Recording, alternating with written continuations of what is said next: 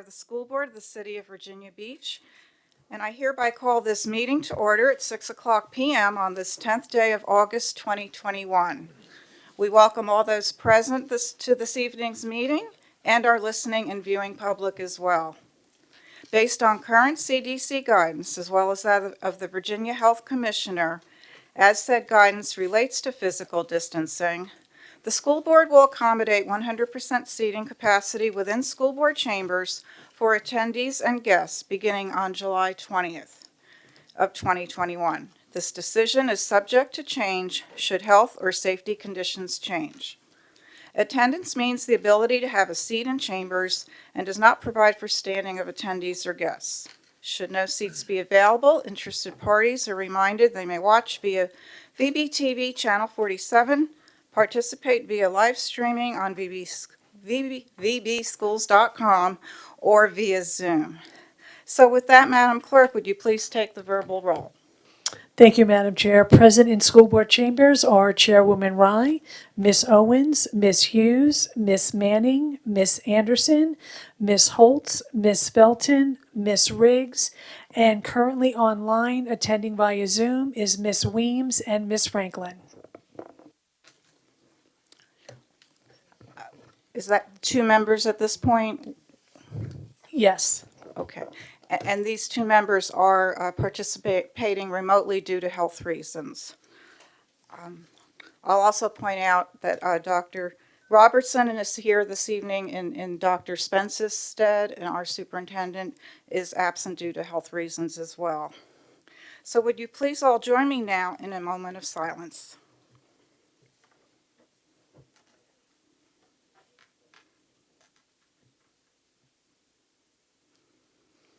And please stand as you are able for the Pledge of Allegiance.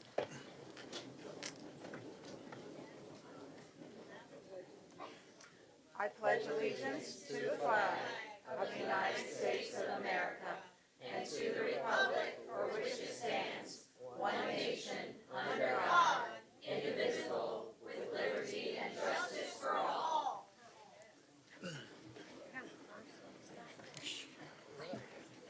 I will.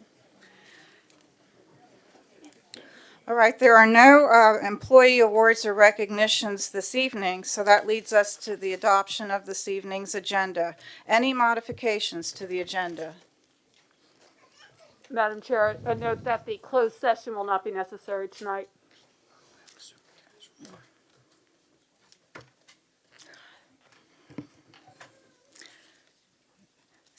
All right. So as noted, the closed session has been deferred till August 24th. So with that modification, any others? Okay. And no superintendent report tonight either. I'm just informed. So now, is there a motion to approve as amended? Mrs. Riggs and a second, Mrs. Holtz. All in favor, please raise your hand.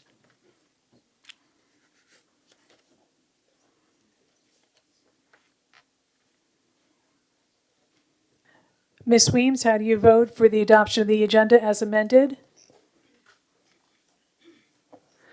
Approved. Thank you. Ms. Franklin, how do you vote for the adoption of the agenda as amended?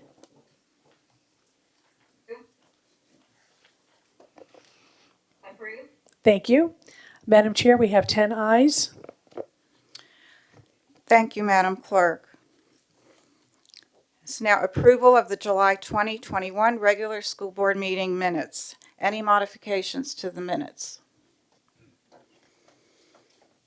Okay, hearing none, motion to approve. Hold on one second, Madam Chair.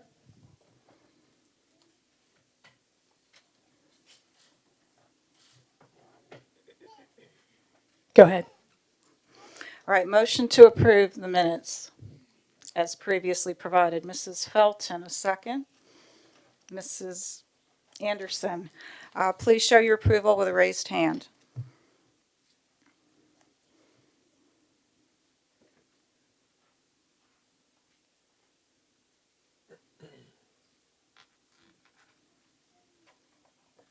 Ms. Franklin, how do you vote on the approval of the minutes? Approved. Thank you. Ms. Owens, how do you vote? I'm going to abstain because I missed the very end of the meeting. Thank you. Madam Chair, we have 9 ayes, no nays, and 1 abstention, and Ms. Owens.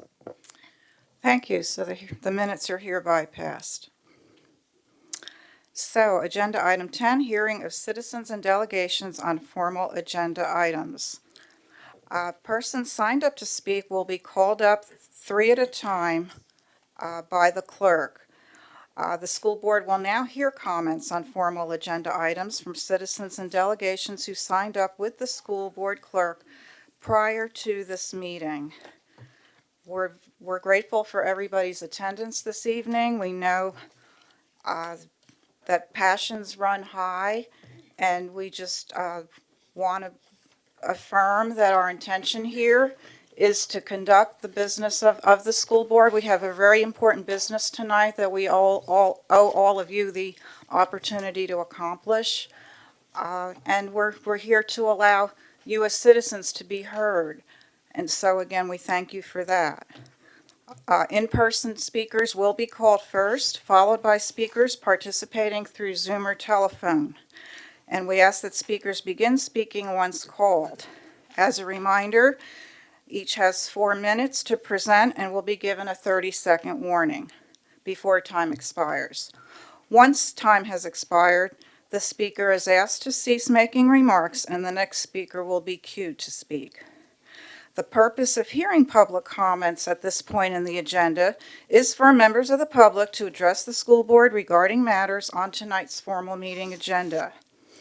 If a speaker begins speaking on matters not on the formal agenda, the in-person speaker will be ruled out of order and requested to discontinue remarks, or the online speaker will be asked to discontinue as well. If the speaker continues to address the school board, the chair will rule the speaker out of order and request that the in-person speaker leave the podium or that the online speaker be cut off to allow the next to address the board.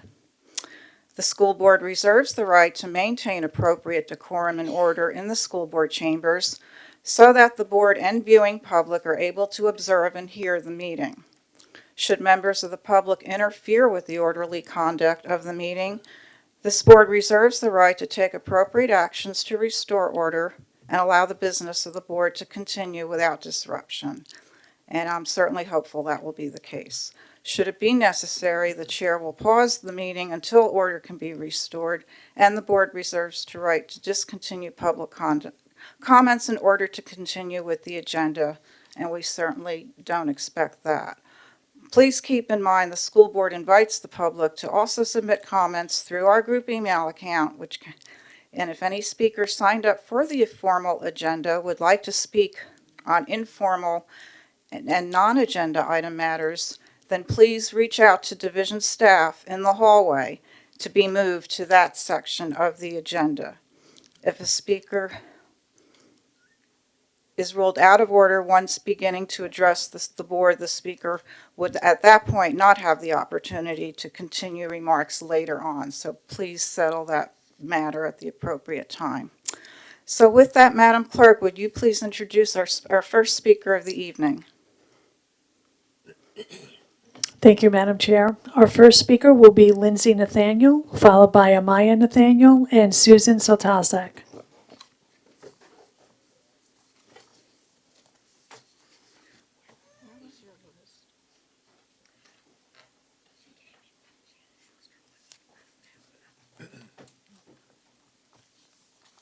Good evening, Chairwoman Rye, Vice Chairwoman Melnick, and other board members. My name is Lindsay Nathaniel.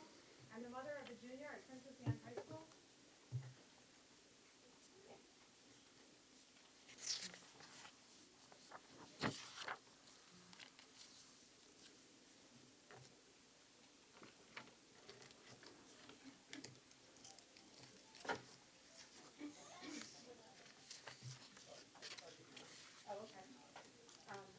I'm the mother of a junior at Princess Anne High School. Ms. Nathaniel, just hold 1 second. We're trying to get the microphone to work. I see green now. All right, please start from the beginning. You need to have red on top. Wait.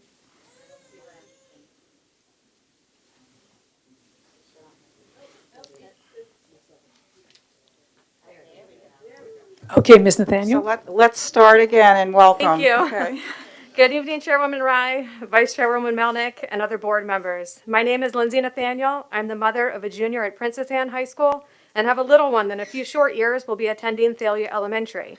I want to see our kids back in school, but safe. I emailed the board members in July about Senate Bill 1303 that requires schools to have face-to-face learning, but it also included language about following CDC guidelines. Right now, those guidelines include universal masking, no less than 3-foot distance, screening testing, increased ventilation, vaccine encouragement, and increased hand hygiene. There is no mitigation in our schools that is more important and more practical than masks. We know they work, we have them on hand, and we used them all last year. When the governor spoke, he referenced SB 1303 and said that it's the law of the Commonwealth of Virginia, and I expect our school districts to follow the law. State Superintendent Dr. James Lane said in an interview after Northam's news conference that school districts who don't comply with the CDC are opening themselves up to lawsuits. I know that you care about the safety, health of all Virginia Beach students, teachers, and citizens, and that you would never purposely risk or put people at an unnecessary risk. Delta is very contagious. Viral loads 1,000 times more than other variants. It would be irresponsible to ignore the advice of the health professionals such as the American Academy of Pediatrics, the CDC, and the Virginia Department of Health. As of tonight, there have been 24 cases of COVID in Virginia Beach schools for just August. How many teachers and students need to get sick and or die before Virginia Beach follows the science and the health experts? One is too many with the knowledge we now have about this virus. Thank you.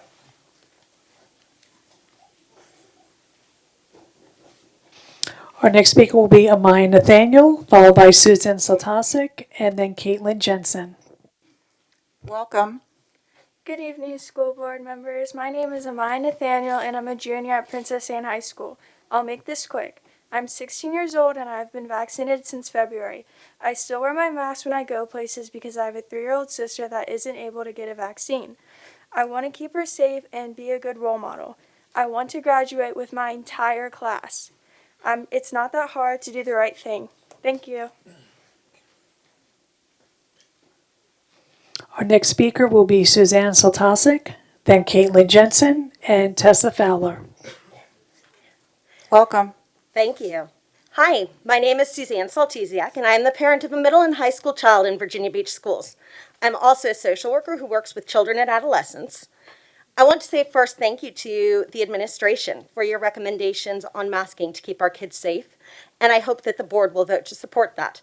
I know that you will continue to hear many statements about it as you have along, and I wanted to start off by correcting some misinformation that I have heard in meetings. One question, the coronavirus is tiny. Can it get through cloth masks? Yes, but all masks help. Let's talk about particle size. A micron is a millionth of a meter. For reference, the width of a small single human hair is generally between 17 and 180 microns. Using high-powered electron microscopy to take pictures of the virus, scientists have determined that the coronavirus is about 0.1 microns in diameter. In everyday settings, however, it just doesn't travel alone.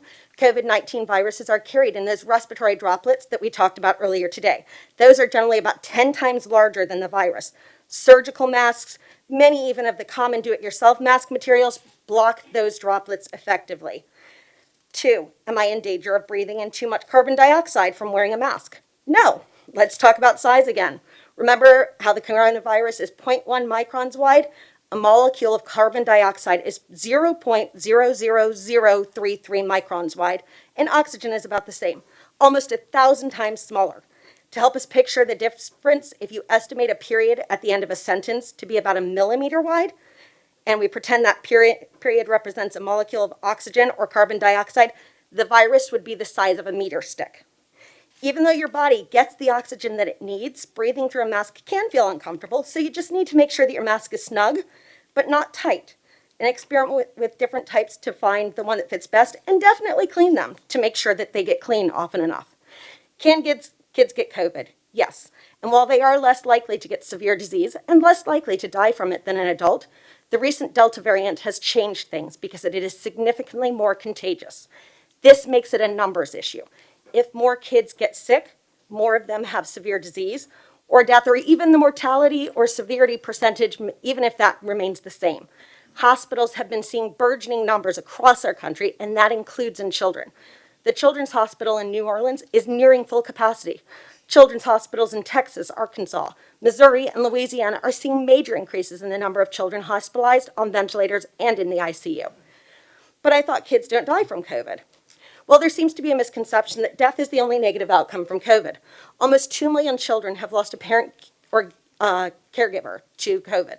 Loss of a family member is a contributing factor to ongoing mental health risks. There's growing research about the prevalence of and impact of long COVID on children. We still don't know if a mild case of COVID will impact a child long term. I say this as the parent of a child who had a week-long case of the swine flu in 2009, and 10 years later we discovered that it likely contributed to her developing a lifelong disability in narcolepsy. Another thing, my kid doesn't like wearing a mask. My own son hated socks and coats when he was little. You would have thought they were torture devices. There were times you thought you were putting him in a straitjacket. I still didn't send him outside without it because it 30 wasn't seconds. safe. And now it's not his favorite, but he is used to it. We get used to new sensations like glasses, braces, and it just takes time and consistency. Other than masks, there's a few more issues. Given Dr. Jabari's statement that we are hard-pressed to consider less than 3 feet a safe distance, I am concerned that breakfast and lunch times will be unmasked and how we will fit this increased amount of students to be eating each day. Please ensure that we are adhering to CDC recommendations regarding this and ensuring accurate tracing to minimize outbreaks. And that is time. Thank you so much. Our next speaker is Caitlin Jensen, then Tessa Fowler, and Jeff Cobb. Welcome. Good evening, Chairwoman Ryan, school board members, and Dr. Robertson. My name is Caitlin Jensen, and tonight I appear before you as a concerned mother of a first grader, wife and daughter of teachers in Virginia Beach City Public Schools, and a lifelong resident of VB. With the 21-22 school year within sight and a raging number of COVID cases in our region, I am hoping this board will see fit to follow the CDC and APA recommendations of having K-12 students wear masks regardless of vaccination status. Outside of the vaccine, masks are the single best mitigation strategy that schools can employ that will allow students to have the closest to normal year. I want my child to have a successful and healthy first grade year, and I know this can happen if students and teachers in his school are consistently wearing masks, especially while indoors and in close proximity to one another. No one loves masks, but I simply see them as the latest addition to the public dress code we have all complied with our whole lives. No shirt, no shoes, no service is a phrase we've all lived by, and no one is protesting that this is an infringement on their rights. Both of my sons, ages 2 and 6, are able to wear masks when we go places. My 6-year-old has no issues with wearing his mask and understands the mask is his best line of defense since he can't be vaccinated yet. He wants to be able to have normal childhood experiences like going to school and camps and knows that he can do those things safely if everyone is wearing a mask. After 17 months of living in a pandemic, I have learned that many people in our city are selfish and only care about their rights and what they want, instead of thinking of the larger community. My family is aware that although none of us are high risk, we do have family and friends who COVID could be deadly for. So we continue to do our part by wearing masks, even though the adults in our family are all vaccinated, and will continue to do so until everyone is eligible for a vaccine. I don't want to read headlines that another Hampton Roads child has lost his parent or, God forbid, his own life at the hand of COVID. And the only way we can do this is by coming together as a community and agreeing that vaccination and mask wearing are currently our best weapons against this disease that has cut short over 600,000 lives in our country and over 4 million worldwide. VBCPS has always been a division that prided itself on being ahead of the curve or charting the course. I am hoping and praying that tonight the board will decide to chart the course to a healthy school year by protecting all of our students and giving them the best shot at a full school year without illness, quarantines, and possible shutdowns looming. I also want to remind Dr. Spence that when he arrived, every speech he gave talked about his big 3 things he wanted for students, and one of those was to feel safe. I know my child won't feel safe if other children near him aren't wearing masks. And as his mother, I want to know that the school is doing everything possible to keep him safe while also providing him a full educational experience. I want to leave the board with some questions I have been wondering about if you all choose to make masks optional for the year. Will schools consider putting all students who want to wear masks in one class? Can parents request that their student only work with vaccinated staff members? How will positive COVID cases be dealt with in the school? Will there be consequences for families that send students to school sick or who continue to send students to school when a household member has tested positive for COVID? Will there be regular COVID testing of staff and students? Will social distancing of 3 feet be implemented instead? And if so, how will that be possible without the division offering a virtual 30 option? seconds.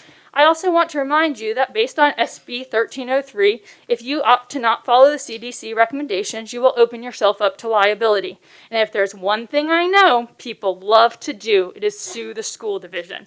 After all, our own school board member attempts to do it every time she doesn't get her way. And I can promise that I will be proudly willing to sue the division if my family is brought home to COVID. My husband is a PE teacher, so he will be dealing primarily with children when they are unmasked. And that is time. Our next speaker is Tessa Fowler, then Jeff Cobb, and then Holly Edwards. Welcome. As you can tell, I'm still a student. I'm actually a rising 7th grader at Old Donation, and I'm here speaking on behalf of those who can't. Children younger than me aren't able to get the vaccine yet, like my sisters who are 8 and only 16 months old. There's also a lot of people in here right now who aren't wearing masks and aren't vaccinated. I couldn't even imagine bringing my baby sister in here. It's just too risky. I urge you to vote no on the resolution to make masks optional. Whenever something is wrong medically, my parents would always call a doctor or a medical professional. So why are some people ignoring the experts and suggesting a maskless option anyway? No doctors are recommending that. Look, I know being virtual sucked. Sorry, Mom. I hate it too. I'm sure everyone hates it. Nobody wants to go back to that. But now we have the opportunity to be in person, but we just need to follow the professionals. This isn't about freedom. It's about keeping people out of the hospital. So is it optional now to wear a seatbelt in a car? Is it optional now to wear gloves while cooking food in a restaurant? No. So why should we make it optional to wear a mask? I understand that a mask can be uncomfortable sometimes. But would you rather put other people at risk?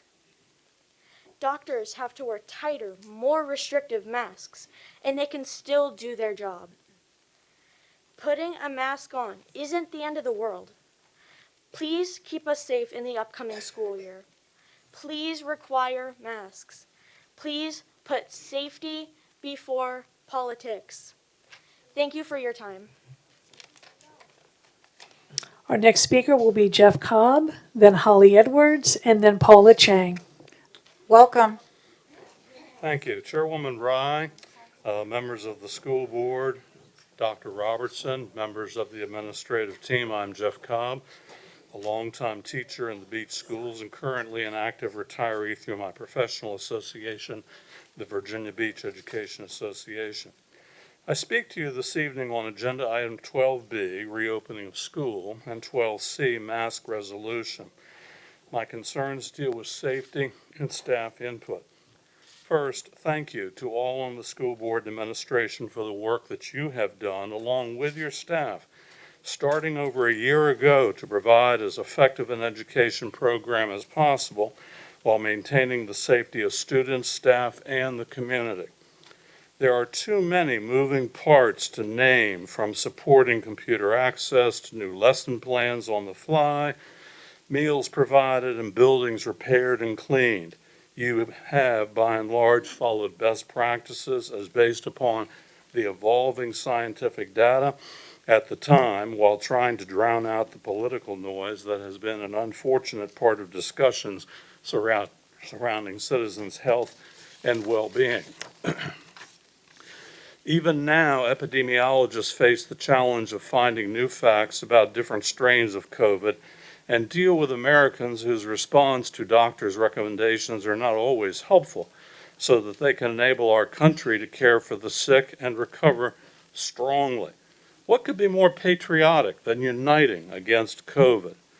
A few months ago, it appeared that the vaccine and responsible mitigation strategies we could look forward to setting aside our masks and returning en masse to a largely normal school year. Now a new strain has emerged, one which is more dangerous to children and much more contagious overall. And still we have pushback against responsible recommendations and behavior for schools and communities. I urge you to continue to filter through the noise to follow only those suggestions that promote the safety of our students, staff, and community to guide your thinking. Parents don't necessarily think about this as their kids step out the door every morning, but their highest priority, as it ever has been and forever will be, is that we first take care of their children. Any other lesson is secondary. We have regulations to deal with this, so why do we consider health regulations during a pandemic to be so onerous?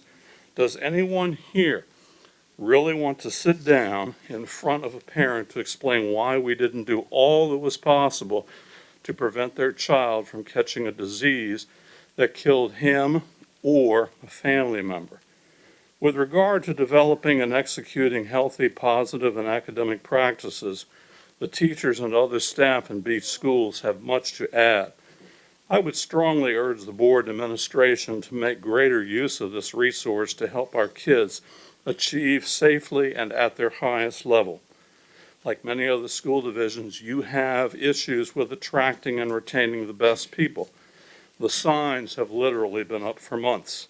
Compensation remains the highest priority, but time is important 30 as well. seconds.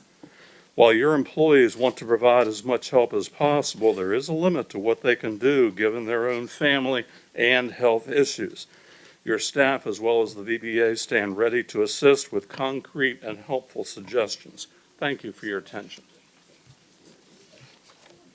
Our next speaker is Holly Edwards, then Paula Chang, then Dan Chang. Welcome. Good evening. Good evening, Chair Rye, members of the school board. Thank you for listening to us speak today and to your service to the students and staff of Virginia Beach Schools. As a parent of a rising third grader in Virginia Beach Schools and a social worker that works with individuals with developmental disabilities, I'm here today to speak in favor of universal masking as a piece of the 2021 school reopening plan. I've heard from members of this school board and many speakers over the course of several board meetings that children have been going to trampoline parks, the movies, restaurants, parties, and other events while not masked. This argument lacks two important distinctions. First, anyone that attends these type of activities are generally attending for an hour or two, not 7 hours a day, not 5 days a week. The exposure time and the subsequent risk is significantly different. Second, those activities are optional. If my family and I are invited to a birthday party, I have the ability to ask the parent the vaccination status of adults in attendance, ask if other children will be masked, and then make a choice whether or not my family will accept the invitation. School, it's not an option.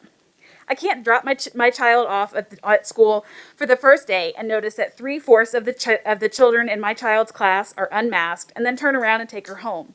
Without the true option of a virtual school, we have no choice but to send our children to school where we expect you to keep them safe.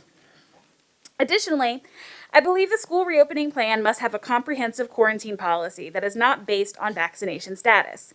As we see a rise in cases yet again, likely due to the Delta variant, it's important to have faith that Virginia Beach schools will prioritize the health and safety of every single student and staff. Regardless of vaccination status, anyone who has had a close contact with a COVID-positive individual should be notified and follow quarantine. With the evidence showing that even those who are vaccinated may have a breakthrough infection and can shed the virus, it's critical that we're not encouraging students or staff who have had an exposure to come to school and possibly spread the virus. Additionally, what virtual options are going to be made available for students who have to quarantine? What will be put in place to address any students or staff who may refuse to wear a mask when they come to school? I believe that these are just some of the very important components of any reopening plan for this school year, and I hope that the board will ensure that they are included in the plan that you vote for today. Thank you. Our next speaker is Paula Chang, followed by Dan Chang, and then Annie Palumbo. Welcome. Thank you. I'm going to switch topics a little bit and pivot to school reopening. and say I signed up to speak on school reopening when today's sparse agenda, similar to the last meeting, was released. Here is the agenda released on August 4th. I've blown it up. The lighter writing is the formal process, and the bold squares are the agenda topics. Okay. Notice the 4 subjects we are allowed to speak on, and you can see one of them is highlighted in pink. They're listed generally and broadly, not in detail, thus leaving speakers entering the chamber to feel free to speak on the entire subject as they see fit.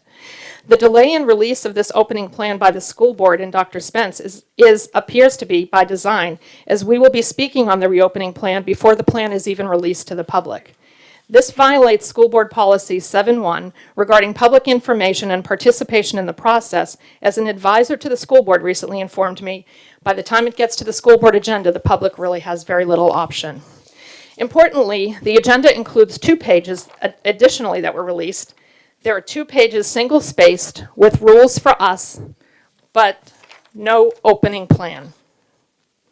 Okay. Later in the week, they adjusted the agenda, a tactic that's been used before and then is used to say that we are off topic. And I checked to see the reopening plan. So I checked it out, and here it is. Okay. Rules for us, information that you have the responsibility to give us. Empty. Okay. The absence of a plan for families did not seem to bother our school board, who legally work for us and for whom Dr. Spence ostensibly works.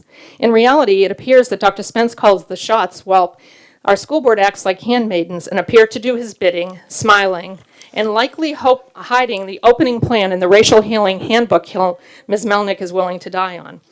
Independently, thinking a leadership body of women who claim to care for people and families should be disgusted with this empty plan, whose intentional delay limits parental time for choice and adds to family stress. But handmaidens are never independent, and ours assist in hiding plans when they should have addressed deep parental concerns regarding masks, vaccination, gender policy, social emotional learning, and expanded testing from that, as well as the equity policy, particularly as that will be impacting our school year. And let be noted on that, that is important, as out of 65,000 students, only 366 people were questioned on that. The board should have demanded a complete plan delivered with expedience and far sooner, as is their duty, especially for parents struggling to plan for their child's return. No matter what plan is presented tonight, it is presented far too late, and the rollout completely reeks of corruption of the values of the school board responsibilities and your policies. What kind of thinking school board's acceptance of this reopening process?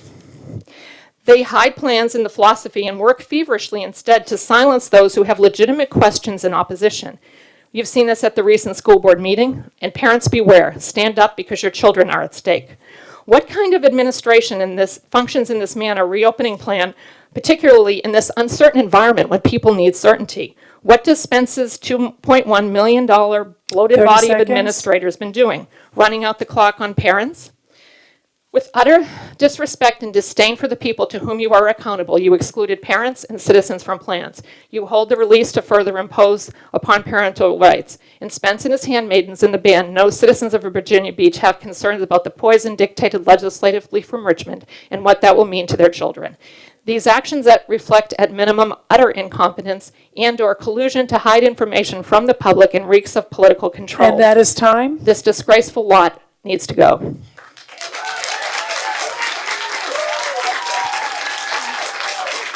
Our next speaker is Dan Chang, followed by Annie Palumbo, and then Christopher Hollinger. Welcome. Welcome. Thank you. I will be speaking on multiple topics tonight, agenda topics. The agenda you posted was a shell with little details designed to prevent my understanding and the understanding of others what was going to be discussed tonight. Your agenda leaves open any direction speakers can take. I wonder how you will act regarding the unsolicited proposal, and will it be in accordance with School Board Policy 7-1, Community Relations. In a nutshell, that policy states the school board recognizes citizens' right to participate in educational decision, the right to be informed about pupils and how they are being educated, and how school funds are spent. The school board should be communicating per your policy with citizens. You are not. The topic, reopening plan. School starts in 30 days. Spence should have released a reopening plan last month and provided informational sessions for parents. 30 days is not adequate. Why does the school board accept this? Transgender policy. The governor signed in March 2020 a law requiring school boards to adopt a transgender policy no later than the start of this school year. We have not heard about our transgender policy. Other school systems in Virginia have held informational sessions with parents before voting on the transgender policy.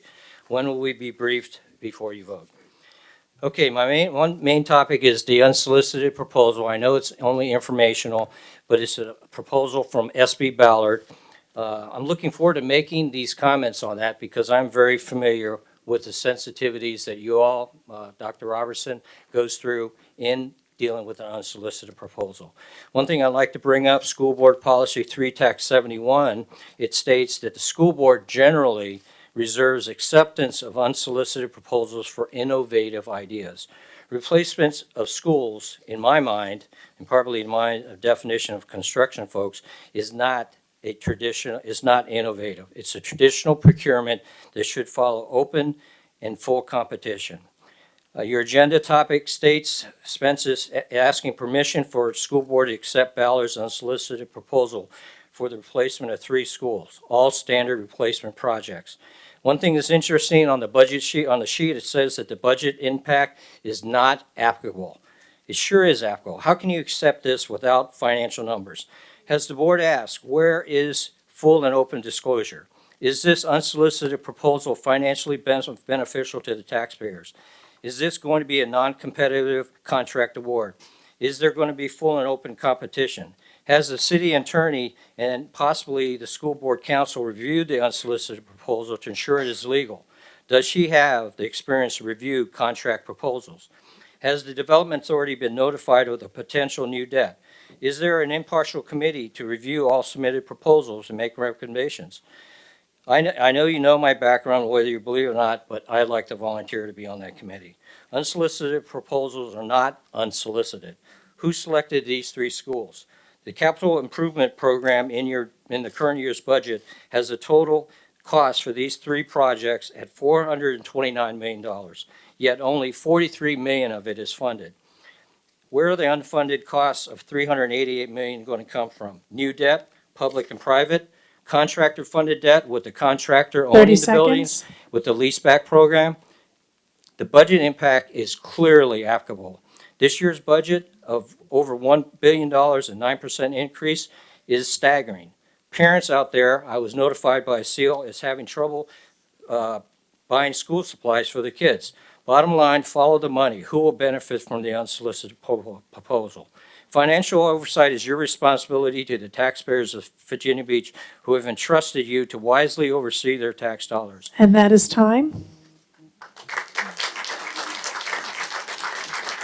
Our next speaker is Annie Palumbo, then Christopher Hollinger, and then Kat Evans. Welcome. Good evening. It's interesting to see all of you with masks now. You're kind of social distanced. What's the deal? I bet you when you're in a restaurant over the weekend, you didn't have your masks on, did you? Anyway, I was told tonight to be nice. I find it hard to be nice when I think of my kid being able to breathe all day in school. I would lay down my life for my child. And when I see tyranny like this, it is my child, my choice. Let me give you an example. Your chairwoman or vice chair who isn't here today, she is very proud to earn the Planned Parenthood Advocates of Virginia's endorsement, access to reproductive care, to protect the rights of everybody. So when it comes to abortion, she's okay, my body, my choice. But when it comes to our children... Ma'am, let's get back to... This is about masks. When it's my body, my kid's body, his choice. I'm the parent. That's on topic. Don't disrupt me. You always do that. I'm talking about masks. I'm trying to be nice. But stop cutting us off. I'm serious. This is another thing I'm going to hold up. My child, all children have fears. This is Beverly Anderson, posted this on her Facebook. Quick reality check. This is intubation in case the mask seems uncomfortable. The boogeyman that your kids worry about under the bed are the school board members that are sitting up there. And yes, I'm pissed. Go ahead, are you pointing for him to get me out of here? I have First Amendment rights. I could be angry because I have a kid who is going to be masked all day, and that is not okay. It's his body. I'm his parent. I get to choose what goes on him. And if you get somebody to get me out of here, go ahead. Do it. Do it. The nation's watching. Do it. Because I have my First Amendment rights. What you guys are doing is wrong. Do it. Use me as an example. Use me, please. Because what you guys are doing is wrong. You guys have attacked me. Dottie Holtz, you have put my real name, which put my son in danger, out on Facebook. And then you made fun of me. Wearing a mask. Mask. I said the word mask. I'm on topic. Wearing a mask and gloves while my mom was dying in a nursing home last year during COVID. So yes, I did wear a mask back then, so I could be with her when she died. You are mean. You're all mean girls, except for Laura, Vicky, and Carolyn. You're mean girls, and everybody knows it. And I feel sorry for the other three, because I don't know how they work with you every day. And you're going to vote against masks. You're going to say, let's our kids wear masks because it's a vindictive thing for you. That's all it is. It's all about vindictive and being mean schoolgirls that we all hated in school. But I have made it my life mission to fight you. We will recall you. We will get rid of Spence, and it is my mission. My son probably won't be going to 12th grade this year, and you've already tried to find out if he was in school. Yes, he is in school. You touch him, you will have a lawsuit on you. You put his name out there, yeah, you wanted to. So you know what? This masking has gotten really ugly, really fast. Chesapeake just said no masks. So does COVID not? Does COVID? 30 seconds. Does COVID know how to drive over to Chesapeake and stop at the border and not go in? Seriously. Y'all are a bunch of bullies. Those little kids deserve better, and I am going to make sure every parent, I give them the option of, hey, homeschool. I'll start a homeschool. I don't care. I'm going to do whatever it takes to get them out of your Marxist organization. Y'all make me sick. Good day. And you'll be hearing from me. Come on, Regina. Regina. Our next speaker is Christopher Hollinger, Kat Evans, and then Amy Solares. Welcome. Good evening. That's a tough act to follow. My name's Chris Hollinger. My daughter's a rising junior at Lansdowne. I'm an attorney. We have a saying in the legal community that hard cases make bad law. I would say there's a corollary to that high emotion makes bad public policy. I want to speak to you tonight on something that's probably a little different than anybody else is going to talk about. I'm going to ask you to consider a few things in the way you make your decision about this mask resolution. I'd like to assert first off that we follow the guidelines is no longer a good enough answer. Okay?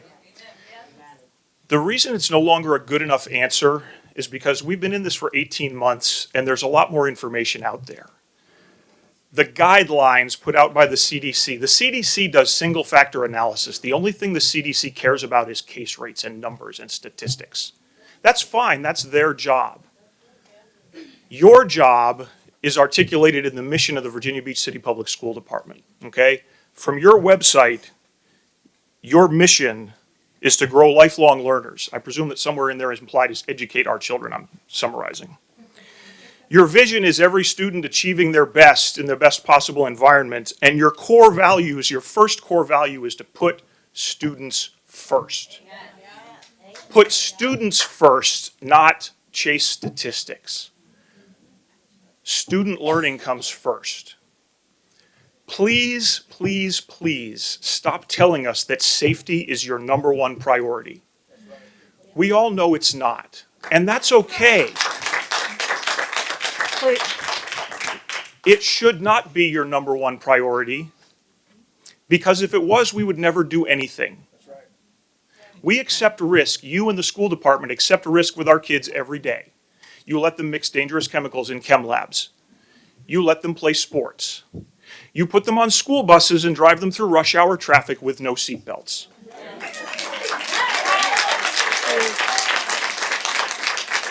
You do that for very good reasons. You engage in rational risk assessment and you determine that the mission of educating our kids is more important than the risk associated with riding in a school bus that way. You recognize that there's a risk greater than zero, but not enough to make it so that we don't put the kids in school. Okay? Folks, when you do risk assessment, you can't look at what's possible.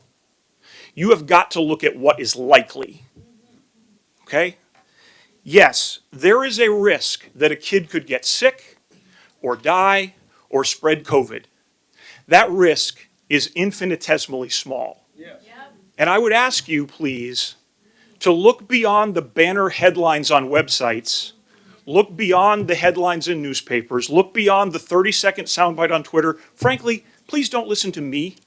Don't listen to anyone else that speaks here tonight about the data, because every single person who will stand at this podium tonight has an agenda, just like all of you do, because believe it or not, this is a political discussion. And that's okay, because we're doing public policy here. Public policy is inherently political. So don't fault anybody for having an agenda when they're up here, but acknowledge the fact that whatever data 30 seconds. Oh my gosh, I'm so sorry. Okay. Weigh the costs, weigh the efficacy of the mitigation measures that you're going to put in place. I would submit to you, ladies and gentlemen, do your due diligence. That's what you've got to do for us, okay? Emotional plans need to stop. Recommendations from advisors who are not focused on our students' kids but only care about chasing statistics is not putting students first. Put our students first. Do your due diligence. Look at the data yourselves. You will see what's effective And that is what's time. not. Thank you. Our next speaker.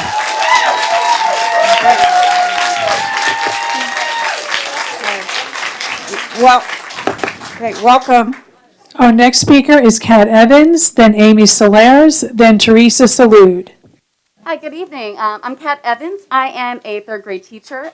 I'm also the mother of a Virginia Beach City Public School student who's at Ocean Lakes High School. Thank you so much for allowing me to speak and to listening to all of us today. I know it's got a long list of speakers and it's going to take a lot of your time, so thank you for doing your job and being there for us and listening. We must listen to factual... Okay. We must listen to factual evidence and current scientific data when making decisions and use common sense and reason instead of rumors and propaganda. You're going to hear and have heard many buzzwords and phrases and misleading data, carefully scripted, repeated throughout the night to address this.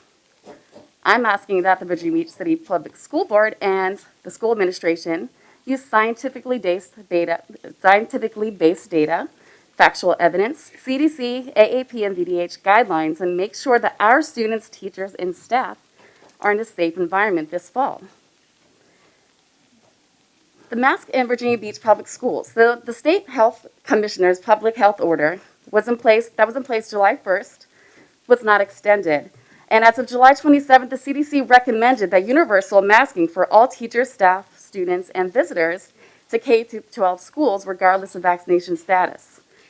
As of August 5th, all K-12 schools, including pre-K classrooms, should implement requirements for students, teachers, and staff to wear masks indoors, regardless of their vaccination status. July 10th, just a month ago, our average number of cases were reported as 13, but today it's 114 cases of COVID. Our hospitalizations a month ago exactly were 1, and now they're at 10. Our percent positivity PCR was 2.8%, and now as of today it's 9.7%. Our numbers are rapidly rising again this fall.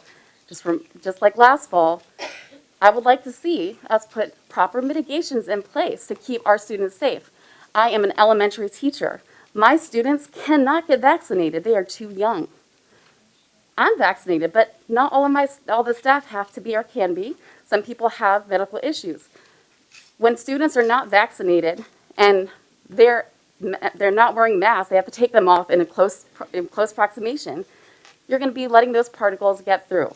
Now, we had already several speakers speaking about the Delta variant and how fast it is spreading right now. The children can still get COVID, but if they're wearing a mask, it may not be 100%, but it will provide a barrier between them getting the COVID-19 virus. The concerns about children not being able to breathe, and my child can't breathe. They can breathe. Please continue. So no children have died from wearing a face mask. Any of the stories that they have put out have been proven false. Reuters has debunked claims that masks can cause a range of health problems, including lung condition pleurisy, cancer, and antibiotic-resistant pneumonia. Masks are safe for both children and adults to wear. Children and adults have been wearing them for the past year and a half and have been just fine. 30 seconds. In conclusion, as a teacher and a parent, I hope that the school board and staff take the appropriate mitigations this coming school year and not just the bare minimum to protect students and staff. My students are too young to be vaccinated. They cannot choose to protect themselves yet. It is up to us to keep them safe. Thank you for your time. Our next speaker is Amy Solares, followed by Teresa Saloon, and then Amber Thompson. Welcome. Hi. I would like to say ditto what Mr. Hollinger said earlier, but I'm going to go ahead and say a few more things. I do think, again, what Mr. Hollinger said, do your own research. We all have an agenda. We know what we want, but look beyond the headlines. Read further. Click more into the research. Do your own research. I was reminded recently that germs are good. Exposure to germs helps to create immunity in all of us, especially children. I'm sure many of you remember chickenpox parties where the sole purpose was to expose children to the virus so they could get it and be immune from that point on. I'm not going to throw any numbers out. You're going to hear numbers a lot. You're going to read numbers again. Do your own research. Except for one, that from the beginning stipulated on both sides, whatever political side you're on, because that's what we're in. Thank you, Mr. Hollinger, again. It is a 99.9% survivable. I feel the need to emphasize that. From the beginning, it has included everyone, young and old, immune compromised, and otherwise healthy. 99.9%. Think about it. 99.9%. Our children have suffered over a year and a half because of a virus that is 99.9% survivable. Another stipulated scientific fact hammered to this school board, I know, is that children are not and have never been in a high-risk group to get this 99.9% survivable virus, and children are not and have never been in a high-risk group to spread this 99.9% survivable virus. Our children have suffered over a year and a half because of a virus that is 99.9% survivable. One more stipulated fact by Dr. Fauci himself: masks are ineffective. The virus and fear pushed behind this has chased away all logic and reasonableness. The fear of a virus that is 99.9% survivable has been pounded in the media, online, and by the government. There are other agendas behind this, and they and you are using our children as political pawns, and this is wrong. Let's look at the risks versus the benefits of mask wearing. Benefits. Crickets. Even Dr. Fauci himself admitted they are ineffective. Now let's look at the risks. Developmental delays in learning, speech issues, facial deformities due to children starting to mouth breathe, carbon dioxide poisoning, pathogens on the mask. By the way, the mouth is the dirtiest part of the human body. The lack of learning through facial expressions and possible long-term effects, physical, physiological, or psychological. You sit up there without your masks, at least most of you did prior to this meeting here, but you want to mandate our children to wear them 6, 7, 8, 9 hours a day. That's a bit hypocritical. And with all due respect, Mrs. Holtz, our children need a break as well. Let parents parent. Let parents decide whether or not to mask their children. With reopening the schools, we have yet to see anything regarding vaccines and CRT. We as parents are waiting for transparency. As with the mask, I do not want I decide what vaccines my children get. You do not tell me to inoculate my child with an emergency use only cocktail when the virus itself 99.9% survivable, and children have never been considered high risk in any fashion. As for CRT being included in the classrooms, teachers should teach facts. Teachers are not licensed doctors and should not be talking with our children about emotions. It is time to do the right thing. Let parents parent. Our children's bodies are our concern. Our children's learning about morals and values. Again, our concerns as parents. Thank you. Our next speaker is Teresa Salud, followed by Amber Thompson, and then Diane Gillespie. Welcome. School board, administration, and teachers. Only job is to supply top-notch education during the reopening of schools in the 21-22 school year. Education should be focused on English, math, science, and factual history. My child's health care doesn't fall under your jurisdiction as you didn't give birth to him. I'm required by law to provide his needs to include nutritional food, clothing, shelter, and health care with an abundance of love until he is an adult. The schools should not mandate masks during the reopening of the school because they cause more harm than good. Re-inhaling expelled carbon dioxide will only cause higher levels of the gas in the bloodstream, throwing off the perfect balance between it and oxygen. Hypercapnia symptoms are flushed skin, drowsiness or inability to focus, mild headaches, feeling disoriented or dizzy, feeling short of breath, being abnormally tired or exhausted, and can lead to more severe symptoms and then hospitalization and possible death. Are you willing to accept full responsibility and ramifications of even one student having adverse effects caused by your masking policy? Reopening the school shouldn't include mandating COVID vaccines either. As Dr. Jane Ruby stated, 863 12 to 17-year-old kids have had serious adverse events out of 75,000 completely healthy injected in the last month or two. Out of those 863, 14 deaths occurred, 2 with brain bleeds, 2 of heart attacks, 2 of heart failure, 41% had chest pain, 40% had heart muscle inflammation, 40% had high levels of troponin damaging the cardiac muscle. Are you really protecting the children?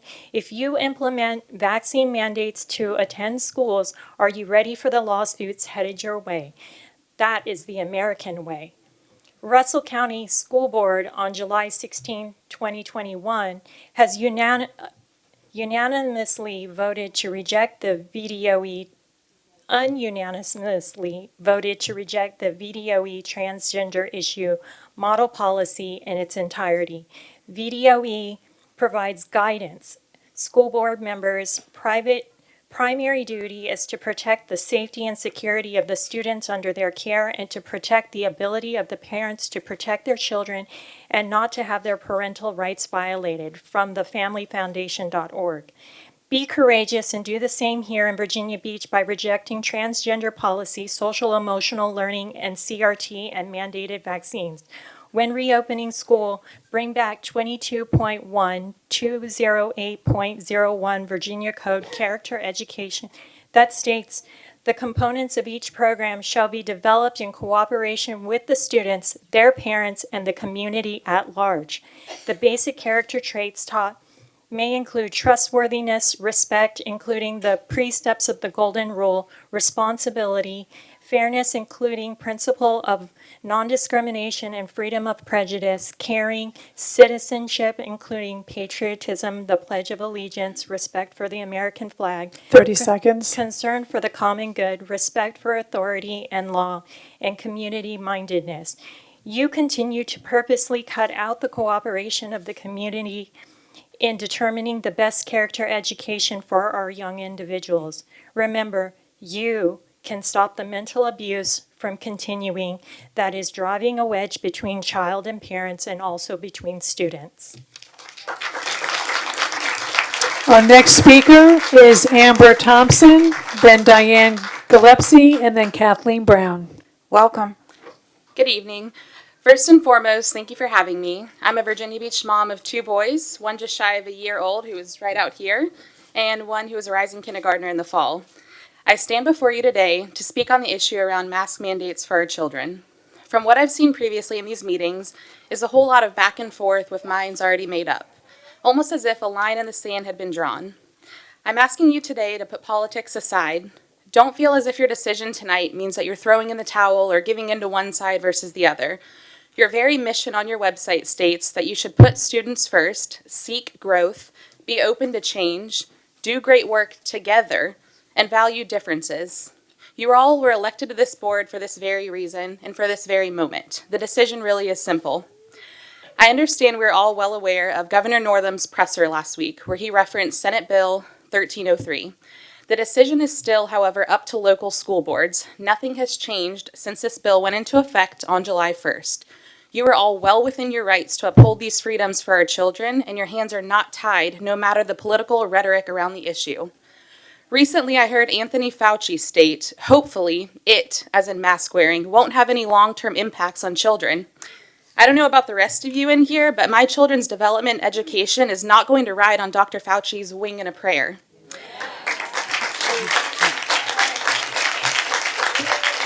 There is no science behind this other than that it is impacting our children's mental health, social and emotional development, and overall physical well-being. Children rely on facial recognition for this social and emotional development, and masks continue to hinder this. As I look at recent data, the 7-day average of positive cases in Virginia as of 8/9 was 1,626. With Virginia's population being 8.7 million, that is equivalent to 0.00019%. There is no data that favors backing these mandates. At the end of the day, I truly don't understand the issue here. With masks being left optional, parents that feel more comfortable masking their children can still do just that. Instead of it being pushed on my child, who based on true scientific data poses no greater risk. Even months ago when the statewide mandate was lifted, we could all remove our masks upon being seated at a restaurant. Why haven't we let our kids remove masks after being seated at a desk?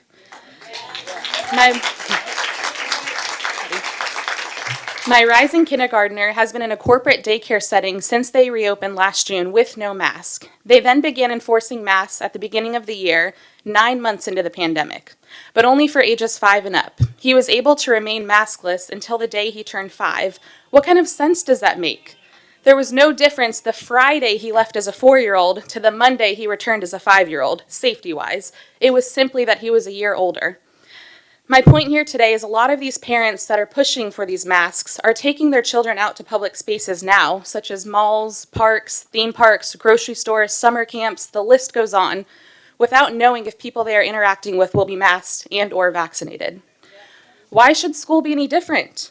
I encourage you to vote in favor of mask wearing to be optional. The CDC guidance is just that, recommendations. If you are truly following the CDC guidance, as you have stated previously, you will vote to make masks optional. 30 seconds. A recommendation is simply a suggestion, not a mandate. It should be left up to the parents and be an option as we see in our sister city. It is my duty as a parent to research and question everything for the sake of my children. As nervous as I am to stand before you today, I will never sit idly by when it comes to my boys. My hope is that you will truly hear what you perceive as the other side tonight and vote what you know in your heart is the right decision. We must stop using these children as pawns in a large political game and shifting blame for these very decisions by And that asserting is that your hands time. are tied. Our next speaker is Diane Gillespie, then Kathleen Brown, then Thomas Conant. Welcome. Thank you. Good evening, Chairwoman Rice, school board members, and Dr. Robertson. My name is Diane Gillespie, and I'm a Virginia Beach citizen with long ties to Virginia Beach schools. I was going to use the latest reports about the increase in positive COVID tests, with Virginia Beach showing its highest local case increase since Friday. I was going to cite the studies that prove vaccinations and masks, among other mitigating actions, reduce the spread of COVID and save lives. But really, 7, maybe 8 of you on this board already know and understand this data. Not that I don't think the other 3, maybe 4 of you don't know and understand it too, but it doesn't fit your extreme right agenda, does it? Florida Governor DeSantis is willing to let his people die rather than admit circumstances have changed and masks are needed. Okay, order, please, and please, I ask the speaker to stick to the agenda topic. And masks are needed once again. In the same breath that he threatens to not pay officials who dare do the right thing and require masks in schools, I am discussing masks in schools. He begs the federal government for vent machines because of a surge in COVID-positive citizens in need. What is it that the 3 or 4 of you aspire to? Is it more important to you to pander to your base, keep the weak-minded under your influence, and curry votes than it is to protect students, teachers, staff, and their families? I am sickened by the threats made to school board members by your followers. These people are saying they are fine with kids contracting COVID because they will be mostly okay. Over 540 kids have died of COVID in the United States. I am not as willing as you are to surrender our kids to this virus, especially as this variant shows it is affecting kids even more than previously. What is it about a piece of cloth that scares you? I do not live in fear. I drove cross country last August and back with no fear, only precautions, like the protections provided by seat belts and airbags. 5 weeks of mask wearing, social distancing, and hand sanitizer, lots of hand sanitizer, saw this great country of ours safely. These are the same precautions I am asking my school system to take to protect our children, our greatest national resource in America. Why aren't you as willing to protect them? Anti-vaxxers and anti-maskers have been referred to as a suicidal death cult. But I agree with Tim Wise, who states they are somewhat more dangerous, sociopathic, and sadistic. Not suicidal, but homicidal. He called this a mass murder movement. I am discussing masks. When you all were repeatedly, when you all were told repeatedly that wearing a mask is less for the wearer than for others, you shrugged. If other folks are at risk, they should stay home and let the rest of us get back to the gym, hairdresser, concerts, movies, and tailgate parties. Really? I mean, that giant foam finger isn't going to wave itself at that tailgate party. You believe your 30 freedom seconds. to do as you please is more important than other people's lives. These people and the 3 of you put us all at risk for your perverted understanding of faith and freedom. It is past time for you to get your stuff together and learn to play by the rules of public health by which rational, decent people agree to play. Pass a mask mandate to be effective until this virus is under control. Protect our children. That is your job. And that is time. Our next speaker is Kathleen Brown, then Thomas Conant, and Elise Chicky. Good evening, I'm Kathleen Brown. I see Superintendent Spence isn't here again. We, the parents, are not feeling seen or heard by you or most of the board, and that's why we're angry. It seems most of you have already made up your mind. You're going to listen to all of these parents come in here and tell you that they want to make choices for their own children. And then you're going to mention the CDC, the Virginia Department of Health, and probably Senate Bill 1303 because you're so predictable. You will tell us we need to follow the science regarding masking our kids, even though there is not a single conclusive study proving masking stops or slows transmission. The truth is, no matter how weak or strong the science may be, it does not undermine an individual's right to bodily autonomy. That is a constitutionally protected right if you live in America. Recently, a First District Court of Appeals judge ruled that a lower court wrongfully tossed a lawsuit against a mask mandate, citing the scope of Article 1, Section 23, that an individual could reasonably expect autonomy over his own body, including his face. I am not suggesting that individuals should be stripped of their right to wear a mask if that's what they choose. I am simply insisting you recognize my constitutional right to make decisions for myself and my children. But instead of blindly following a failed hypothesis regarding masking, let's look at some statistics. In Virginia Beach, there have been 5,452 cases of COVID in kids under the age of 19. Of those, only 29 have been hospitalized. That's 0.5%, in case you're bad at math. 0 have died. 0, guys. Come on. Considering the FDA just recently recalled COVID PCR tests stating they were unable to differentiate between COVID and flu viruses, These small numbers are likely gross overestimates anyway. I feel a pretty strong case for moving forward without masking mandates and making our own decisions. You guys should have an agreement with that. In 2020, my son had a surgery from complications from a sinus infection. Hospitalizations from illnesses just happen sometimes. The reality is there's an inherent risk to living. Senate Bill 1303 states the board must adhere to the maximum extent practicable to CDC guidelines. I shouldn't have to teach the school board what words mean, but the Oxford Dictionary defines practicable as able to be done or put into practice successfully. The truth is, you're lying. You can't do it that way. The devastatingly low PALS reading assessment scores is just one piece of hard data that you can look to show that you are not educating our kids.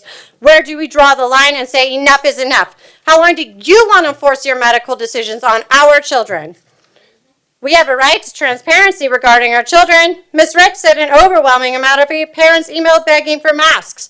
Ms. Anderson, you said I agree with everything Ms. Riggs said.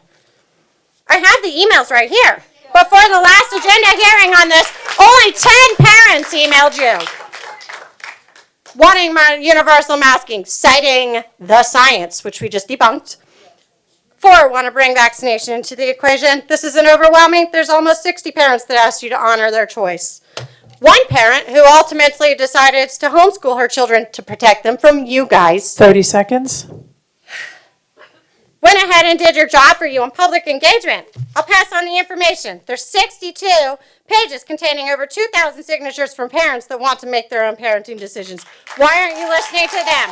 You are elected to reflect the wishes of the people, not to push your own agendas. You work for us, don't forget it. Last time I checked, my parenting agreement did not list the school board as co-parents of my children. Let's go ahead and put the parenting decisions back where they belong with the parents. And that is time.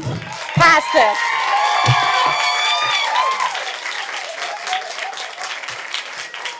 Our next speaker is Thomas Canant, then Elise Chicky, and then Tanya Rivers.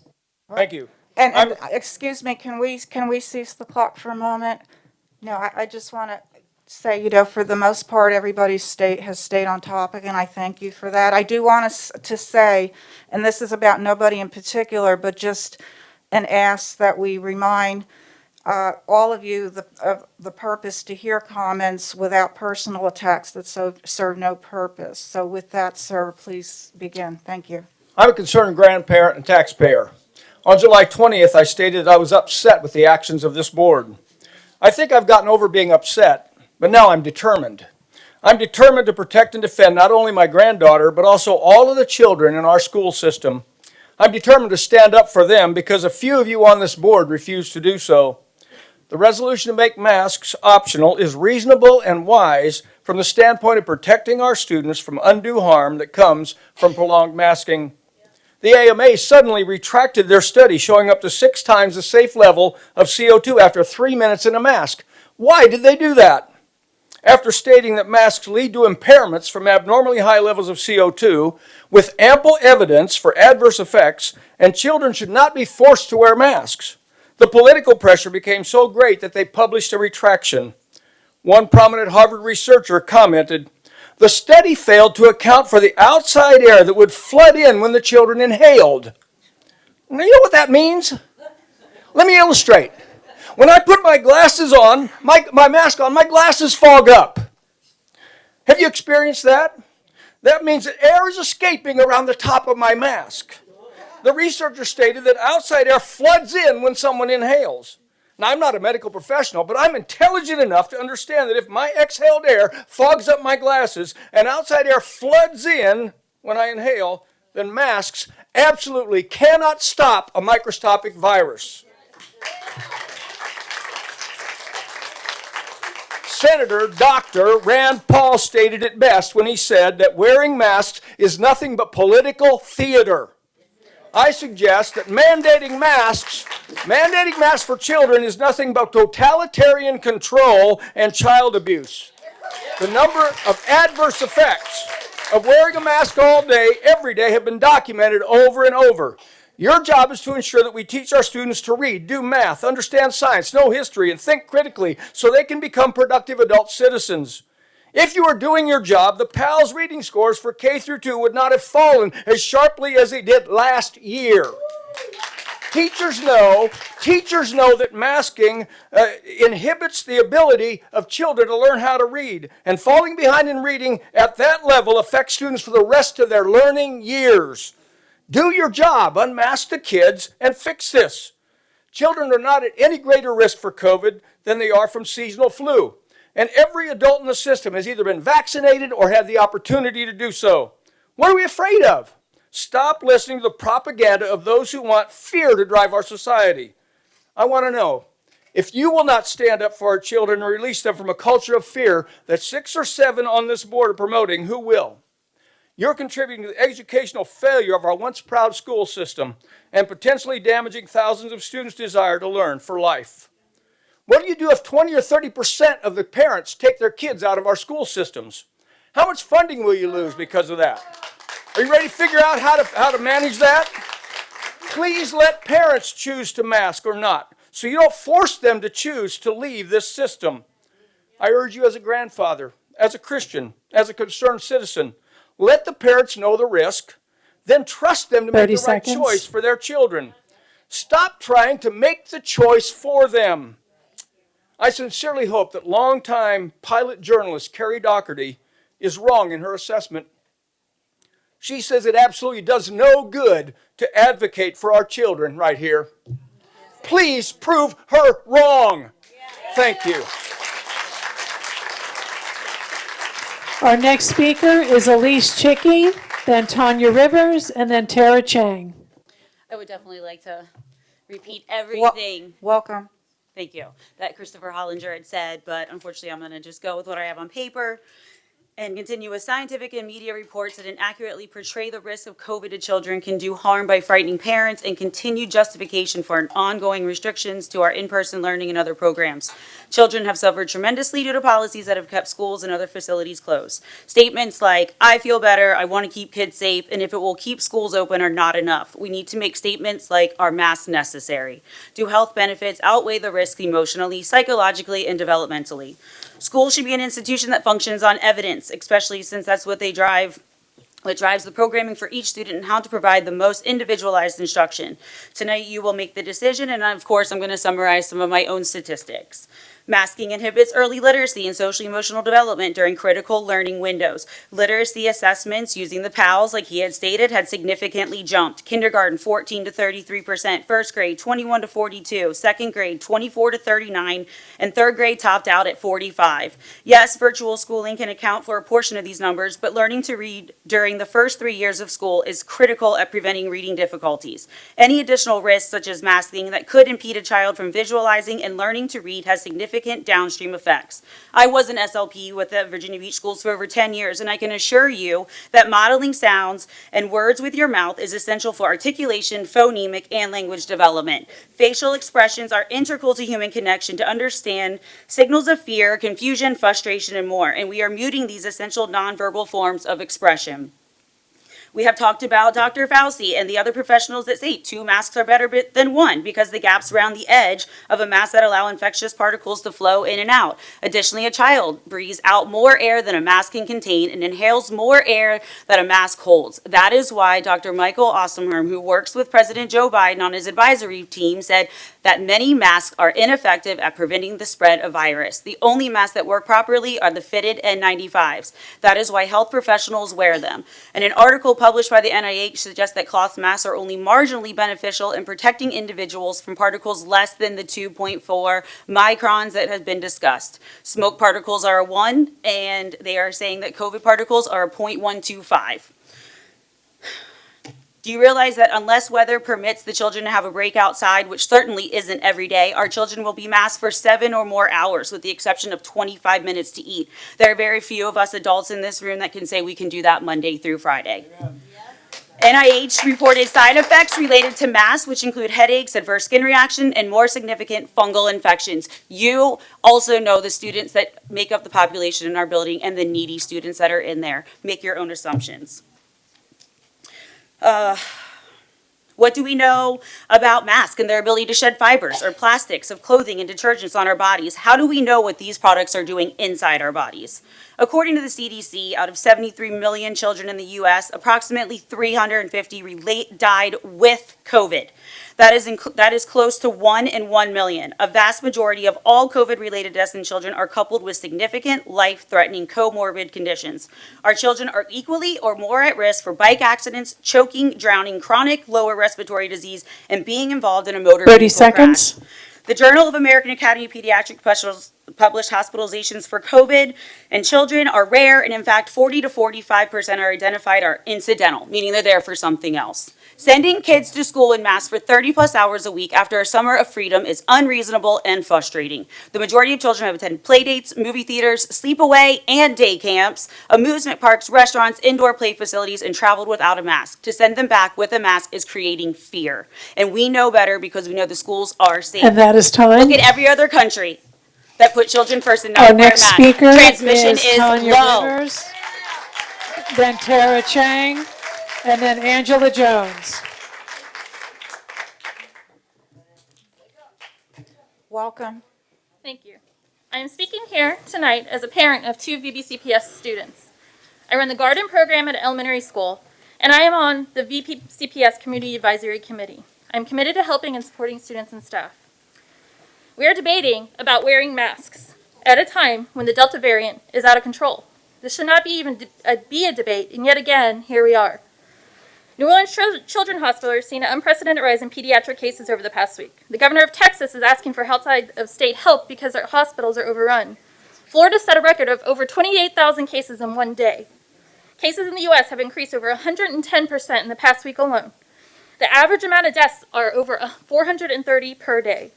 As of yesterday, cases in Virginia were up 4,655. Virginia Beach is seeing a rise in cases with their 7-day average a month ago sitting at 13. We are now at 114 as of today. The percent positivity in Virginia Beach went from 2.8% a month ago to 9.7% today. The trend is continuing upward. The Delta variant of COVID is affecting younger and younger populations. More and more we're hearing stories about children that are in the hospital fighting for their lives.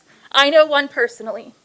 According to the American Academy of Pediatrics, COVID cases among children have increased 84% in the last week alone, with hundreds of students across the country having to quarantine within the first week of school. I have asked this before and I'll ask it again. How many lives lost is acceptable? One life is too many. Children are not dying from wearing masks, period. They're dying because of selfish adults that believe COVID will never affect them. If you're so concerned over children and masks, I ask that you put your money where your mouth is and volunteer at your child's school and see what's really taking place. Instead of getting upset about something, I have done it all year, instead of getting upset about something that you have not witnessed, go help.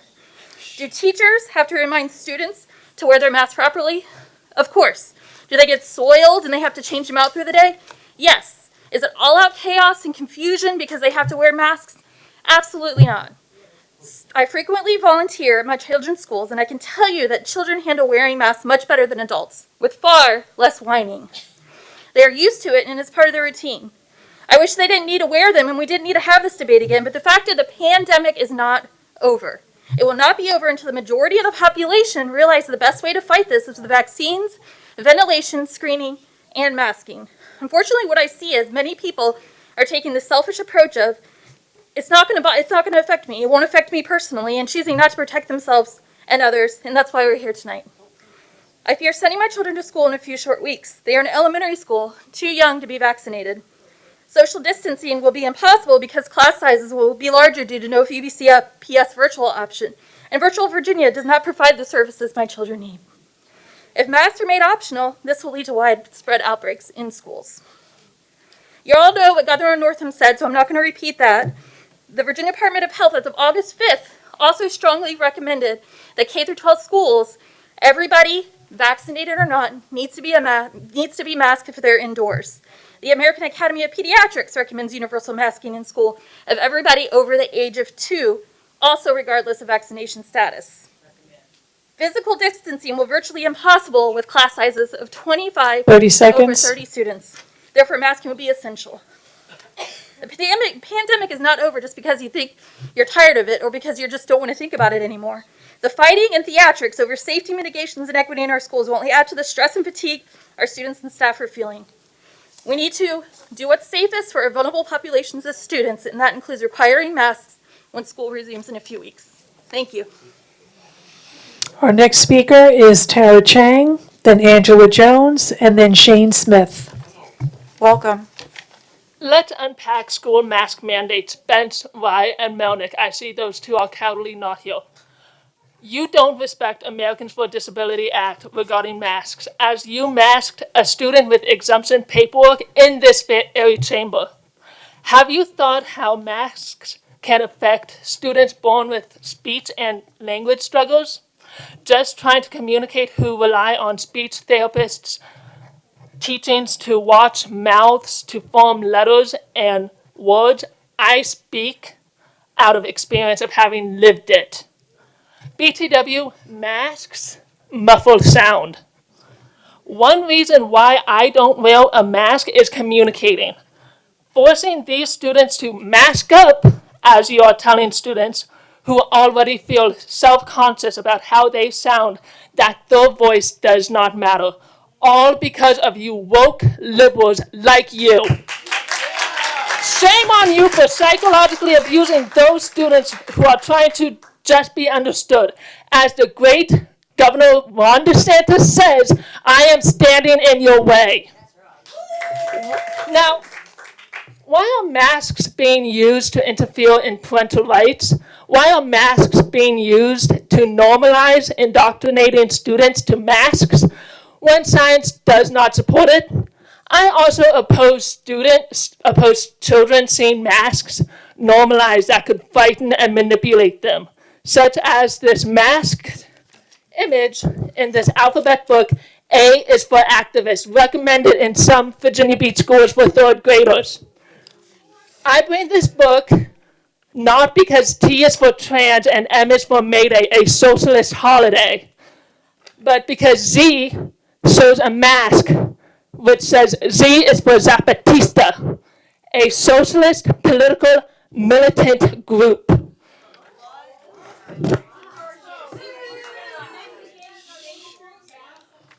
This masking image is frightening to be presented to third graders. Parents need to know this for both masks and hidden reopening plan. This Zapatista mask in the book could be seen as mask normalizing violence to our children. If masks is not science, it must be political to make government an influencer to your children. Spence, Rye, Melnick, and a squad of woke progressives know this. Who votes to approve these books? The woke school board.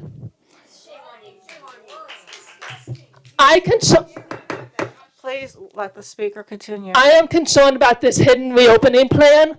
Nothing is available, though it has already been created. Why are the taxpayers not allowed to see it? In this hidden school reopening plan, will there be consequences for students bringing American flags to school?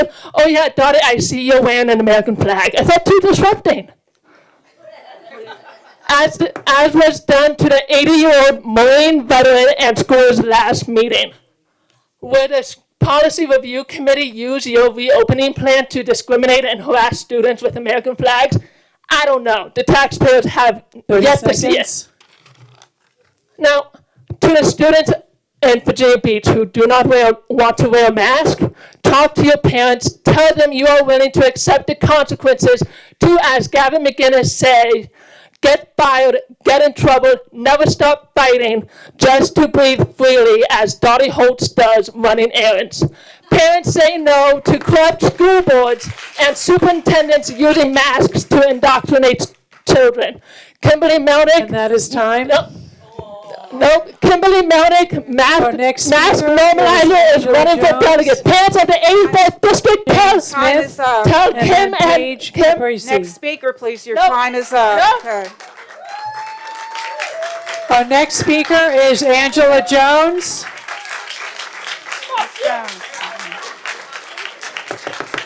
Okay.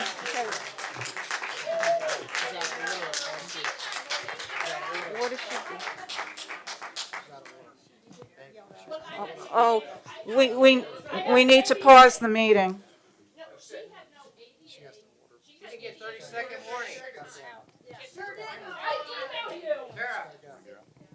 She's got to go. She has to go. She used profanity. She has to go. She used profanity. She has to go.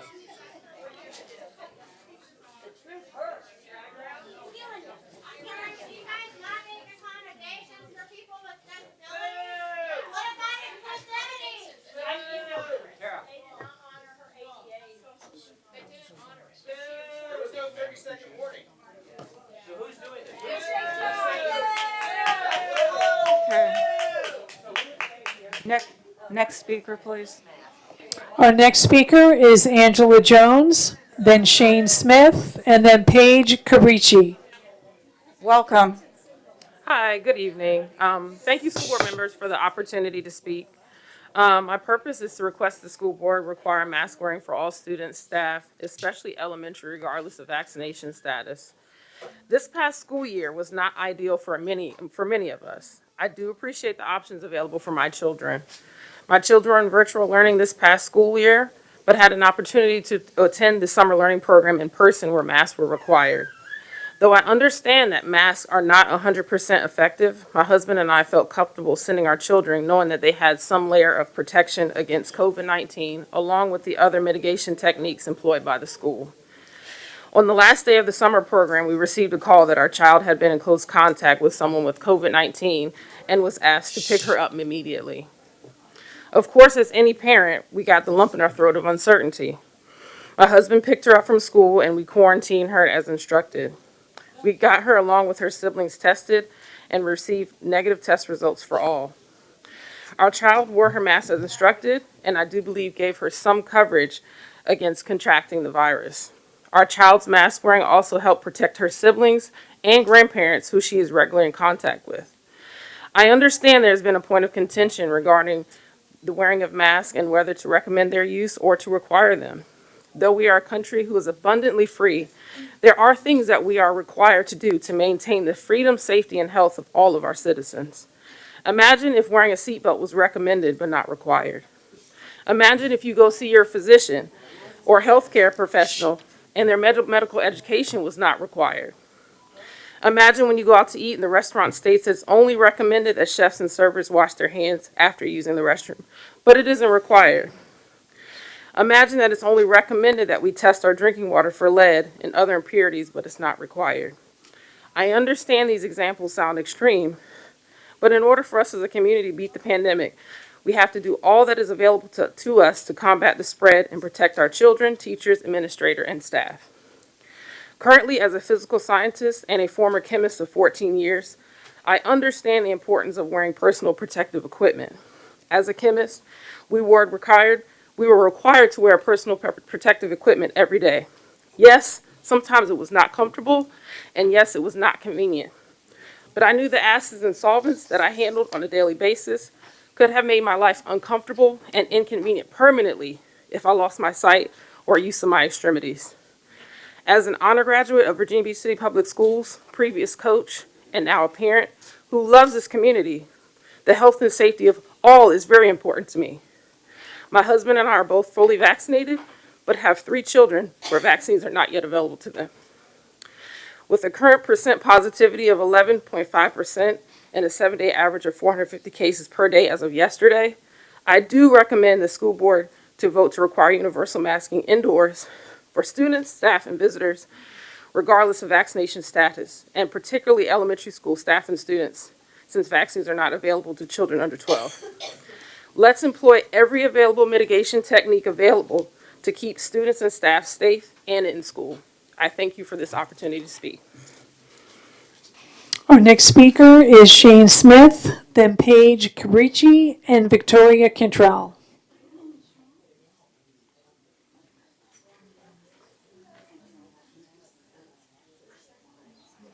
Shane Smith. Our next speaker is Paige Capricci.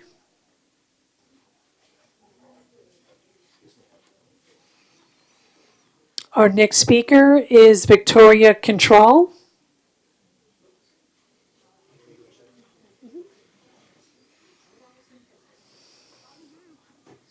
Keep going. Okay, our next speaker is Rachel Colon.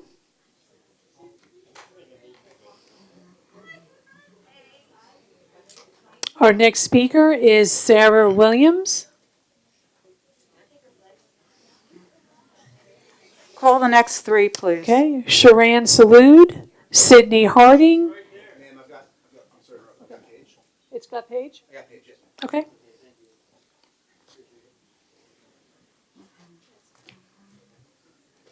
Welcome.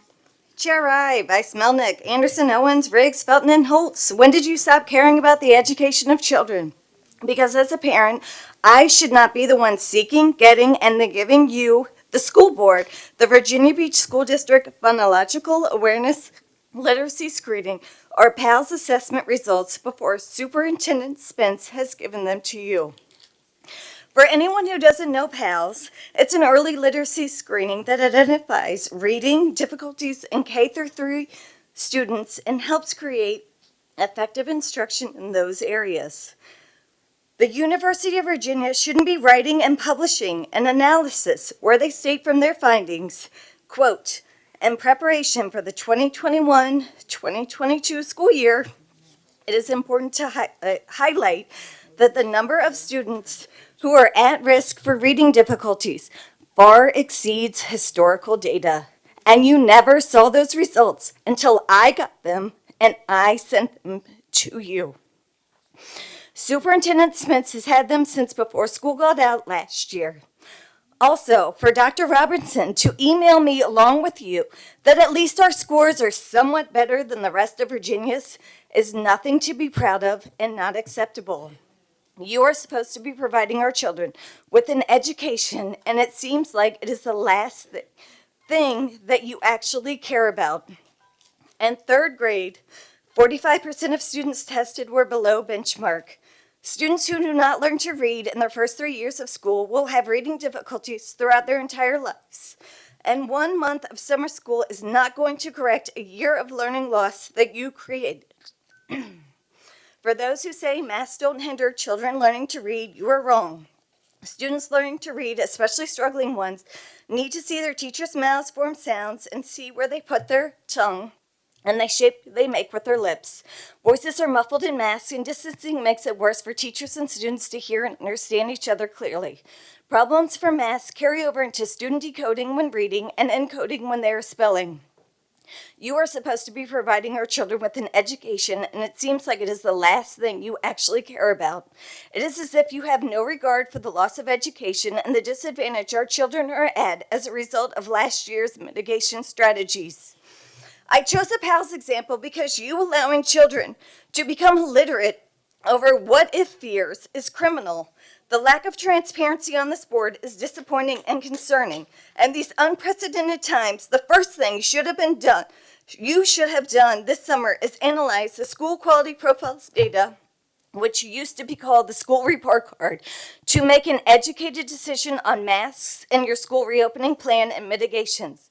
How can you make an educated decision on the education of our children when you don't either have access to or seek to analyze the data from last school year?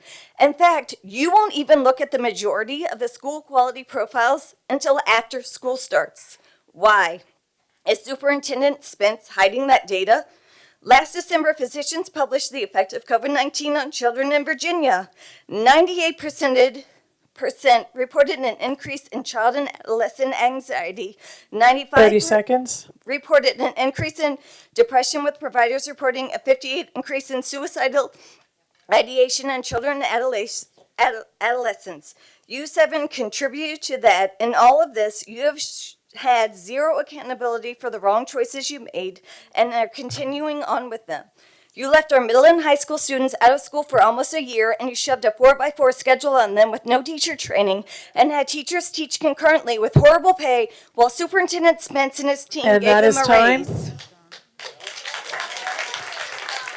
Our next speaker is Victoria Control, then Rachel Kalan, and then Sarah Williams. It was Victoria Control. Okay. Next name is Rachel Cologne. Welcome.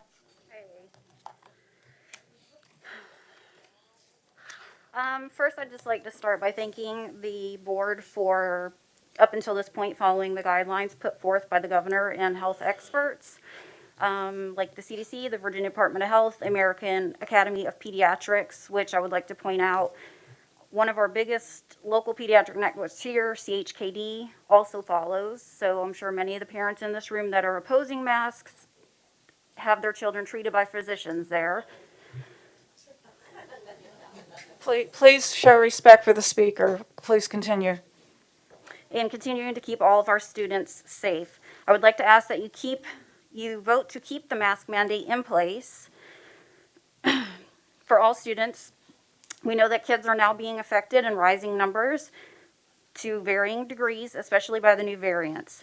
Using kids' health as a political statement and not being able to recognize or have empathy for kids that don't have an option to be vaccinated, and trying to convince others that wearing a face covering somehow oppresses you just shows how heinous people have become.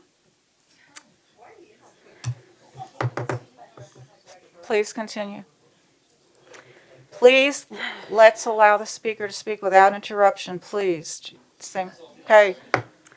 I'd like to point out that most other contagious viruses, etc., all have same, if not higher, survival rates. I keep hearing about the survival rate. If it weren't for the political factor with this, there wouldn't be any issues.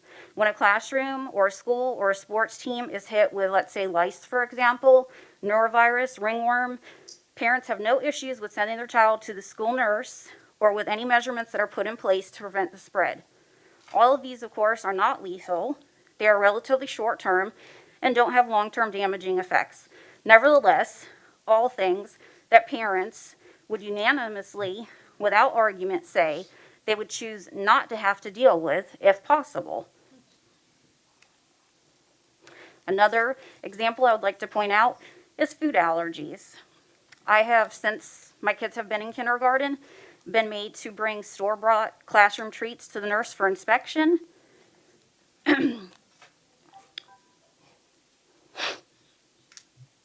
Excuse me. To ensure that they are free of any food allergies, even though it's possibly just one, maybe several classmates that have said food allergy. Just one child in that class having a possibility of going into anaphylactic shock or worse from being exposed seems to be enough when it comes to that issue.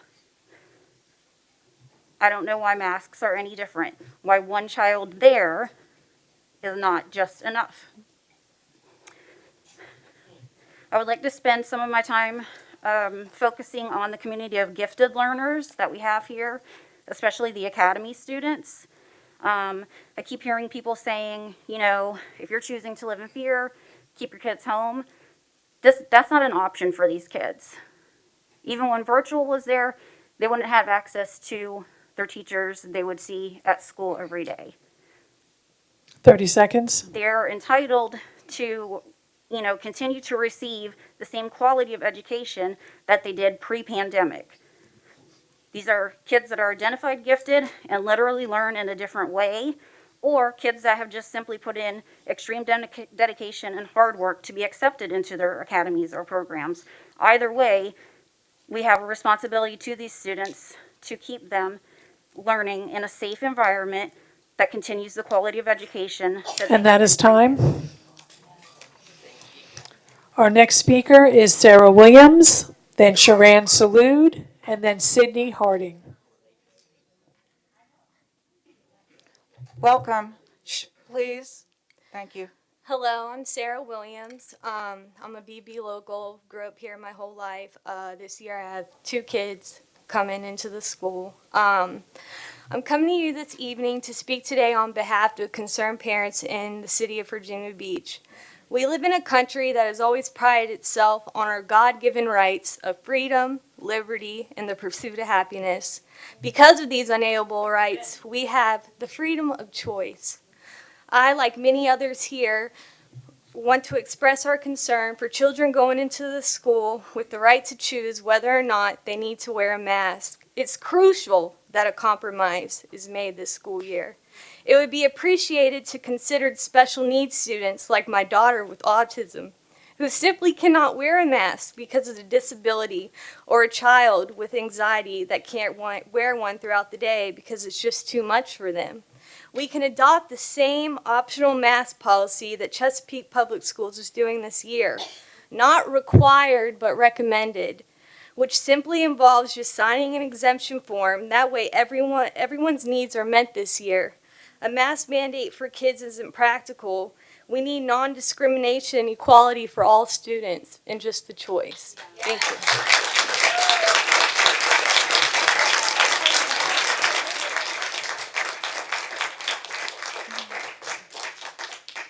Our next speaker is Sharan Salud, Sydney Harding, and then Teresa Steele. Well, you guys got me impressed because the last time I was here, probably a month ago, you guys didn't have masks on. I guess you're trying to impress somebody. But here it goes. When reopening the school, don't include social emotional learning.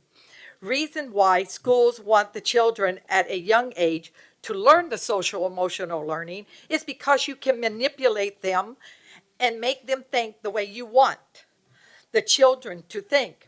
You are separating the child from the parent, because if you get them at a young age, you can change the child's thinking by manipulating their minds. If you take a puppy and put it with a cat with newborn kittens, the dog would think he's a cat. It's all about control. Social emotional learning is trying to divide the children by saying one is oppressed and the other one is an oppressor. Why should they be punished for the past? If you take a person or a child and drill it into their minds long enough, they will begin to believe it. And that is what you're trying to do. You have no business teaching our children anything except for math, true history, English, and science. Stick to the curriculum.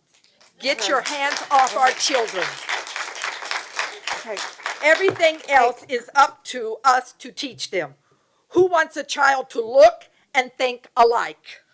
Ma'am, if you could bring this to the reopening plan. Okay. Now, you made me lose so you owe me a minute.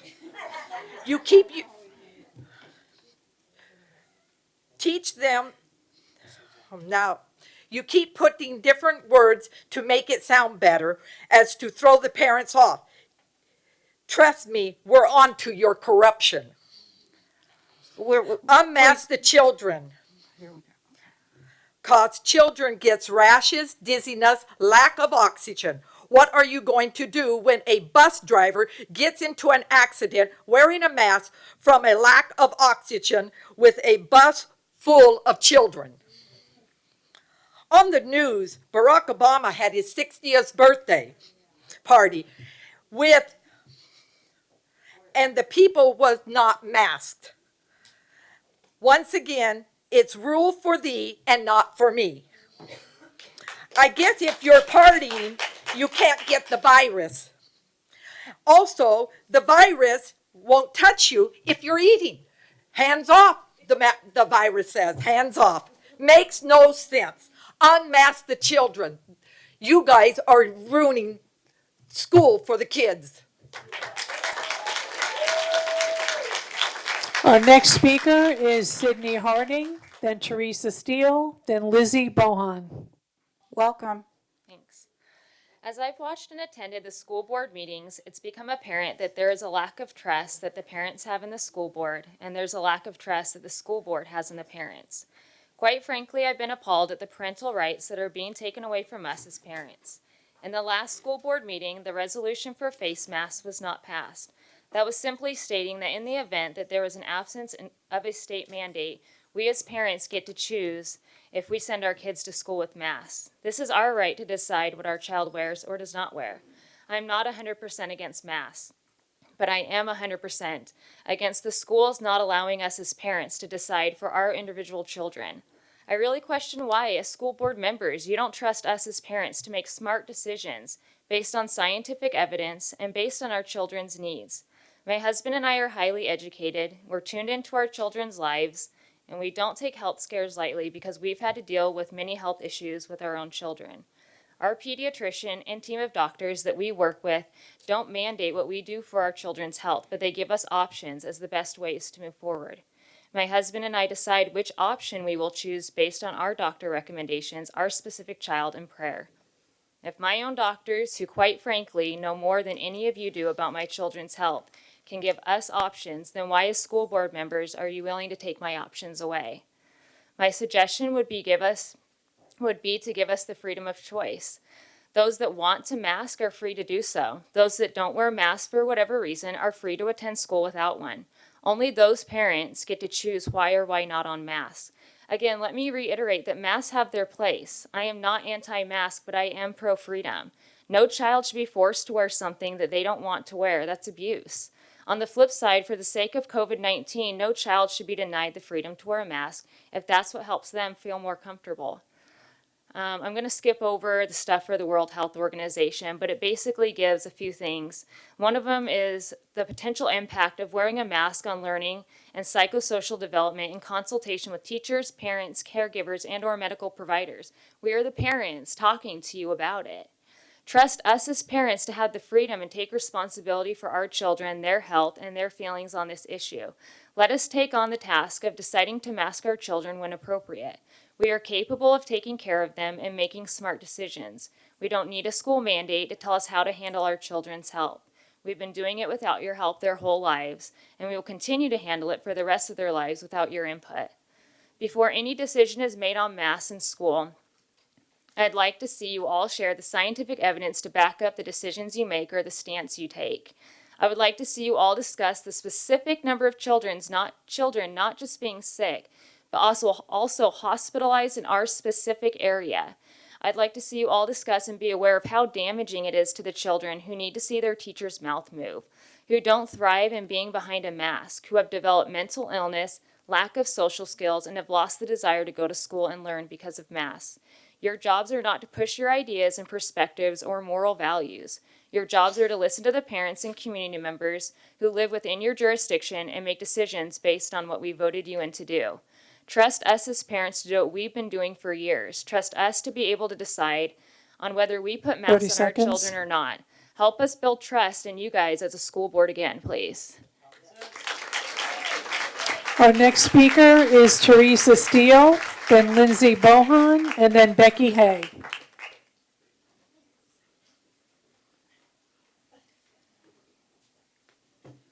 Teresa Steele.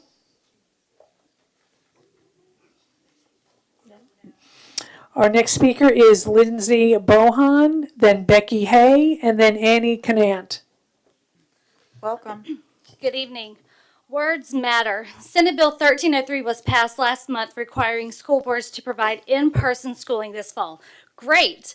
This bill also states, quote, each school board shall provide such in-person instruction in a manner in which it adheres to the maximum extent practicable to any current applicable mitigation strategies to reduce the transmission of COVID-19 that have been provided by the federal CDC, Centers for Disease Control and Prevention. Words matter. Current applicable mitigation strategies. Have you looked at the data? According to the VDH, since the onset of this pandemic last March, for children ages 0 to 19, there have been 29 hospitalizations and 0 deaths. Thank God. 0. Data matters.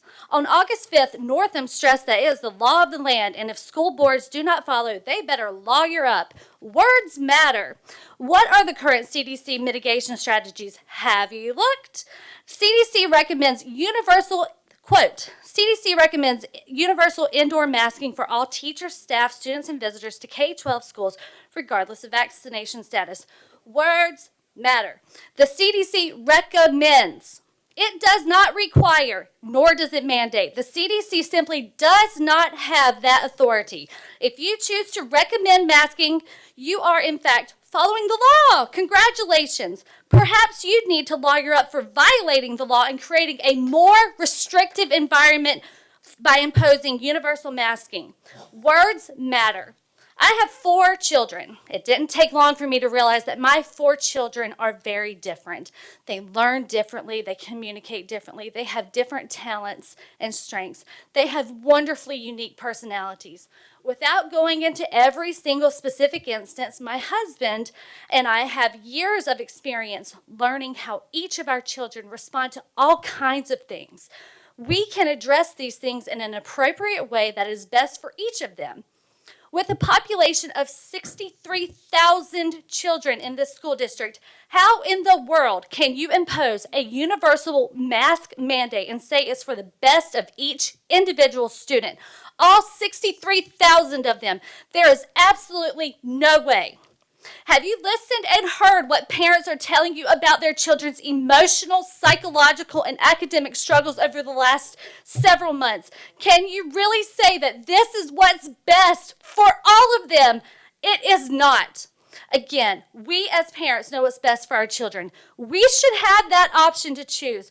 We should be able to make the best decision based on our experience after talking with our doctors, praying, and talking as a family. Like every other CDC guidance, it is our right and responsibility as parents to know what is best for our children. Why would you try to strip that freedom away from us? It is in the Virginia Code. I don't have time to quote it. I urge you to consider the wording, because words matter, in Senate Bill 1303. Words matter. In your vote tonight, if you vote tonight, please 30 seconds. Please vote to allow optional masking. What you decide tonight will have severe implications on 63,000 children and their families. It will satisfy all parties. Masks are PPE, personal protective equipment. If you choose to wear a mask, you are choosing to protect yourself. That's the bottom line. It's personal, as it should be. Thank you. Our next speaker is Becky Hay, then Annie Canant, then Aaron Loomis. Welcome. Good evening. I stood before you all here a year ago advocating for a return to in-person learning, and I now find myself before you again tonight for a different reason, but with the same theme: parental authority regarding our children. Tonight I'm requesting you all vote in favor of Mrs. Hughes' mask resolution for the upcoming school year. Her common sense approach allows parents to make the best decision for their students, whether to have them masked or not. This is wholly appropriate, as parents know how best their student learns, as well as what is best for their child's social and mental health and well-being. Your role as board members is to ensure students are receiving an excellent education which prepares them for beyond the K-12 classroom. You are overstepping your bounds when you take over the role of parents and seek to determine what is best for their students. It is the parents' responsibility to care for the overall well-being of their children, not yours. In addition, when the board makes a unilateral decision regarding the health and safety of children, you are also usurping the role of medical professionals, something you did last year in the back-to-school issue. Yes, it is prudent to seek medical advice on certain decisions, but last December and January, you went against what your medical panel of doctors advised by not returning students to school when your panel said it was time. Whether or not a parent chooses to mask their children while in school is a decision between the parent, the child, and their medical doctor. It is not appropriate for the board to make that decision on behalf of all students and parents. The choice is not yours to make. I know there are 2 rebuttals by administration regarding allowing parents to choose masking for their children. SB 1303, which was passed by the Virginia legislature this year, and insurance liability. The intent of SB 1303, sponsored by Senator Dunavant, who was to ensure face-to-face learning for the 21-22 school year. This bill included statements regarding mitigation efforts, but it did not specifically outline those mitigation efforts nor make them mandatory. Any other suggestion is otherwise false and misleading, and it goes against the intent of the bill. The language is not narrow or confining. I know this because I was part of the process of the Senate, and the Senate lawyers made sure that there was room for districts to allow for choice and flexibility. Secondly, you may have heard that many companies in the insurance industry contain a clause which is most often called the communicable disease exclusion. The intent of this exclusion is not to provide any coverage for lawsuits from COVID and other communicable diseases or to provide defense costs, which would potentially open the schools and teachers who are not enforcing rules correctly to liability. This may also potentially open the school board to liability issues as well. For example, the Virginia Beach City Public School District has roughly 64,000 students with varying medical and academic backgrounds and needs, so mandating a uniform rule regarding masks would likely not fit the well-being for many of those students. If a student who does not want to wear a mask because of their own personal reasons of well-being is forced to wear one and yet catches COVID or is affected by COVID or by mandatory masking, a lawsuit can be triggered. The same principle would generally apply if the board voted for no masks or if the enforcement of masks was not administered consistently. However, if the board elects optional masks for everyone and gives parents the choice to do what is right for their own children's personal, physical, and emotional well-being, then the risk may be transferred to parents regarding that decision. The bottom line is this: masking should be the choice of parents based on the needs and health of their children, and the district should not be opening 30 itself to seconds. liability issues by mandating or disallowing masks. The board should be focusing its efforts on helping children catch up from a year of lost learning opportunities and on increasing academic excellence at all grade levels for all of our students. Allow parents to parent their children while partnering with families to educate our students for their future growth and opportunities beyond Virginia Beach City Public Schools. Thank you. Our next speaker is Annie Canant, then Aaron Loomis, then Emily Gibby. Welcome. Hi, my name is Annie. I've been a Virginia Beach parent since 2005, and this is probably the first year that I have had anxiety about sending one of my children to school because of the mask mandate. So I'm asking that you guys would please allow us to have a choice as parents. My daughter really had a hard time last year. She would cry when she would come home from school. She would be exhausted. She would complain of headaches. She's never complained of headaches before. She would say she hated school and she loves school, but she hated going, and I would tell her, well, you can stay home, but she would not stay home because she felt like she had to be there. She wanted to see her friends because she loves them, like all kids love their friends. But she was suffering emotionally and psychologically, and I really feel like that she should have the choice. And by this mandate, you guys are telling her that her choice is irrelevant, and her choice is not important. And I really feel like our children should have the choice, and parents should have the choice. And for those who choose to wear a mask, that's fine, and they should be allowed to as well. I'm not saying no masks, period. I believe that, those who want masks should be able to wear them, but those who don't want to wear masks shouldn't have to. And for those who do wear masks, for whatever reason, they have things that they fear. Well, we have things that we fear, and I don't understand the fears on needing to wear a mask, and they don't understand the fears of masking that masking causes me, but we should all have a choice. So I really believe also if health is really the issue and keeping our kids safe, masks need to be provided by the school system. And not just one mask. They should have unlimited masks available to them every day. When I used to volunteer at my daughter's school and I would do the weekly folders for her teacher, she'd be like, wash your hands when you're done. And I was like, oh, okay.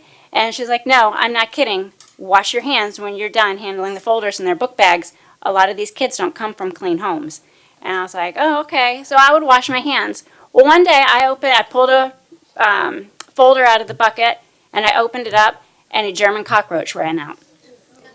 So these children are coming from homes that aren't clean, and they're wearing masks that probably aren't washed daily, and they're probably not replaced daily, and they need to, if it's really about health, then these masks need to be provided. And when they come in from PE, or if they decide that these masks are sweaty from all the, because we start in warm weather, we end in warm weather. So the masks get moist and it's uncomfortable to breathe in a moist mask. So the school system needs to pay for and provide these masks for those kids, for those parents that choose those masks.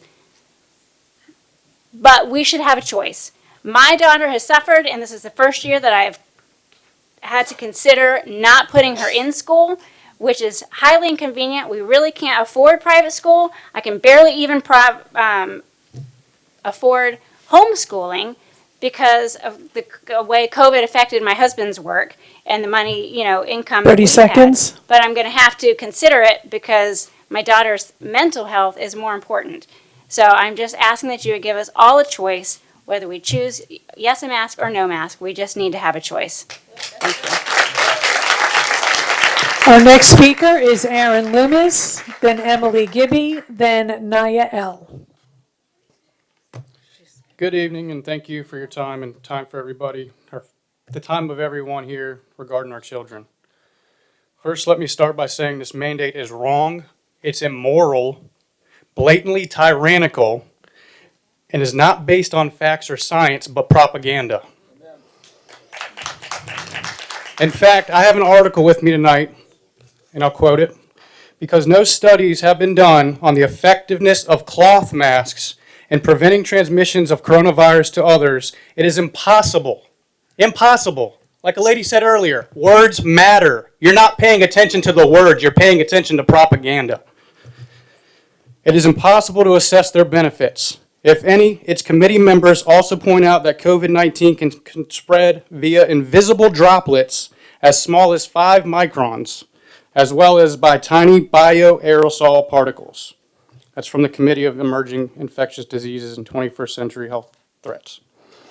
Furthermore, PhD Michael Osterholm, MPH, and the director of the Center for Infectious Disease Research and Policy, who also contributed to this paper, along with, I'm having a hard time pronouncing this guy's name, Sundarasan Jayaraman, another PhD of the Georgia Institute of Technology in Atlanta, said in his weekly podcast, CIDRAP podcast, because aerosols likely play an important role in coronavirus transmission, cloth masks will do little, if anything, to limit the spread of the disease. We're living with this disease the rest of our life, folks. It's not going to go away, not with a vaccine or a mask. Get over it. Let go of the fear. Stop making your kids live in fear. It's not right. It's sick, and it's sick. And right here, I brought a box of masks. This was pertaining to cloth masks. These are disposable masks. It reduces potential contact by the wearer to fluids, but does not eliminate the risk of contacting any virus, disease, or infection. Y'all are ignoring the facts. It's in your face. You see, recommendations are just that. They do not now, nor ever, will replace parents' rights or their voice. It's apparent that the CDC isn't the only resource on data, and to go solely off of one's recommendations against the rights and voices of the people is tyranny at its finest, and again, it's immoral. Parents, yet again, came together tonight in opposition to the mandate, and to that of government overreach. Will you listen this time? Will you listen to the people and the parents of this city that are here, that care enough, that came here tonight? Not just tweeting about it, that came here. Will you listen and choose to act on the will of the people, not the oligarchs? This virus isn't going away. This is something we will live with forevermore, and arguing that we can mask or vaccinate our way out of the virus, it's just a delusion and a flat-out lie. It started with 2 weeks to slow the spread, then 3 months. Now we're a year and a half in. The reality is masks are not something that has been proven to slow the spread, but these mandates have undoubtedly sped up a major loss to our rights as parents, citizens, and Americans. Do the right thing, stand up for our children, and vote to end the mandate. I'm done. Thank you. Our next speaker is Emily Gibby, then Naya L., then Virginia Wassenberg. Thank you for the opportunity to speak tonight on the mask resolution. I wanted to start off by what is recited every day in our schools. I pledge allegiance to the flag of the United States of America and to the republic for which it stands, one nation, under God, indivisible, with liberty and justice for all. Indivisible and liberty, two key words there. We are far from being indivisible. In regards to masks, we are divided. There are passionate, malicious, and contentious arguments from adults on both sides. Liberty is the state of being free within society from oppressive restrictions imposed by authority on one's way of life, behavior, medical decisions, etc. I am here tonight to advocate for liberty and for the freedom to choose what is best for my children, as well as to support those who choose to mask their children. Liberty, freedom to choose what is best for our children, whether for or against wearing masks. Instead of basing my thoughts on statistics, I have chosen to focus on my own children, the ones who don't have a voice, and I'm setting an example by being here tonight to show them that they do have a voice through me. My husband and I are proud parents of two VVCPS students, a beautiful, smart model citizen rising 7th grader, and a smart and energetic and hilarious rising 2nd grader. I asked each one of our children questions about their feelings and experiences with masks. Our 7-year-old son said, "I felt uncomfortable wearing a mask. When you sweat, you get really hot with it on your face. It wasn't fair because we couldn't see our smiles.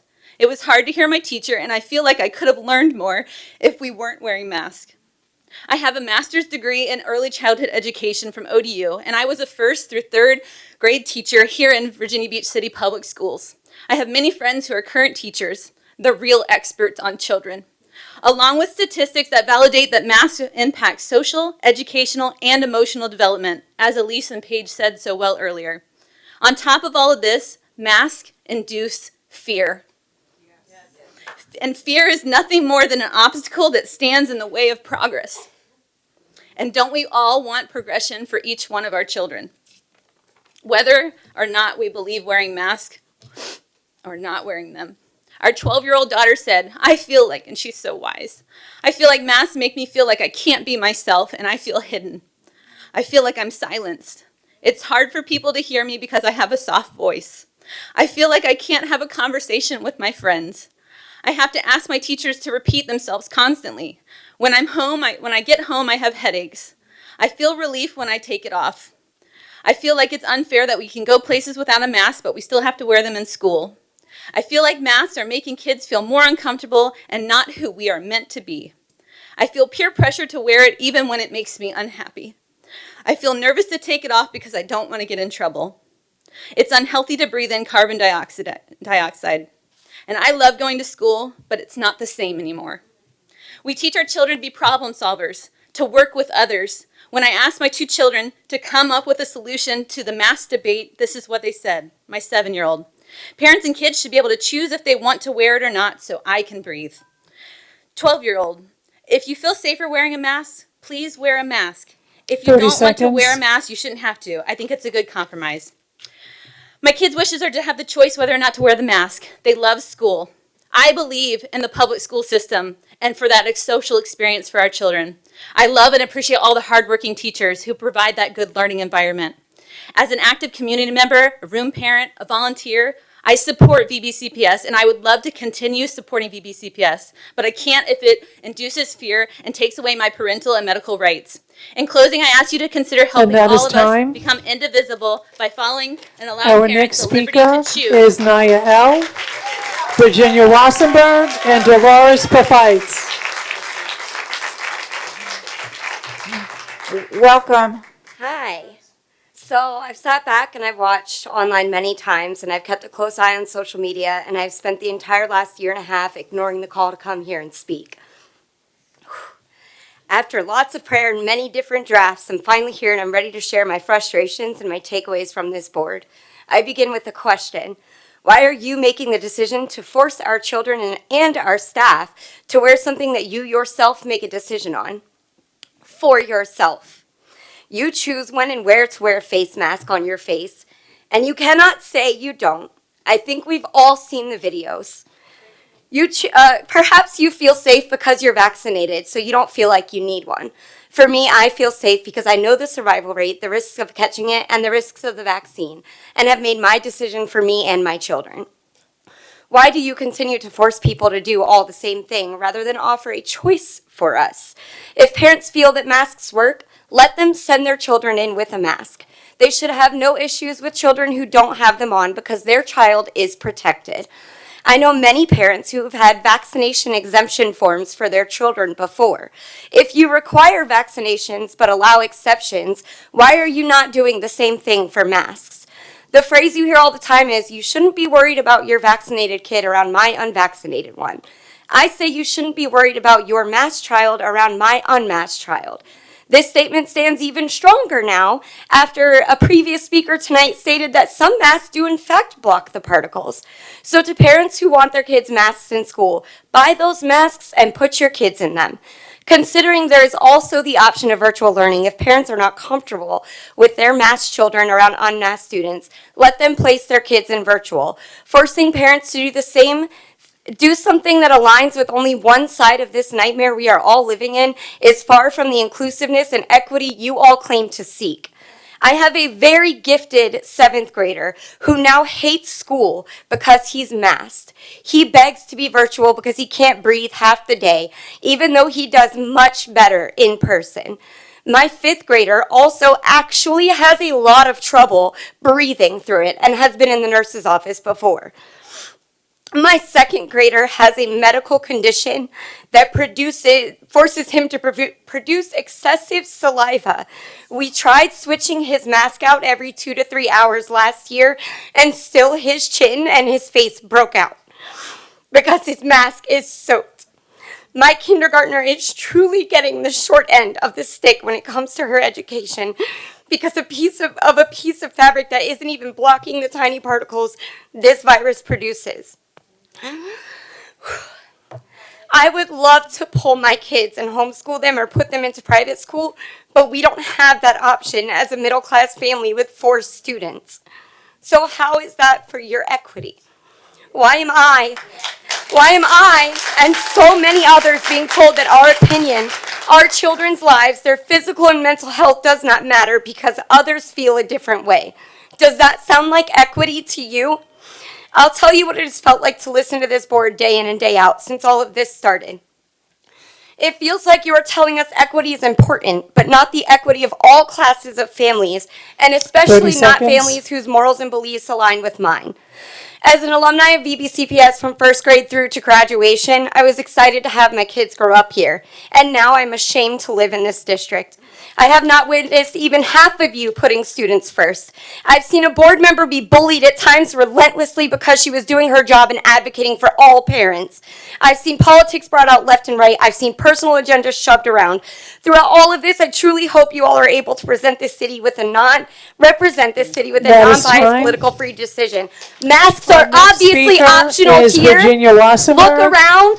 They Dolores should be optional in Fafitz, school too. and Megan Malloy.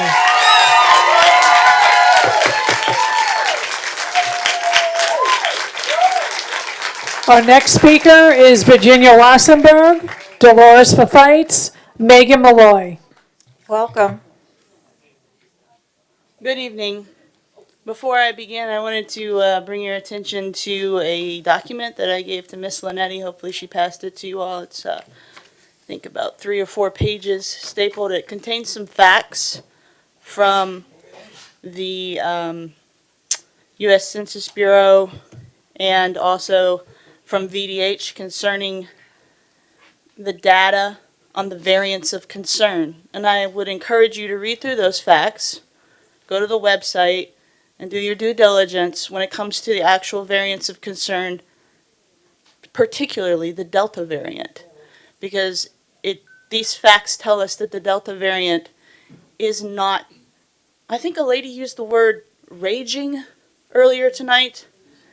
It's raging. The Delta variant is not raging, according to the VDH facts. So before you make a decision about what you want to do for guidance for children, I think it's important to read the data that VDH has. When it comes to the state law that was passed that's been referred to by Delegate Callie Fowler and by others, and I think the governor referred to it. My question to you as a school board is, have you had that frank conversation with our legal counsel? I've not heard from you if you've had that frank conversation that the governor said for you to have, but I would encourage you to have that conversation and then let us know what it is that your legal counsel says. But until you can let us know, we're still going to be here doing what we're doing because we have no guidance from our legal counsel. So I think it's important for you to do that, to really let us know what's going on. And I cannot leave this room tonight without addressing what happened earlier. And I know that it's a little bit off topic of the agenda. But Miss Tara Chang, she was kicked out of the building, and she told me. I'm sorry, but off topic. Well, I'll move it in, Miss Rye, I promise. I'll move it in to topic. And that she was told that her mask comments, she told me that she asked you all for extra time because of her speech impediment. She asked Mr. John Sutton, who said he was going to give that to you. We're not about here to masks. discuss another speaker. I'm sorry. Please, we go back to your comments. Okay. I understand. Order, please. I understand, Ms. Rye, that it is off topic, but you have to address it, what happened. I don't condone the foul language that was used. I don't condone the attitude that other people used Please. tonight. It's very disturbing, Please, Ms. Rye. we're going to have to ask you to either return to your comments or leave the podium, ma'am. Okay. Well, I said it, and there it is. Okay, But when it comes to you. the masks, please look at the information that I gave you. Please read the facts. The facts are that there are 1,860,743 Virginians seconds. under the age of 18 in Virginia, and only 91 of them have had the Delta variant. And so before you make a decision on masking up those children that are 18 and under, you need to understand that you're making that decision based on 91 people. And that's that is insignificant. But when it comes to decorum here, y'all got to get it under control. And that This is time. embarrassing. Our next speaker is Dolores Fafites, Megan Malloy, and then Kathleen Slindy. Please order for our next speaker. Welcome. Hi, just for the record, it's Dolores Pafitas. Yes, ma'am. So, I wanted to be here tonight to give my opinion and options to parents and everybody that's here tonight. So, thank you all for being here. As a concerned parent and a taxpayer, we need to change the way things are here because these members here today, they're mandating mask dates, mandating the mask, Carolyn Rye, Kim Melanik, Sharon Felton, and Dottie Holtz. I think, and please, Beverly Anderson, okay. And then there's somebody on the fence. Here we go. Yeah, Franklin, okay. The hypocrisy of this is amazing because when they leave here today, they will not have masks on because they are very privileged people, unlike ourselves, okay? So, the first thing that we can do to get our kids out of mask is to vote 4 of them out.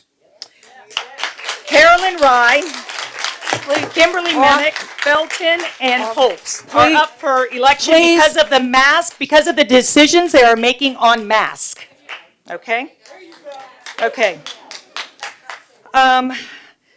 And think and pray about running for school board. Ask your friends, your family, anybody that you know that will change the mask mandates for you. Okay? So I was like, let's get in control of this and find people who we can elect You who are will off change topic, the mask ma'am. mandate. Please, I'm Okay? respectfully asking that you Also, stay yes, on ma'am, topic. thank you.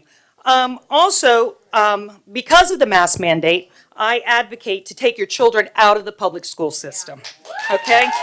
Enrollment is down. Enrollment is down across Virginia, threatening $155 million in cuts. From my estimate, that's about $4,000 to $4,500 a child, okay? So interest in homeschooling has exploded, and there's a lot of options available, even for working parents. If everybody comes together and helps each other out, we can do this, okay? Third, vote for Glenn Youngkin, who will advocate a no mask, ma'am. Out of order, Give the please. choice back to the parents. If you want your child to wear a mask, wear a mask. Sorry, you didn't move that order. Really? Vote Governor Youngkin. Our next speaker is Megan Malloy, then Kathleen Slindy, and Robert Bahan.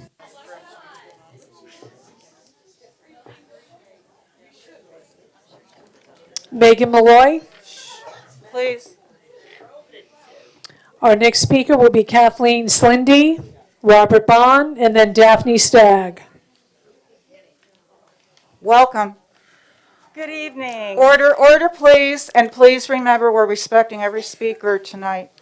Thank you. Good evening, Chairwoman Rye, Vice Chairwoman Melnick, Dr. Robertson, and the members of the school board. My name is Kathleen Slindy, and I serve as the president of the Virginia Beach Education Association.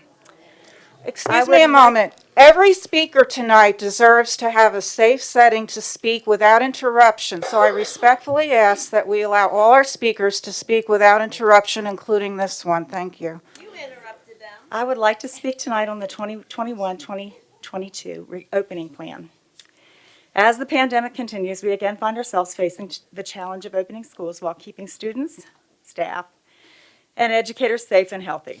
Last year, we worked collectively with a great dedication and flexibility, adapting to changing circumstances. No one person had the right answers, and no one plan was perfect. But we managed to continue to educate our students as we switched from remote to face and back again. It was rough on those who had to transition like that, and it was also rough on those who remained in virtual learning all year as well, but we persevered. Now, as you plan for the fall's reopening, we have to do what's necessary for health and safety. So first, we ask that you support the CDC and VDH guidelines for our K through 12 students.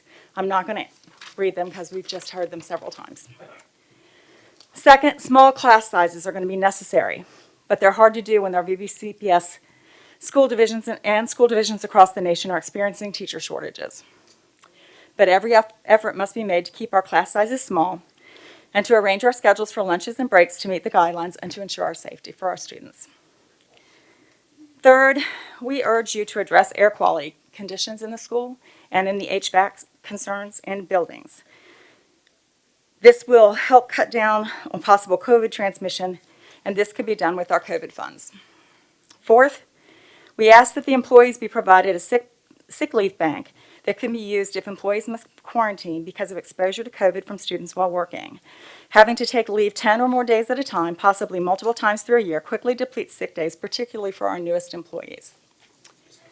Next, we ask that the Regulation 4-31.2, the remote work and the remote work agreements, which has expired, be reinstated to cut down on the loss of productivity for the division and the loss of sick leave for employees, when that work can indeed be completed remotely, particularly if quarantining is a result of workplace exposure. This could also be done with COVID funds.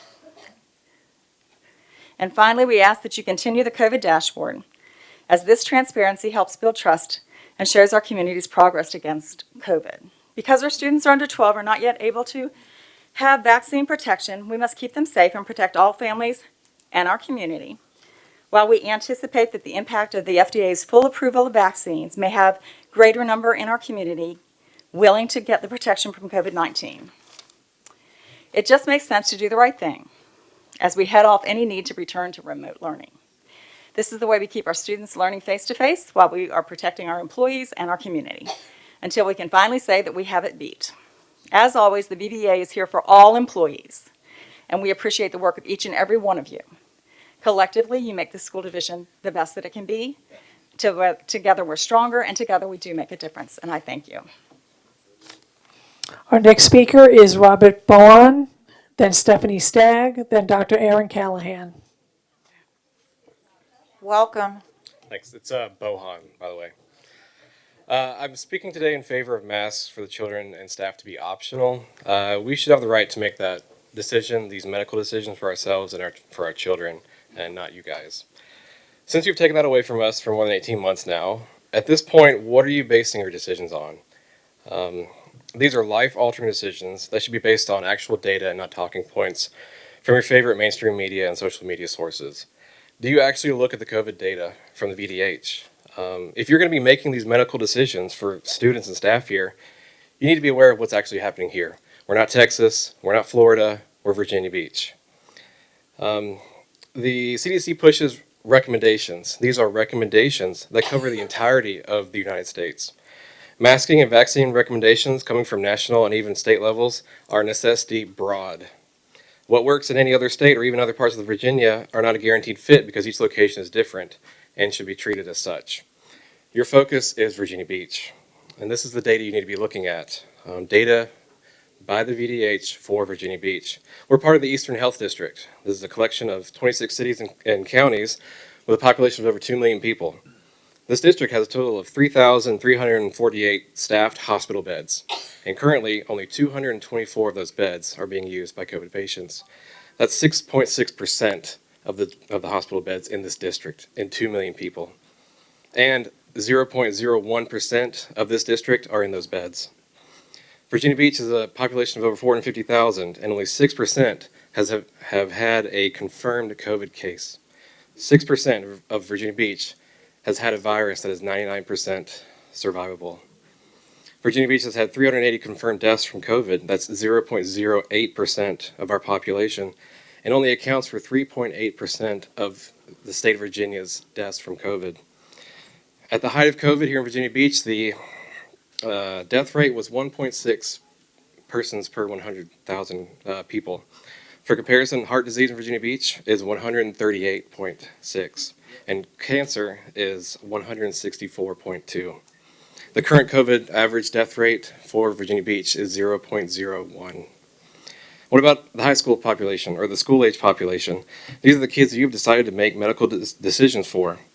Virginia Beach has an under 18 age population of 71,000, and the VBCPS has 63,000.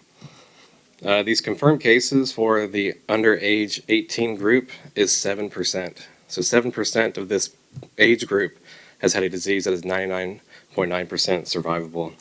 And the under 20 age group has only had 29 hospitalizations since the beginning. That's what you're making your decisions. You need to be looking at this information because this is where you are elected to serve. These are the people that you are dealing with. COVID is not the death sentence that has been reported to be, especially now with vaccines, and it never has been regarding our children. Our kids have been jerked around since the beginning of this pandemic. The core values of this school district begin with students first. You as a school board have failed to adhere to your core values of putting these students first.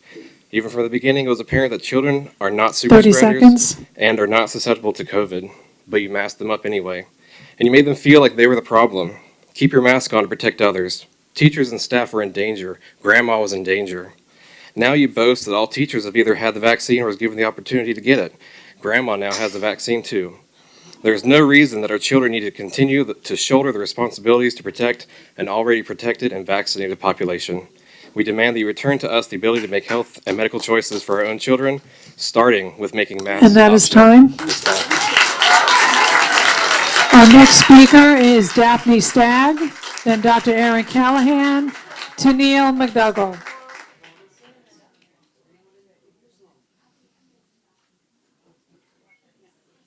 Our next speaker is Daphne Stagg. Welcome. Hello. So I decided to speak on personnel tonight that is on the agenda. And I just wanted to bring up the equity video I referenced in an email to all of the school board nearly a year ago. Excuse me. And I told all of you that it said that they must get someone to take responsibility like a superintendent, then get them to update their mission statement, done and done. Then you have to demand resources, hiring authority, and control of funding. That's 40% of our Virginia Beach revenue. Who are they? Who are these people that are giving you the SEL grant and the critical race theory? Who is this? Ma'am, what is, you're down for Personnel. masks. It's personnel. Personnel appointments, there are specific personnel appointments being approved tonight. This is not a general personnel subject. Okay, I'm talking about personnel. Not that, there are, it's not on on the the agenda. The agenda are specific employees who are up for appointment. That's not what you are discussing. I'm getting there. Hold your panties.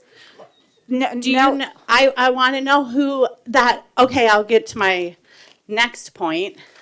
And on January 26th, Ms. Parrott in her Ed Equity webinar quoted, "We asked our superintendents to designate school principals that, one, have the desire to, and also the commitment to digging deeper into equity leadership." Okay, ma'am, this is not on the personnel report. I'm going to have to Didn't ask you to just hire 16 principals from out of town?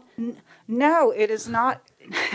You are you're not on topic. Equity. You are listed, you put down masks. No, I didn't. I put And down masks and personnel. And if you're not and these are specific personnel, and it's not the one you just referenced, she's not on the Okay, list. so one specific, you mean Miss Parrott?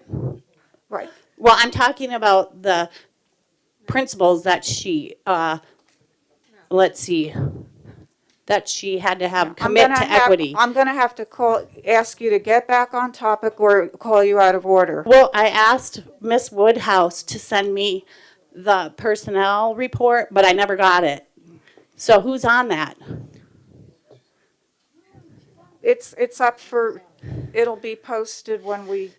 Is it principals? No, the Is it personnel 16 report is a equity? 5-page report on hires and resignations. This is. So we this want has to know nothing to do with- what the equity principals that you hired and what We schools do not are at. hire equity principals. That's what her video says. Please, I have to call you out of order unless you're going to get to a specific mask point that you listed I'm here. talking about personnel. I You're put out, it on okay, my ma'am, you're list. out of order. I'm going to have to ask you to leave the I put that podium. on my list. You just looked at it, and I took a 30 screenshot of it when seconds. I put it in there.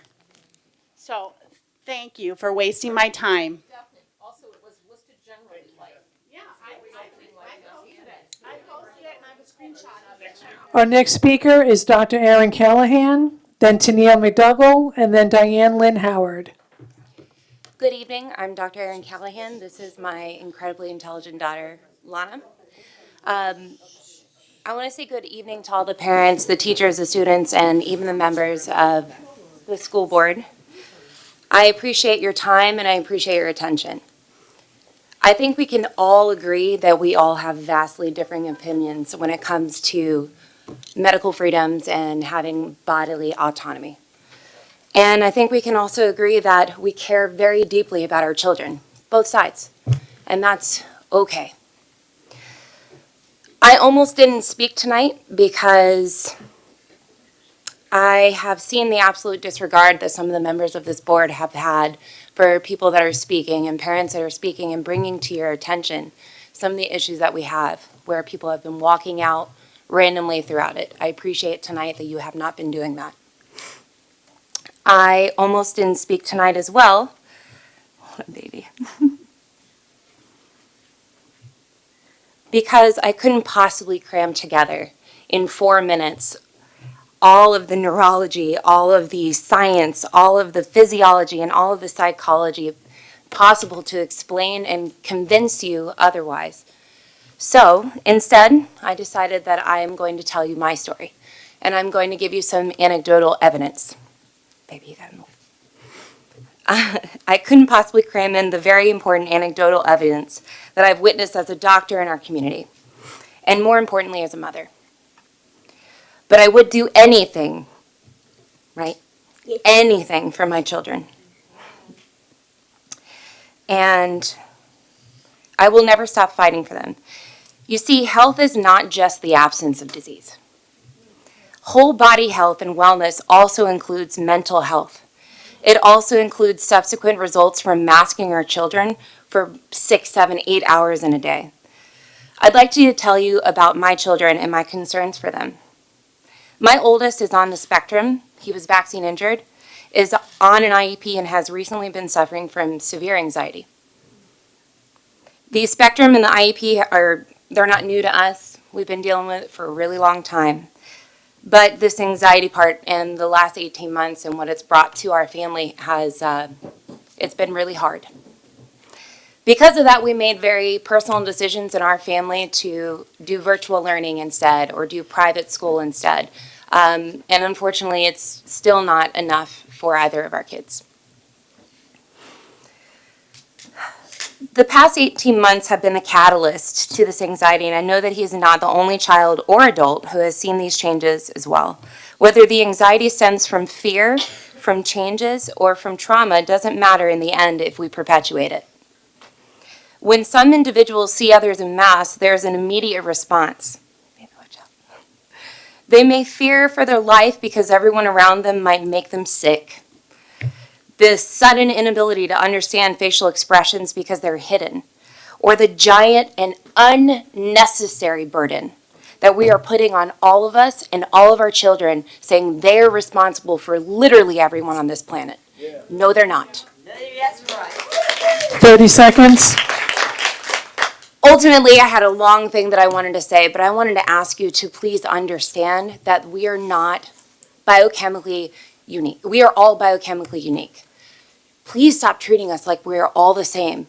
Please stop treating us like all of our children are going to only have the effects of COVID. Because I'm telling you right now, to watch my child lose his mind over something so simple, I cannot let that happen anymore. And that is time. Our next speaker is Tennille McDougall, then Diana Lynn Howard, then Maura Baker. Welcome. Hi, my name's Tennille McDougall, and I would like to speak to you as both a mother and a registered nurse. I have 2 boys in the Virginia Beach public school system. Both of my sons are on the spectrum. My youngest is transitioning back from a special education school where he has been in-person learning since July 2020 without having to wear a mask, not even for 1 day. My oldest, who is going to be beginning 9th grade, has been virtual learning for the past year and a half, and because he cannot wear a mask, and he has spiraled into a world of isolation. So what I'm asking you to do is, before you make your decision tonight, understand that it is imperative that you look at data published prior to an issue becoming political. It isn't the data that changes, but people's motives. As a nurse, I had to go through respirator fit testing while working with patients in the hospital to be cleared with working with those patients on airborne isolation. And I wanted to see what information was published before masks became the new political line drawn in the sand. The National Institute for Safety and Health published the following in their Hospital Respiratory Protection Plan Toolkit. This is verbatim. The purpose of a face mask, when worn by a patient suspected or confirmed with an illness such as influenza, is to reduce the amount of large infectious particles released as the patient talks, sneezes, or coughs. However, face masks, by design, do not seal tightly to the wearer's face. Therefore, they allow unfiltered air to easily flow around the sides of the face mask into the breathing zone of the respiratory tract of the wearer. In addition, the materials used for face masks are not regulated for their ability to filter particles and are known to vary greatly between models. This makes it possible for small particles to pass through or around the face mask and be inhaled by the wearer. This is why, wait for it, This is why they are not considered respiratory protection. Face masks do not provide the wearer with a reliable level of protection from inhaling smaller particles, including those emitted into the room air by a patient who is exhaling or coughing. Another study from the National Academies of Science, Engineering, and Medicine reported even the best respirator or surgical mask will do little to protect a person who uses it incorrectly, and very little is known about the effectiveness even when used correctly. And that's from Donald S. Burke, Professor of International Health and Epidemiology from the Bloomberg School of Public Health. The same study further reported disposable masks, I think some people are wearing them here today, but talking about the person wearing the mask, and respirators do not lend themselves to reuse because they work by trapping harmful particles inside the mesh fibers with which they are made. This hazardous buildup cannot be cleaned out or disinfected without damaging the fibers or components of the device. What I'm here today is to ask you 30 seconds. to take 30 minutes out of your life and look up the enormous amount of literature that is out there in medical and scientific journals that was published prior to 2020. Do this before making the decision based on your political bias that can adversely affect the children and can lead to the permanent damage of their mental, academic, and emotional growth. I am asking you to follow the science, not the political science. Our next speaker is Diana Lynn Howard, then Maura Baker, then Rory Baker. Welcome. Hi, good evening, everyone. My name is Diana Howard, and I'm the chair of the Virginia Beach Tea Party, and we are in favor of the optional mask resolution because face masks pose serious risk to the healthy. A 2015 study found cloth masks, when compared to surgical masks, increased the rate of influenza-like illness 13 times. Regular surgical masks are not much better in this situation. The COVID virus is 0.125 micrometers in size. Researchers have shown that particles as small as 0.04 to 0.2 micrometers can penetrate surgical masks. A 2020 study in South Korea looked at the effectiveness of surgical and cotton masks in blocking COVID-19. COVID patients were instructed to cough 5 times while wearing no mask, a surgical mask, and a cotton mask. Interestingly, all swabs from the outer mask, including surgical masks, were positive for COVID-19. Except for the N95 mask, typically used for hospital and high-risk settings and usually accompanied by gowns, gloves, and other PPE, and only when properly fitted to allow for an optimal seal to the face, and only when changed often is their effectiveness in mitigating respiratory virus spread, generally required only when treating highly infectious patients and under isolated conditions. Effectiveness also depends on a filter that could effectively deal with virus-sized particles from the COVID virus. The vast majority of people infected by the virus is asymptomatic or very little sickness.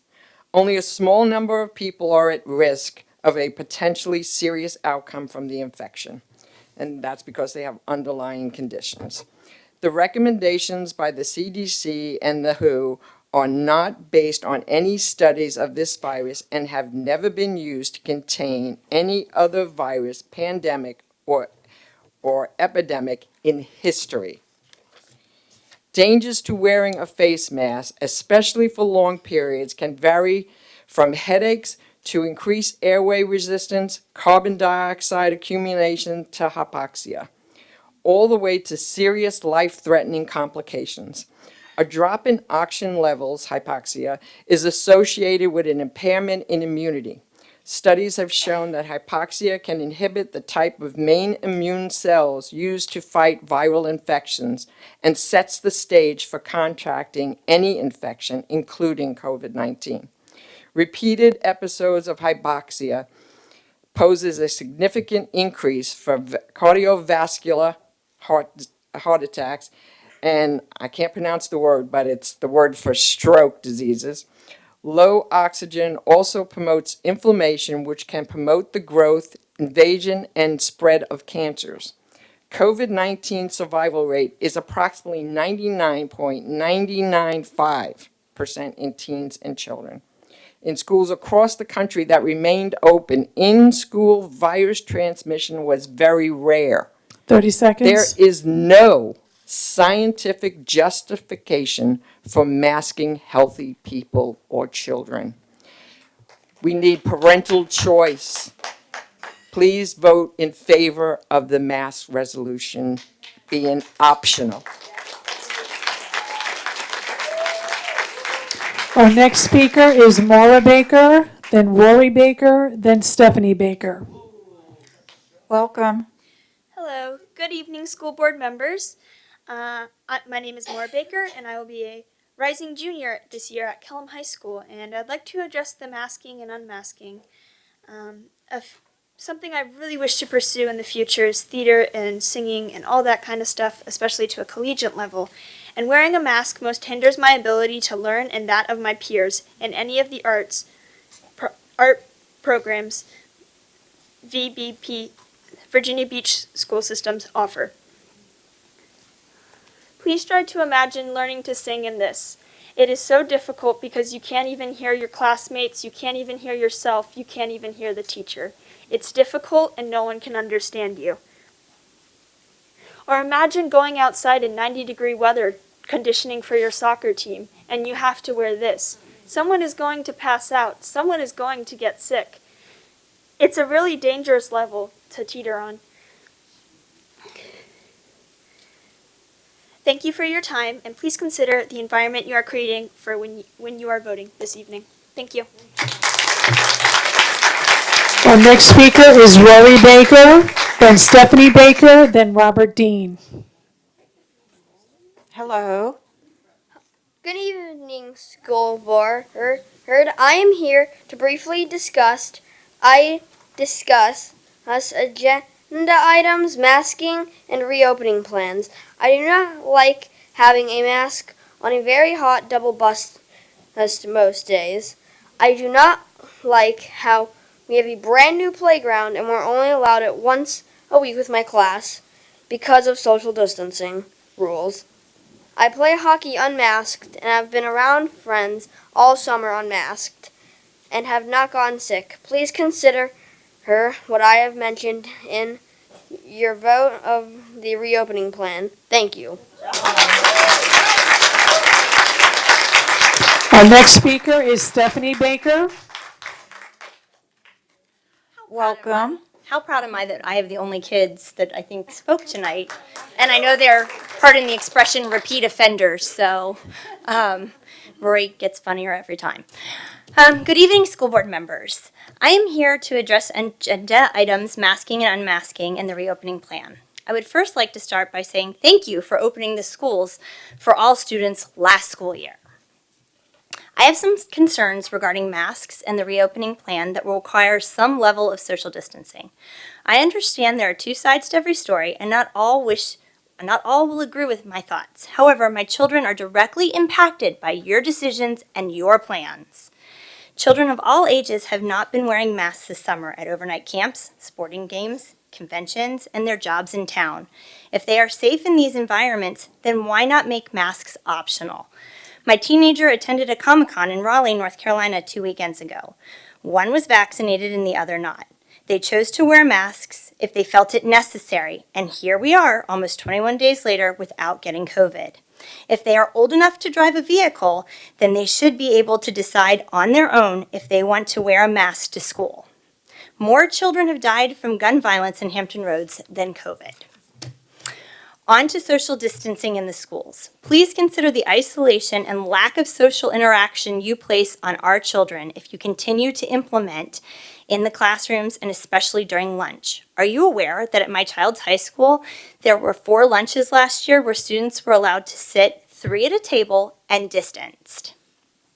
Neither of my teens had friends in their lunches with each other.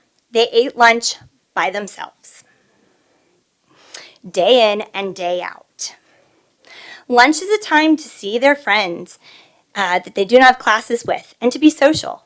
You're forcing isolation upon our teens who might need this time to simply get through their day or life. There have been more deaths from suicide over the last year among our children than COVID deaths. I'm still waiting on data, by the way, for that. And I will repeat myself in saying more children have died from gun violence in Hampton Roads than COVID.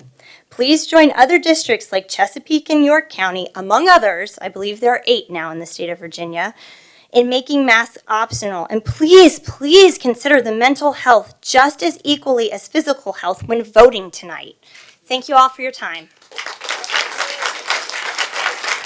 Our next speaker is Robert Dean.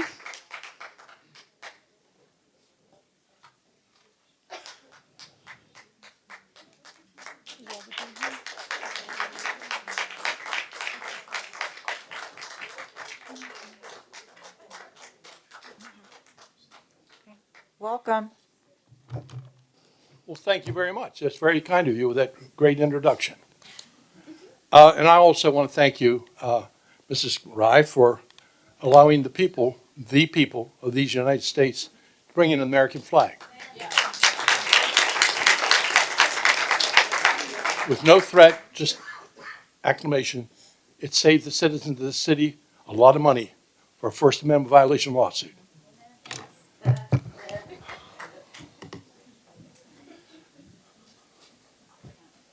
My name is Robert Dean. I'm here tonight as chairman of the Tidewater Libertarian Party. And there were some things that were uttered earlier this evening, and I think somebody was removed for violations of something. But I want to remind you, and I believe your attorneys here, Mr. Linetti, will attest to this. And it's the New York Times versus Sullivan, a ruling by Justice Brennan of the United States Supreme Court. Quote, "Thus we consider this case against the background of a profound national commitment to the principle that debate on public issues should be uninhibited, robust, and wide open, and that it may well include vehement, caustic, and sometimes unpleasantly sharp attacks on government and public officials." So on the issue of the mask, the people are here to state how they feel. You may not like the tone of their voices, or maybe some of the adjectives they use. But I will ask you to recall a few years ago, as a matter of fact, I was serving on city council at the time, when you stopped a couple up here from chastising the school board, and you had them removed by the police. They went to the Virginia Supreme Court, and you lost. You lost a lot of money, too. Okay. Okay. Please. The only thing that I have to say, oh, I'm sorry. Did I interrupt? Now, please proceed with your mask topic. Okay. Thank you. This nation has fought many, many wars over the last couple of 100 years. And millions of men and women lost their lives for you to make choices with your life. It's called freedom. And for you to sit up there, I have to remind you, you were appointed, not anointed, to these seats.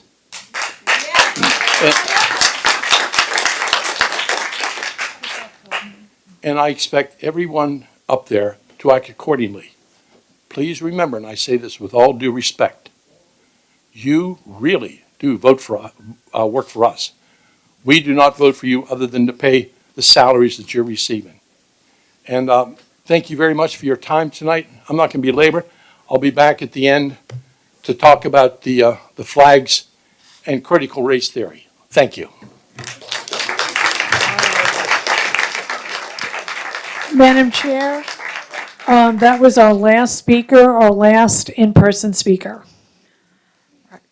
So I'm going to ask my colleagues, we have 17 online agenda speakers, and we can continue with that and then do a short break after that. Is that agreeable? Okay. Okay, so we'll continue now. No, she's gone to the restroom.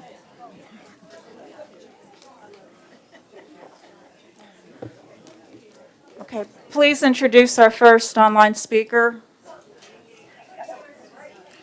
I said we're going to do this small group of online speakers. Our first online speaker is Carol Spellman. Please unmute. Can you hear me? I believe I'm unmuted. Yes, we can, ma'am. Okay, thank you. Good evening, and thank you for allowing me the time to speak to you and to the community tonight. I am the proud parent of a vaccinated high school student at a Virginia Beach high school. Teachers, parents, and maybe most of all, the students want to return to the classroom without the potential for interruption. They need to know that, odds are, they will remain in the classroom for the entire year, and that can only happen if proper mitigation strategies are in place, starting with masks. The U.S. Secretary of Education, Miguel Cardona, supports wearing masks as well as vaccination of all those that are eligible. He made a plea this past Sunday for political and education leaders to not stand in the way of safety measures that would do the most to protect school children and teachers.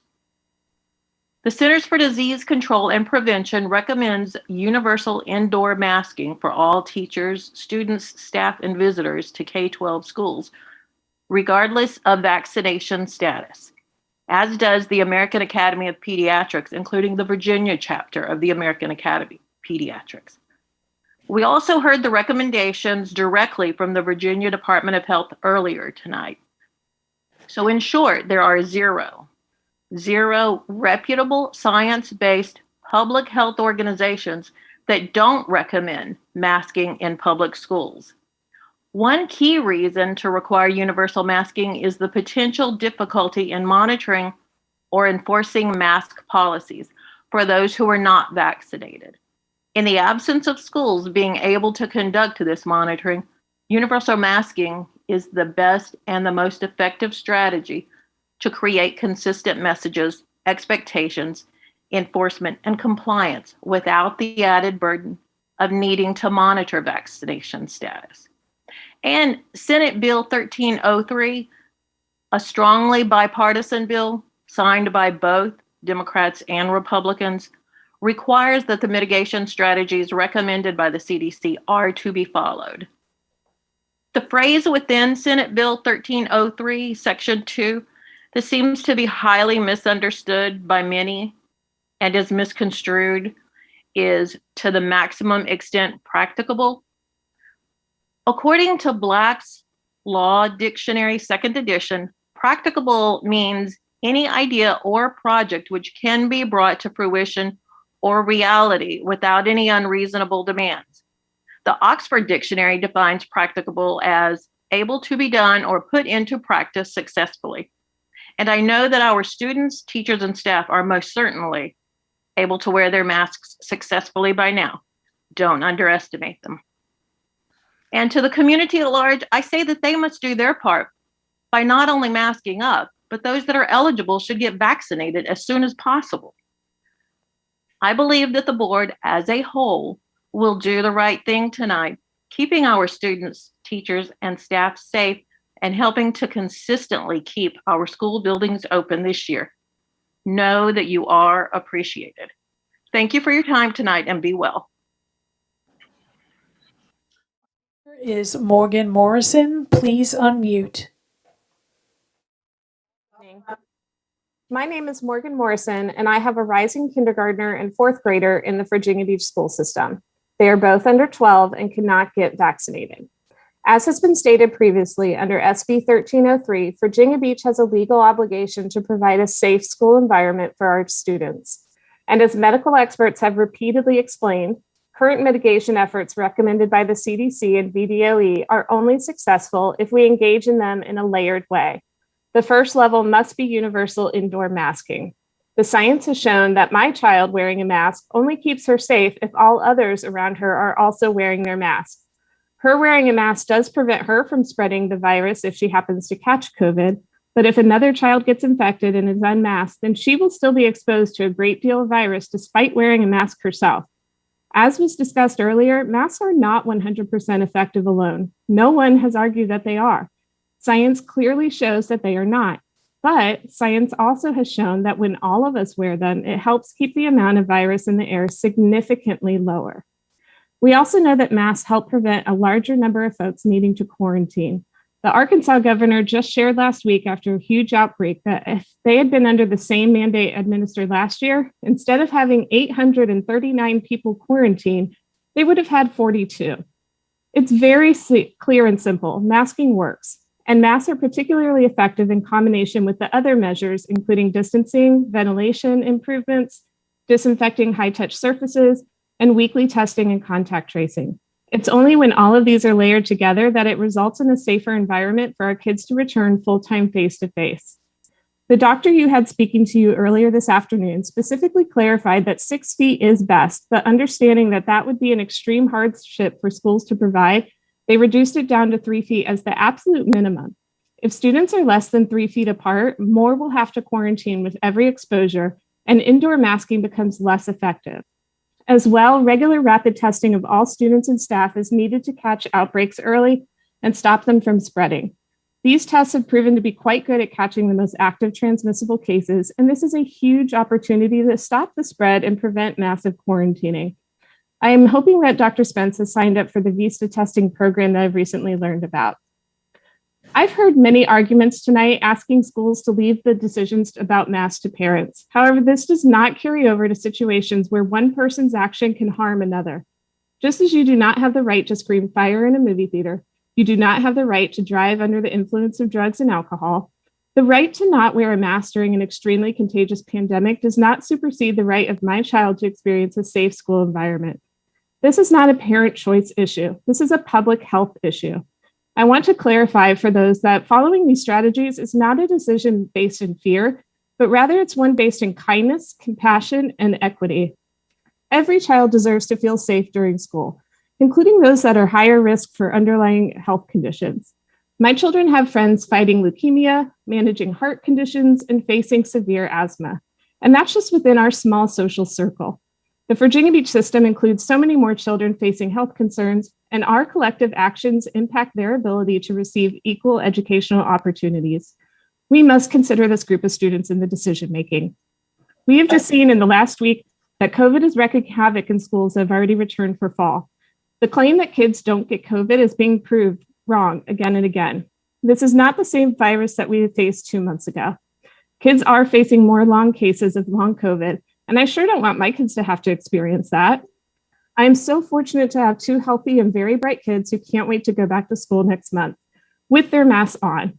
They don't equate it with fear, rather they equate it with being a good citizen, helping to keep others safe around them, which is exactly what it is. In closing, thank you for your time and your dedication to serving our school district. Please listen to the science and put these recommendations into place. Thank you. Our next speaker is Kristen McDonald. Please unmute. Hi. Oh, thank you. Can you hear me? Yes, we can. Okay. Thank you so much for giving me the opportunity to speak virtually. I'm the mom of a Virginia Beach elementary schooler and a registered voter in Virginia Beach. We're a military family, but we're really proud to call Virginia Beach home. I wanted to talk today in support of requiring masking in schools, especially for our younger students who can't yet be vaccinated. I'm also here to support the adherence to CDC and AAP guidelines throughout the entire school year. I really appreciated Dr. Jabari's input earlier during the workshop, and I was heartened to see that the plan for reopening schools includes universal masking. I am concerned, though, to still see a resolution on the agenda to make masks optional. And so I'm also here to talk about trust. As parents and as the citizens that elected all of you, we need to be able to trust you as a board. I have a friend who's so far away from me on the political spectrum, but we are so lucky to have amazing, respectful discussions. And what we've learned is that the majority of us want the same thing. We want what's best for America. We want what's best for our children. But we really diverge on what we think is best and how we should go about it. And because I think that's true for all of us, I think we need you as the board to be able to see past those differences. You're never going to be able to please all of us. But regardless of that, we need to be able to trust you. So if we as citizens and as parents and you as elected officials can't agree on what is best or how to do it, then please rely on science to guide us, not politics, science. Rely on facts, not feelings, and rely on studies, not sound bites. Additionally, we need your decisions to be based in current science, and I really feel that strongly now having listened to some of the previous speakers. Not just cherry-picked and outdated studies to support personal opinions, but rather a general overview and current consensus from the medical community and the experts, especially given the current changes we're seeing with rates of Delta infection in children. And we need details. I'd like to see specifics regarding metrics and the correlation to removal of the layers of protection that you guys talked about earlier during the workshop, well before school starts. So when your decisions are made, we also need you to stick to them so we can trust them. No more asking us to make decisions for our children and then changing the guidelines after the fact. No more deadlines for decisions and then adding resolutions that would change policies like masking long after the deadlines for parents have passed. The guidelines from the CDC and the AAP still say masks are the best practice, and so should you. If you try to change that now, after our virtual option deadlines have passed, then you erode our ability to trust you and our own decisions. So please follow the current science, inform us ASAP on specifics, follow your word, respect each other, and respect us as parents, even when we all disagree. We need to work together to get us all through this trying time. We don't have to agree politically, but personal politics should not be guiding the decisions in public health. Science should be guiding those decisions. Please restore our ability to trust this board to follow facts, follow science, and to keep our kids safe. Thank you for your time and again for letting me speak virtually. I really appreciate it. Our next speaker is Allison Verbanik. Please unmute. Welcome. Thank you. Good evening. I am a VBCPS parent and a member of the Virginia Beach community. I want to start off by thanking the administration for stating they recommend requiring masks and hope you, our school board, do the right thing by following the law as the governor reiterated.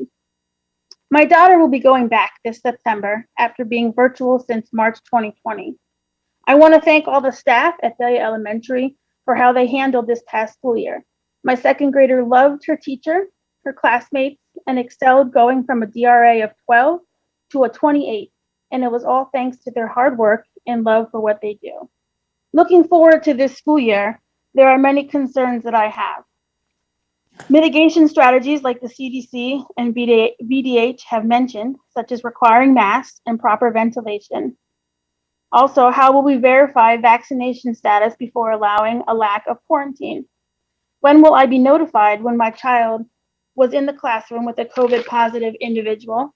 And how will each school keep children safe while eating their lunch? And how will they address the lack of space between students when their masks are off? I am so glad Mrs. Weems mentioned the 4 to 17-year-olds who are shouldering the burden of our community. I completely agree. They are shouldering the burden. As their age group's numbers begin to rise, our community members who refuse to do what is, as the VDH director called, for the greater good and get vaccinated. We do not want to be like Louisiana, with more than 3,000 children who tested COVID positive in just 4 days. We need masks to keep our children safe. I also appreciate another member of the school board mentioning the mental health of our students. I am also concerned for my daughter's mental health as she returns to school. I would love for her to feel safe, not feel anxious by having unmasked individuals around her, and not have to experience the death of a classmate or staff member from COVID. I am hopeful that you will follow the expertise of the CDC, VDH, and AAP, and do what is safe and best for the staff and students of our district. Thank you for your time. Our next speaker is Caitlin Lillies. Please unmute. Welcome. Good evening. Thank you to the school board for giving everyone the opportunity to speak. I'd like to share with you some facts supported by data from reputable scientific sources, which I have carefully read in detail, not just the headlines. Fact number 1, COVID-19 transmission is currently high and continues to increase quickly all across the country. Although infections declined in the late spring and early summer as vaccination rates increased, the Delta variant has changed things. Data from our local area reflects that reality. According to the Virginia Department of Health, the number of new cases per day in Virginia has increased by over 400% in the last month, and that percentage is even higher in Virginia Beach. Virginia Beach is now in the highest of 4 transmission categories as defined by the CDC, up from the lowest category early this summer. And based on the community metrics as defined by the school district last year, our region went from green to red within 3 weeks in late July and early August. We simply cannot apply what would have made sense a few months ago to the current situation. Fact 2, children can be infected with this virus, they can get sick from it, and they can spread it to others. According to CDC data, there was a 94% increase in pediatric COVID cases in the first half of July. As of yesterday, child hospitalizations are the highest they've been during the pandemic and continue to increase. The prevalence and full implications of long COVID are still unknown, but according to the Journal of the American Medical Association, they can include impacts on neurological, lung, immune system, and cardiovascular function. People often cite data showing low death rates in children as a reason not to mask. While I'm incredibly grateful that kids are very unlikely to die from this disease, the idea that death is the only metric we should be concerned about is short-sighted and frankly absurd. Fact number 3, masks aren't perfect, but they work, and they work best when everyone wears them. Thankfully, we've learned a lot about how to reduce transmission and infections. We no longer believe we have to close the school buildings in order to keep everyone safe because mask mandates prevented high levels of in-school transmission last year. We're already seeing the potential impact of removing the mandates. A previous speaker mentioned what's happening in Arkansas right now. They released data showing that since they started school in late July, 78 people tested positive for COVID, which resulted in over 1,000 people being quarantined. That's nearly a quarter of the district. Setting aside concerns about children getting sick, quarantines like that will disrupt education far more than wearing masks ever could.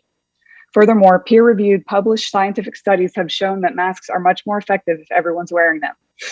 A controlled lab study of mask effectiveness published in the Journal of American Medical Association last year showed that 83% of particles released by an unmasked person could make it through to someone wearing a cloth mask.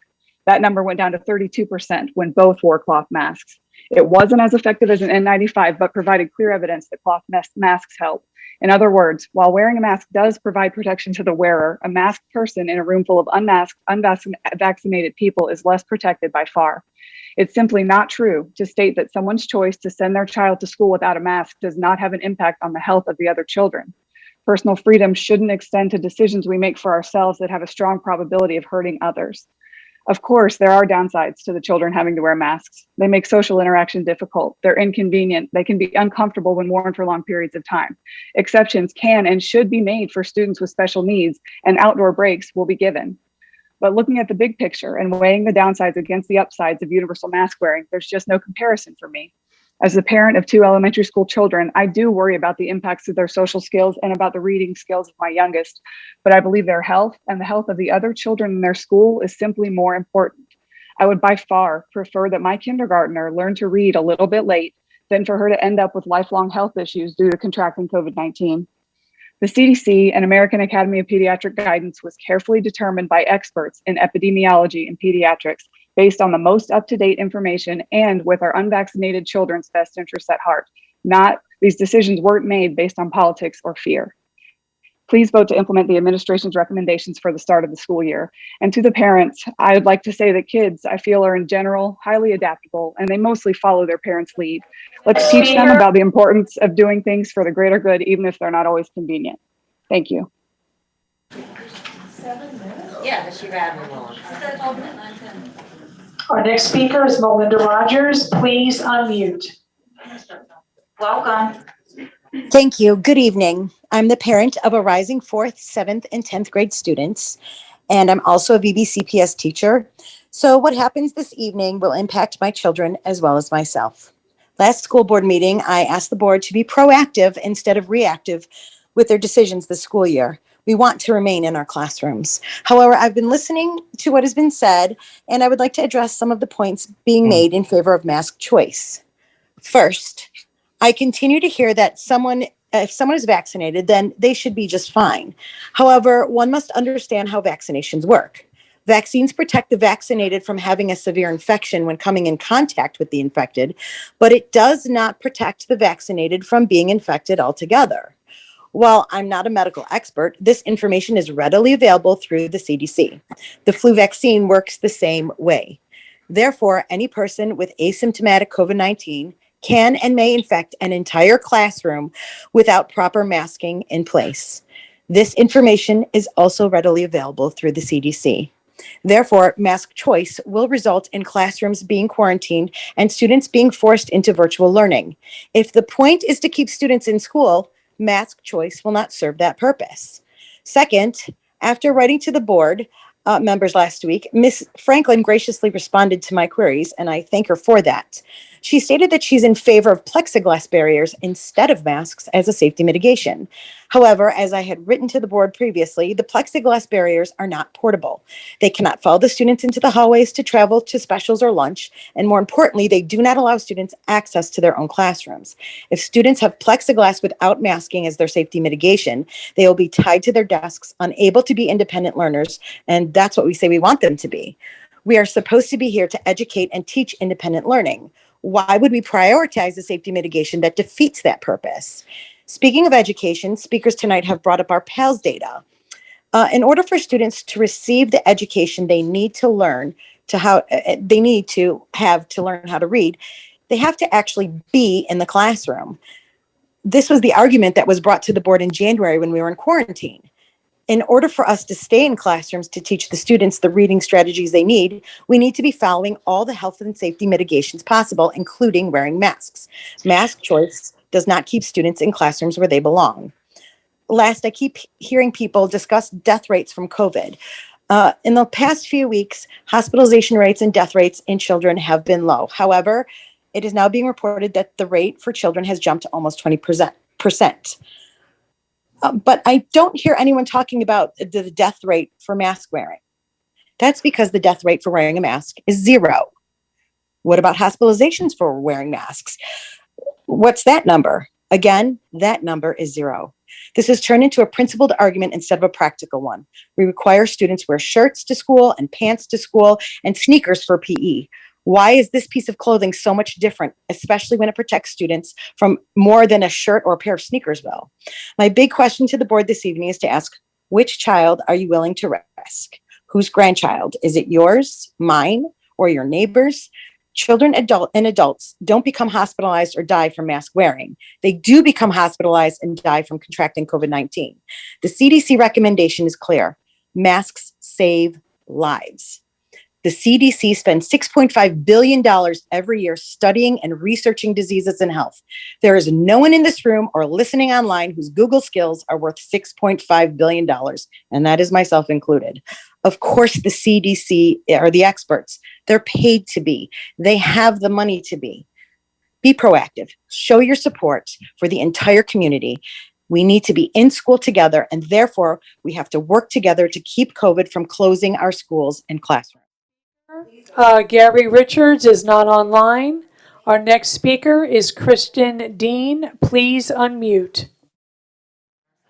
Good evening. I am speaking this evening in favor of the mask resolution that Ms. Hughes is proposing. The decision to have our children wear masks or not should be 1,000% the parent's decision and not yours.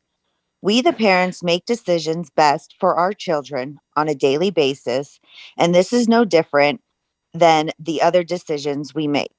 If a parent thinks that their child should wear a mask to school, then it's their choice to send them with masks, just as it is the parent's choice to not send them with masks. We should all be respecting other parents' decisions as they know their kids and situations best. The school board's focus should be on our children's educations and not about masks. I have 2 kids currently in Virginia Beach Public Schools that attend separate schools and are in different grade levels.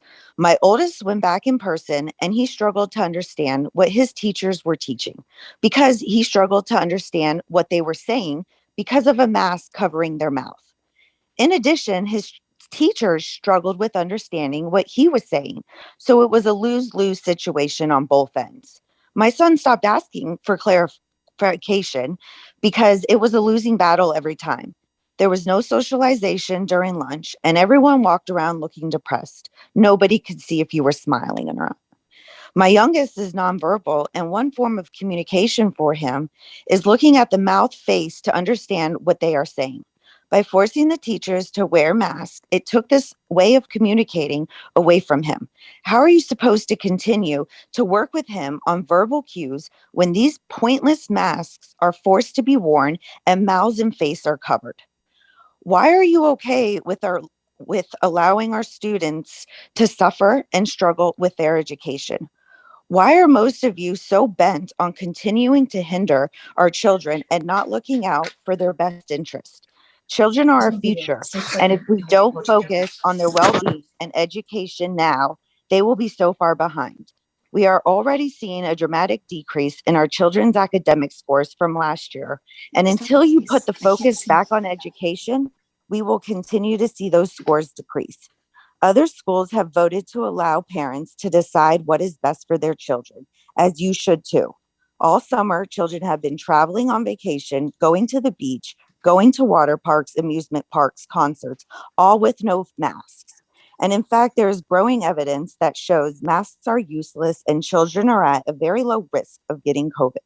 There is no law, no mandate that forces our children to wear masks, and I hope you will do what is right and vote for masks to be optional for the upcoming school year. Thank you. Tell us next. Adele Mary, please unmute. Hi, I'm an 11-year-old at ODS, and I believe that for students who are 11 years old and younger, masks should be required. I say this because I don't want to put my friends and family at risk. We relaxed because we thought we were getting out of the pandemic, but then the Delta variant came. If everyone had been vaccinated and quicker than we are now, then we would have beat the coronavirus a while ago. For students who are 12 years old and up, I say masks should be optional, but they have to give proof to an authority figure at their school that they are vaccinated. Even then, I think they should still carry masks or wear them under their chin to be safe. And I remember the first time I went back to in-person school. We lasted for a little bit, but then the rates of positive COVID tests went up. We thought we had flattened the curve, but what we really did was curve in the flat. So we had to go back to virtual. That could happen again, but to the world. We all know that we don't want to quarantine. If we throw our masks away and celebrate, assuming we're safe, COVID will leap at the chance to infect us all. I will do anything to end the pandemic and go back to normal, so I can hug my friends and family, travel more, and have a virus-free life. And that's why I wear masks and social distance, even if I don't like it. If we're going to push through this, we've got to come together and do it right. Great job, Mom. Our next speaker, Richard Wood, is not online. So our next speaker is Laura Pyle. Please unmute.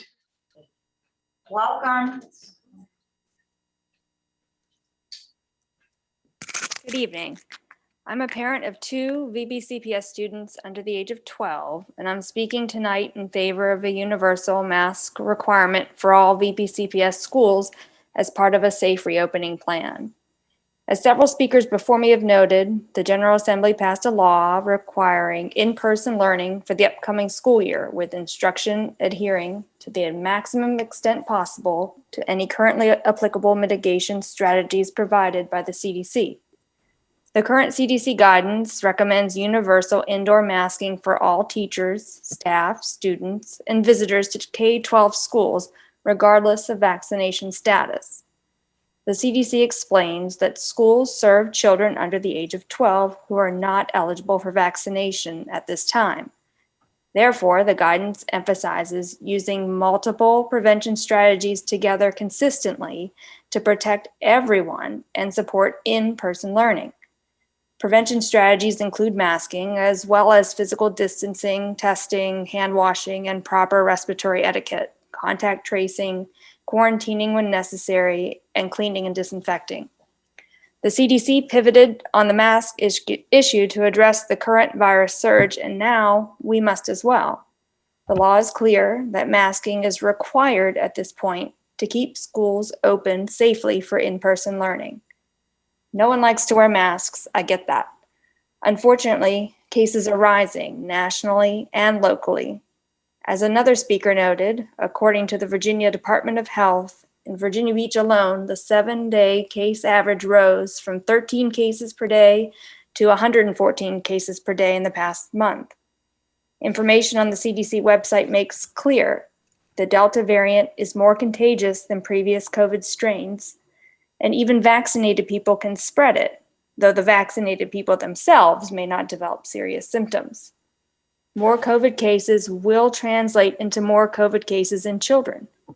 In fact, yesterday, the American Academy of Pediatrics described a continuing substantial increase among COVID cases in children. Until our entire population of K-12 children has had the opportunity to receive the vaccine and the protections it affords, we must continue all mitigation strategies, including masks. Finally, I understand and fully appreciate that parents want to be the decision makers for their children. However, until all parents have the choice to vaccinate their children, masks should be a requirement. Masks protect the wearer, yes, as well as everyone around the wearer. Furthermore, on a practical note, absent a universal masking rule, the burden will fall to teachers to keep track of who should be wearing a mask and whose parents have opted out. The past few years have reaffirmed that our teachers and administrators are amazing, amazing human beings. But please don't add yet another worry to their lists. And instead, I urge you to follow the law and make masks a requirement in schools. Thank you for your time and commitment to our students. Next speaker is Joyce Francesi. Please unmute. Good evening, Chairwoman Rye, Vice Chair Melnick, members of the school board, and Dr. Robertson. My name is Joyce Franzese, and I am a parent of 2 boys that have gone through Virginia Beach schools. I am an ESL teacher here in Virginia Beach, and I am the Vice President of the Virginia Beach Education Association. I am here tonight to speak to action agenda items 12B and C, the school reopening plan and the mask resolution. I am anxious to start a new school year with my students, but as I am starting to plan for the beginning of this new year, I am also realizing that many things are going to be different as the students start to return. Our buildings and our classrooms will not be the same. Last school year, I had 62 students, with half of them being virtual and the other half being face-to-face. I found a way to make the very engaging lessons work as I taught the students in both ways. This coming school year, most of my students will now be face-to-face, so I will be working with them once again in larger groups. And I'd like to be able to do this in an environment that is safe for my students and for myself. In our classrooms last year, we had small class sizes, plexiglass, social distance, masks, cleaning protocols, and limited small groups. You need to realize that this coming school year, you are asking your teachers, assistants, custodians, cafeteria workers, bus drivers, and all other support staff to return to much fuller buildings, crowded hallways, gyms, and cafeterias. COVID is not gone, so I think it is only right that employees can expect a safe environment to return to. We don't want schools to have to close again after reopening because safety measures weren't followed, and our students and staff start to become sick. Just because some may think that COVID has gone on for too long and they're now tired of wearing masks, that is not a valid reason to ignore what is still going on in our world. Wearing masks is a small price to pay for protecting our students and communities and for keeping learning moving ahead. Many here tonight are complaining that as parents, they can make their own decisions for their children. Well, I also feel that as a parent, I know what's best for my children, and I have taught them those lessons and values at home. But I have also taught them that once we walk out of our door, it is not simply about us anymore. We have a greater duty as members of this community. We have done many things over this past year that needed to be done to keep ourselves, our family members, and others safe and healthy. We quarantined, we distanced, we masked up, and we got vaccinated. All of those things led to us being able to visit and see their grandparents once again after over a year. Never once were my children mad at society for making them do these things. We are making progress against this virus, which has already killed more than 600,000 Americans. But the new variants remind us that this pandemic is not behind us. Letting our guard down now is not an option. So I am not here tonight to yell at this board and to tell you to stop telling me how to be a parent. It is very clear to see that that is not at all what you are doing when you make these decisions. I am here as a parent and as an employee, and I am asking you to do the same thing that all of your employees have been asking you to do since March of 2020. And that is listen to the experts, follow the science, and do everything you can to ensure our health and safety as we start this new school year in these very crowded buildings. Right now, science is telling you that COVID is not gone, and the experts are saying that masks are necessary. We heard about the importance of masks and distancing tonight from Dr. Jabari from the Virginia Department of Health. I would also like to remind you that the American Academy of Pediatrics has recommended that as we return to these school buildings, all children over 2 years of age and all adults should wear masks to further prevent the spread of COVID-19. Is Jana Lane. Please unmute. Hello, I am a parent of a middle school and elementary school student, as well as a teacher in Virginia Beach schools. Students benefit from in-person learning, and safely returning to 5-day-a-week in-person instruction in the fall must be a priority. That is why I'm speaking tonight to ask you to require universal masking in all Virginia Beach schools when we come back to school in September. Due to the circulating and highly contagious Delta variant, CDC recommends universal indoor masking by all students, staff, and visitors to K-12 schools, regardless of their vaccination status. Furthermore, the American Academy of Pediatrics says masks are an important tool in preventing COVID spread, especially as dangerous variants circulate among unvaccinated children. They also say masks are safe and effective for anyone over 2 years old. Our elementary school children and many of our rising sixth graders have not even had the opportunity yet to receive a vaccination to protect them from severe cases of COVID. Unfortunately, because of the Delta variant, Virginia Beach health metrics have skyrocketed over the past month. In Virginia Beach, 1 month ago, our 7-day average for cases was only 13, but today it's 114. And 1 month ago, the 7th-day average for hospitalizations was 1, and today it's 10. And 1 month ago, it was 2.8%, and now it's 9.7%. We all have the goal for our kids to be in school consistently 5 days a week. Universal masking will help achieve this goal by helping to prevent transmitting the virus and limiting the amount of people that have to be quarantined because appropriate mitigations were followed. We know that this pandemic is ever changing and needs to be constantly monitored to make sure we are making the safest decisions for our children, families, and community. Please continue to keep our students and staff safe. Universal masking for the beginning of the school year. Thank you so much for your time and your dedication to our school system. Speaker is Jerome Bell. Please unmute. Hey, thank you. Thank you. You know, I sit here and it's astonishing at how many parents abuse their kids and want others to abuse their kids. You know, but anyway, everything has a cause and effect. Cause: constantly breathing in CO2 by being masked results in reduced oxygen intake needed for proper immune system function. Effect: more kids are now catching the China virus. Cause: more people are being vaccinated. Effect: shedding from vaccinated people is making others sick with a more serious synthetic form of the virus called the Delta variant. This is why vaccinated people are still required to wear masks. They are more contagious. Masks don't work. Vaccines don't work. The history of masking goes back really to the institution of slavery, where controlling one's voice to eliminate conversation between slaves were a benefit and a security measure for the slave masters who didn't want rebellions because they were outnumbered. Slave masters also instituted fear by the way of whippings, maiming, or hanging slaves in front of others as a reminder of what can happen to you if you dare step out of line. Today, we see certain types of fear constructs being used against the American people and free citizens in the state of Virginia, and particularly here in Virginia Beach public schools. Maybe not hangings, whippings, or maimings, but the threat of arrest, taking away business licenses, and altogether taking away one's way of life.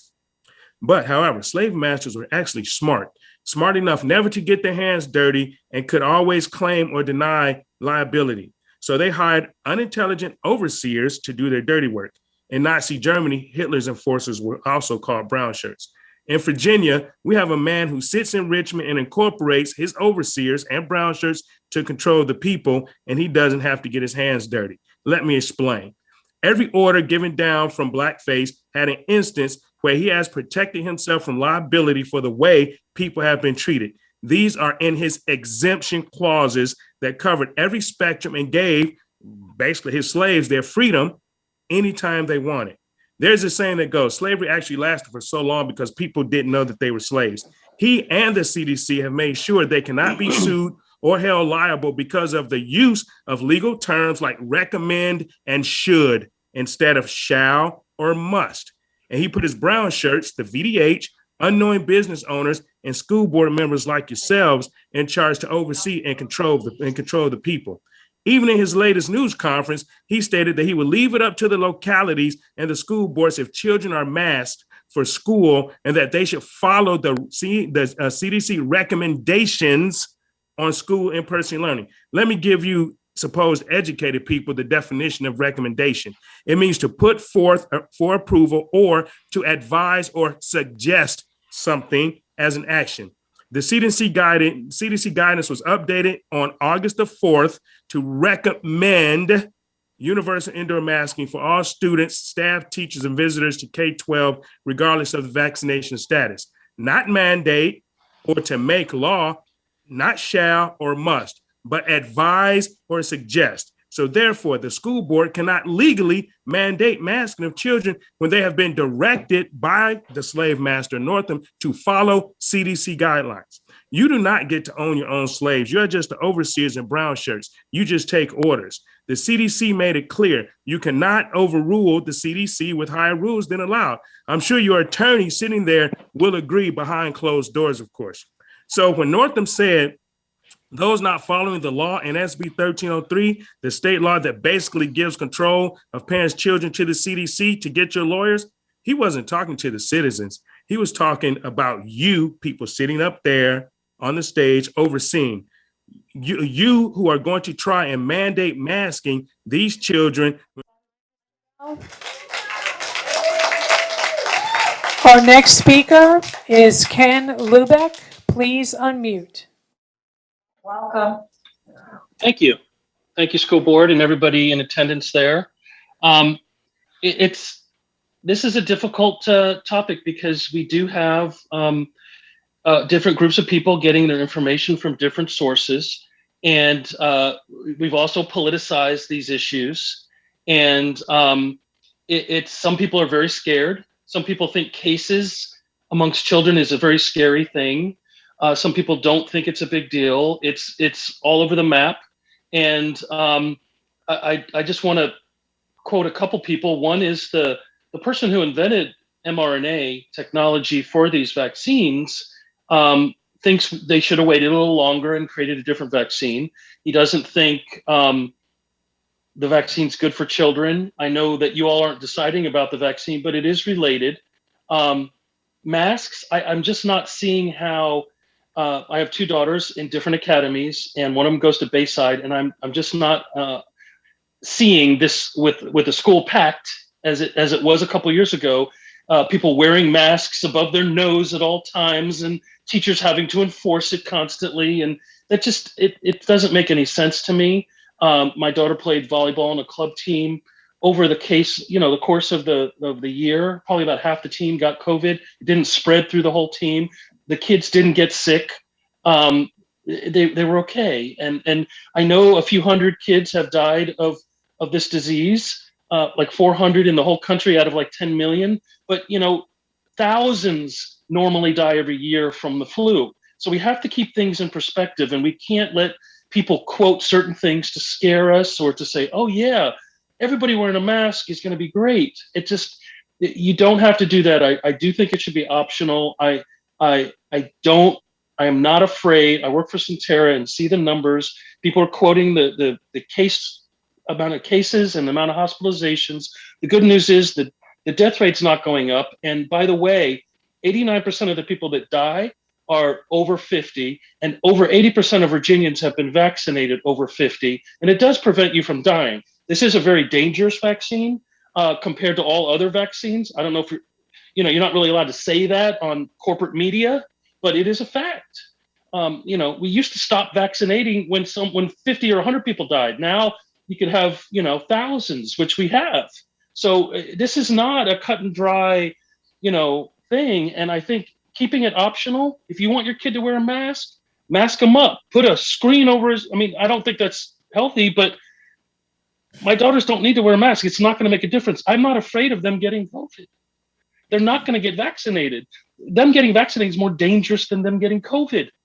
That's absolutely a fact. The former VP at Pfizer said that. We have to be there's no need to start. Your job shouldn't, and it's just very unfortunate that you have to be in this position where you have to sit there and listen to the CDC, which is a questionable organization at this point. They get a lot of money from Big Pharma. And some of those people that work in there get other stuff too.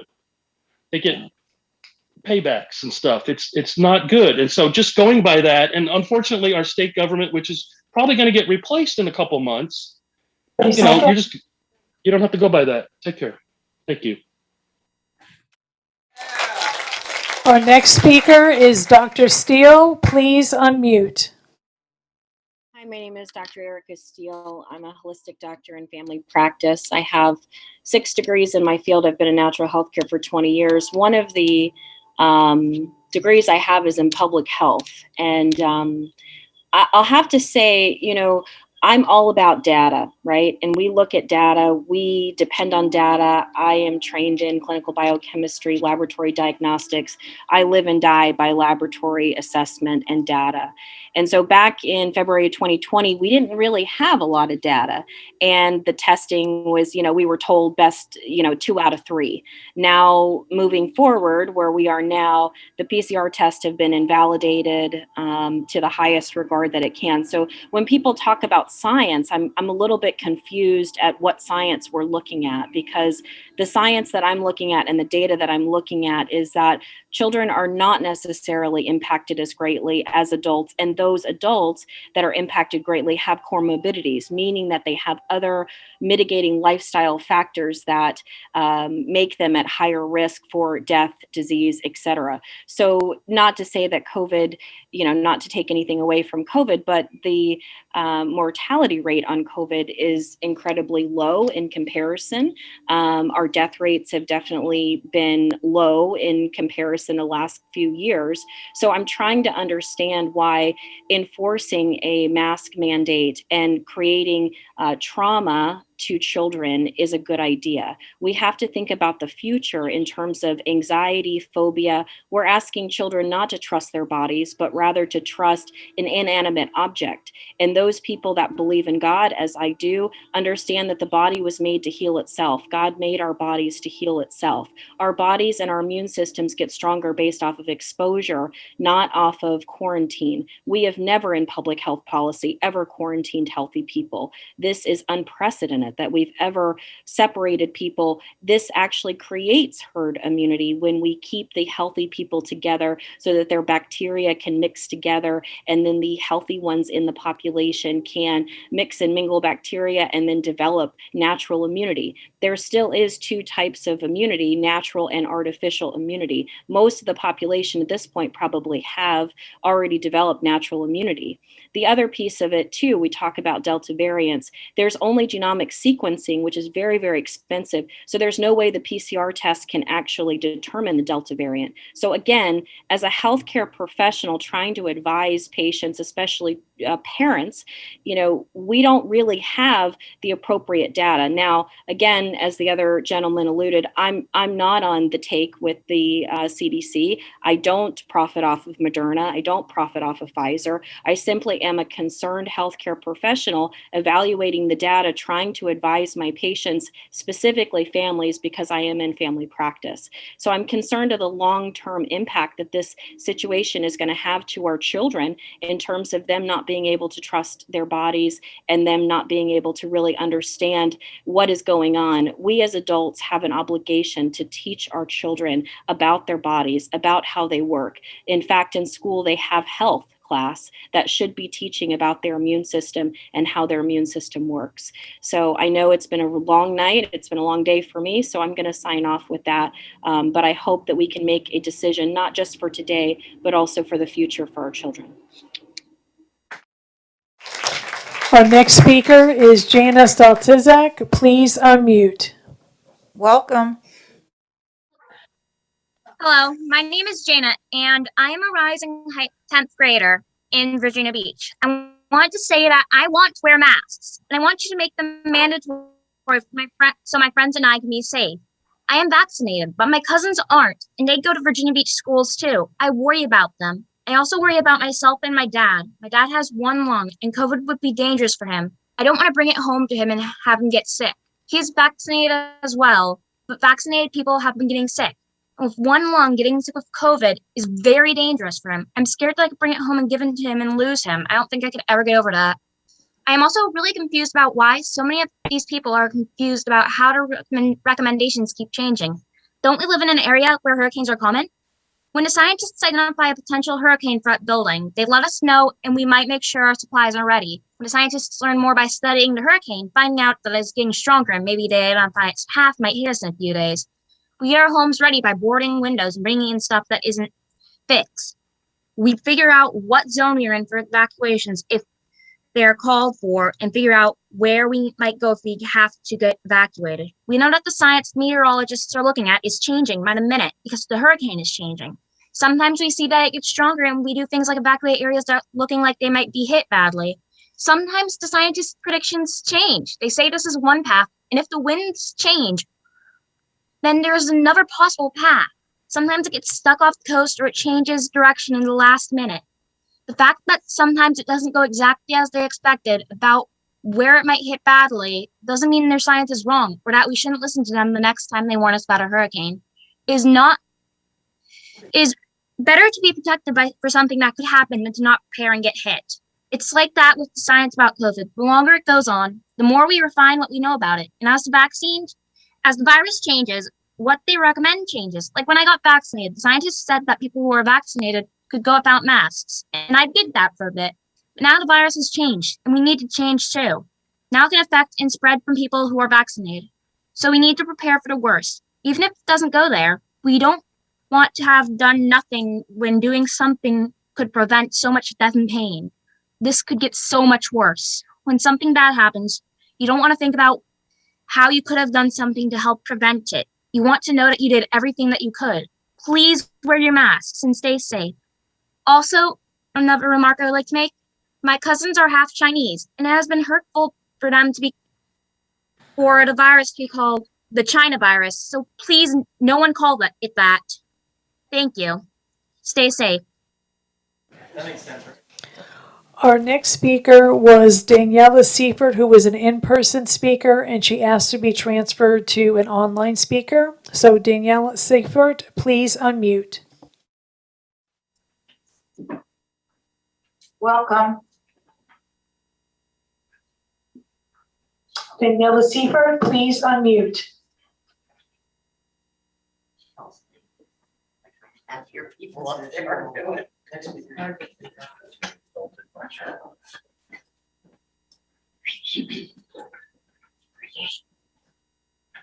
Daniela Seifert, please unmute.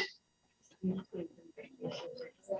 that it, Madam Clerk, for, then I mean, is that it for any others? She is the last speaker. All right, so we're going to take we'll take a break now and we'll reconvene at 10:05.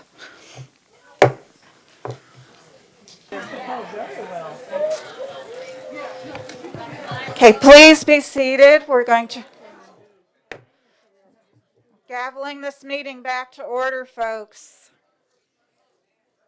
Carolyn Rice, School Board Chair, and our formal meeting is being resumed. We have no consent agenda this evening, so we are moving forward to our action agenda, beginning with item A, Personnel Report, Administrative Appointments. Motion to approve. Mrs. Holtz, and a second, Mrs. Felton. All in favor, please show, Are we going to have discussion? sorry, discussion. Okay. Mrs. Manning. Yes, so it's my understanding that 15 of these positions are new and they're going to be funded with COVID funds. What is administration, since that's one-time money, what's administration's plan for after that to fund it? I'm on. So the positions you're referencing are the ones we're going to make admin assistants in elementary schools. And those are going to be funded through three sources. Title I, and those Title I positions are grant funded, so they have to be evaluated every year. Secondly, we had special education specialty teachers over the last 2 years.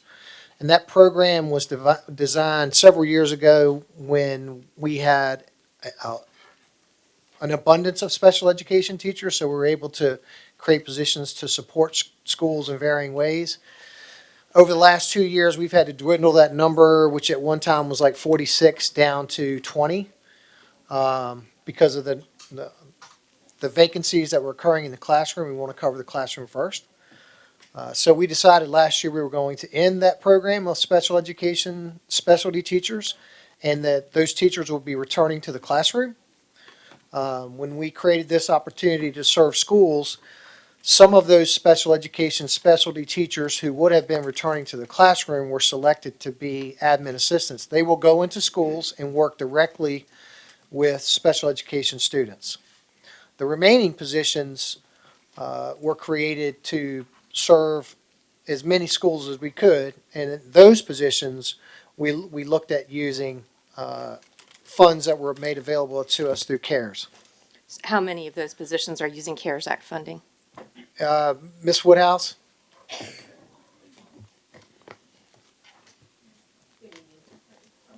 Okay, thank you. Sorry about that. Actually, first, let me apologize because the memo that you received in your packet, I inadvertently put CARES funding. When we initially were having the discussion, we made a proposal that those 15 positions be CARES funded. And at the time, we were told by our Chief Financial Officer, Farrell Hanziker, that he would look into it and see if that was feasible. It was not. So when he came back and told us it wasn't, we, for a better word, pivoted. And so we used what Dr. Robertson already indicated, and then the elementary team used some of their positions, which we have holdback teacher positions. So actually 0 of those positions are going to be funded with CARES. And I confirmed that this morning with Ms. Crystal Pate, who again reminded us that those positions do not qualify under the criteria of CARES funding. So they are funded through other positions that have been converted. So actually 15, although it says yes, new positions, they're from old positions being shifted. Okay. All right. So, well, thank you, Ms. Pate, for clarifying the CARES Act funding and making sure that that gets into the right spot. I still have a problem with funding 16 new positions when we have such learning loss admin positions. When we're struggling, I mean, we were just told about how many vacancies that we have. And while I understand that there's an admin burden because of mandates coming down from Richmond, I think we need to be having conversations with Richmond about their mandates rather than creating new positions. So for that reason, while I appreciate them, your input and the desire to have some admin help, I just can't support funding 16 new admin positions. Thank you. Yeah, and Ms. Manning, we appreciate the fact that we also feel like Richmond needs to fully fund their SOQs. And I know that we appreciate the board each year adds that as a legislative agenda item. And I'll also share that none of those positions will be filled until we have a teacher in those classrooms. So that will be the first thing.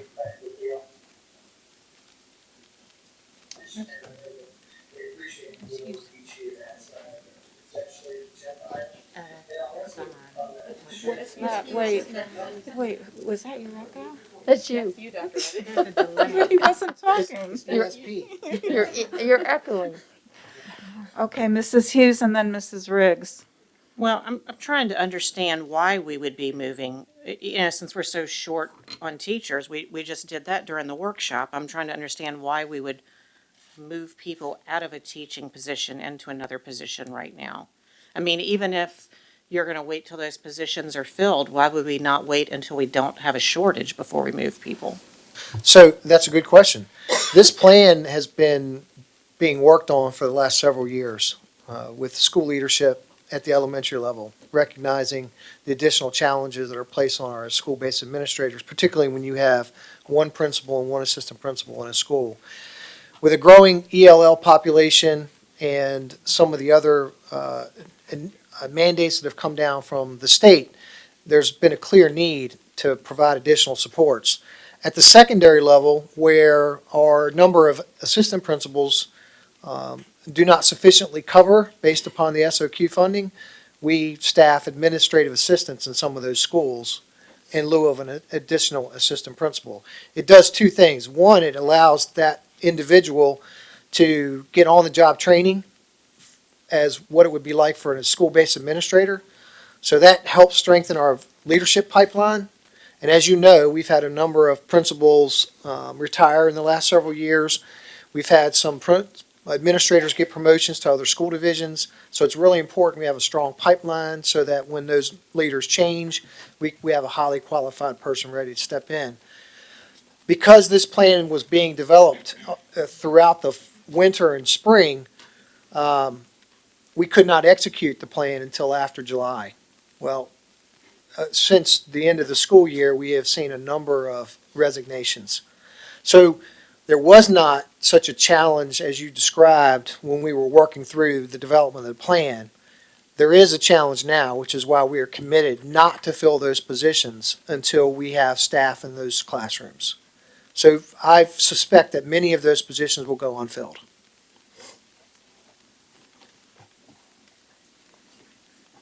Mrs. Riggs and then Mrs. Weems.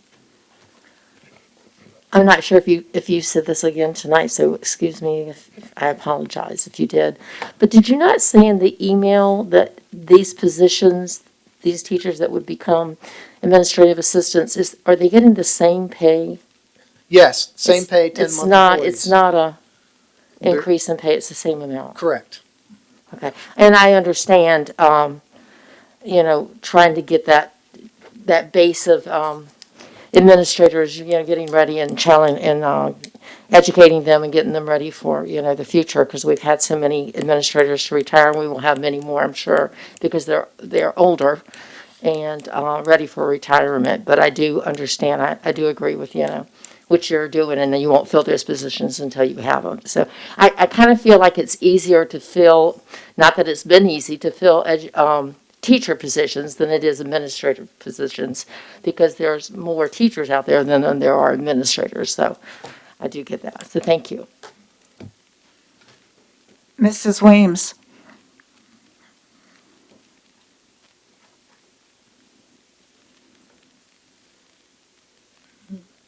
Mrs. Weems?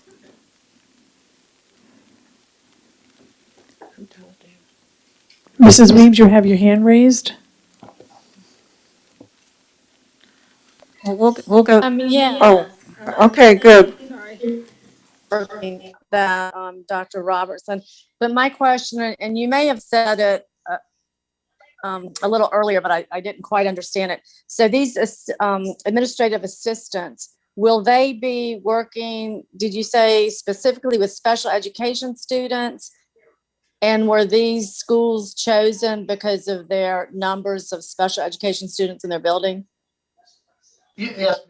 3 different categories of assistants that we've established. One, the assistants that are Title I grant funded are going to work in Title I schools and support instructional needs in Title I schools, because we cannot use Title I grant funds for purposes not aligned to Title I regulations. The special education specialty teachers that were returning to the classroom, those that are selected for administrative assistance, will utilize their skills working directly with students with disabilities in schools with large numbers of students with disabilities. The remaining individuals will work in schools that were identified with by a growing number of English language learner students, as well as the overall population of the school. So we've got three distinct groups. Do you have a Do you have a follow? follow-up to that, Mrs. Williams?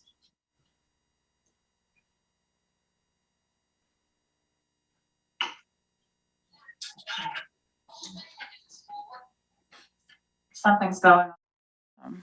I think it's people who recorded it on their phone and they're Okay, thank you.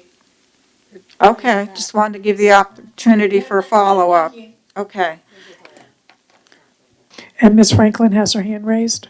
All right, we have Mrs. Anderson and then Mrs. Franklin.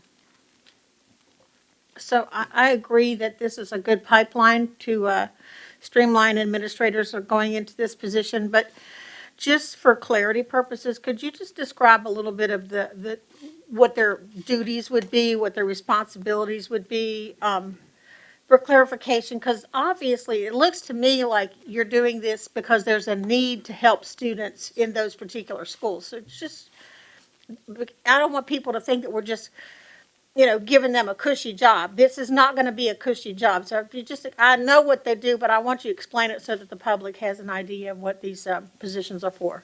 Yes, so if we're talking about our Title I grant-funded positions, they're in schools that are represented by our highest number of students in poverty. And they will support teachers and they'll support students and families through things like tutoring, running SRT meetings, working with the teachers directly on instructional strategies, working directly with students. For our special education specialty teachers that are going to be working with those students with disabilities, they could be running IEP meetings, they could be looking at a student's IEP with case managers, with teachers, with families, to provide the additional assistance. And again, the other four positions, now if it's four, is it four for the other group? Director Rogers, four. They'll be working with those students who are English language learners in a number of our schools where that population has increased, which includes working with families. Mm-hmm.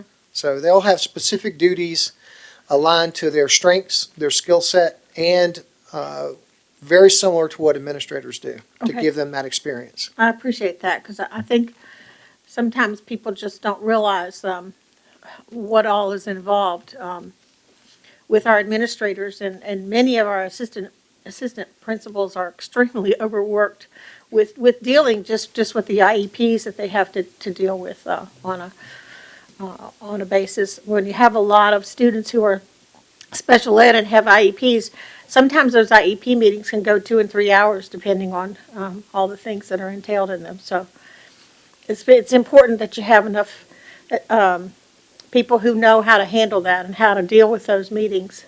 Thank you. Okay, Mrs. Franklin, then Miss Owens. Okay, so part of my question is just to recap, because for some reason, when Miss Weems was talking, I couldn't hear anything. So I just wanted to check, because initially, when we were thinking that this was going to be CARES funding, can you still hear me? So part of my question is just to recap, because for some reason, when Miss Weems was talking, I couldn't hear anything. Can you hear me? Twice.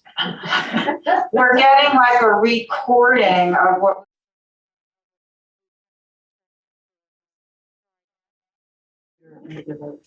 Okay, I think it happens when Miss Weems actually mute or unmutes. I think that's at least what I'm seeing on my side of it. Anyway, so. Let's try it. I'm sorry? Let's try this again. Okay, So initially, when we thought it was the CARES funding, I had asked a question about whether or not these were going to be permanent positions or temporary positions. And I believe the response was they would be temporary positions due to the CARES funds for the next 2 years. So with that being said, now that we are not going to be using CARES funds, and it sounds like we're going to be using a Title I grant, I am assuming that these are going to be permanent positions then? Now, every year one grant, you have to look at your allocation of positions. So for the Title I positions, they'll be reviewed annually. For the, yes, for the special education specialty teachers that we were returning to the classroom, should we be able to utilize those special education specialty teachers that are already allocated as part of our operating budget, we'll use them as administrative assistants. If we can't, because we can't find a teacher for the classroom, they will remain in the classroom. They are already budgeted positions. And then for the remaining positions. And then also, so, and this is where it kind of cut out. Did I hear you correctly that these positions will not be filled until we do find other teachers to backfill or could you just clarify that again? None of these positions will be filled until a replacement has been found in the classroom. Classroom is the number one priority. Okay. Dr. Robertson, may I also add, that has always been a practice of ours as we reach the early August timeframe. So when we have school-based employees receive promotional opportunities, it comes with the caveat that we will not transition them to their new position until their position is filled with a suitable replacement. And so as Mr. Platt contacted each of these individuals, they were told that. Okay, Ms. Owens. Thank you. I won't belabor it. Thank you for the clarifications about the priorities and the order that those positions will be filled. I'm pleased to see that we are doing that. I know that with this upcoming school year, we're going to see increases in IEP changes and modifications, as a lot of our special education students needed modifications for the last school year with the virtual components. And now that we're going back face-to-face, adjustments will need to be made to have them with the correct accommodations in the classrooms.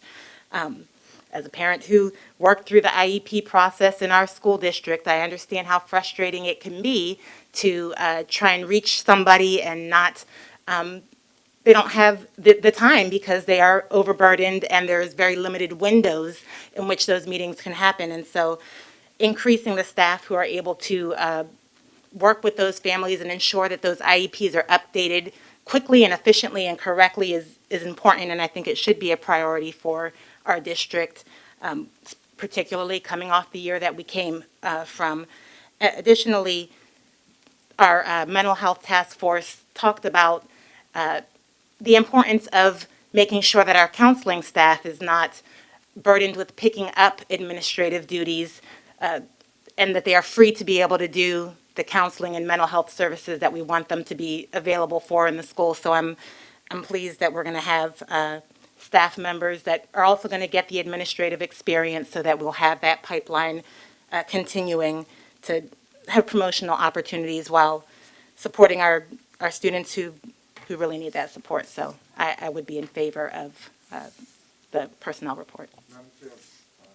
Madam Chair, may I paint some additional context? I know Dr. Please. Myers' job is not here, but originally we had over 50 PCSTs, and they were program compliance support teachers designed primarily to support our special education teachers with the special education process, with not only instructional resources, but certainly to serve as a mechanism with which they can provide support in writing IEPs.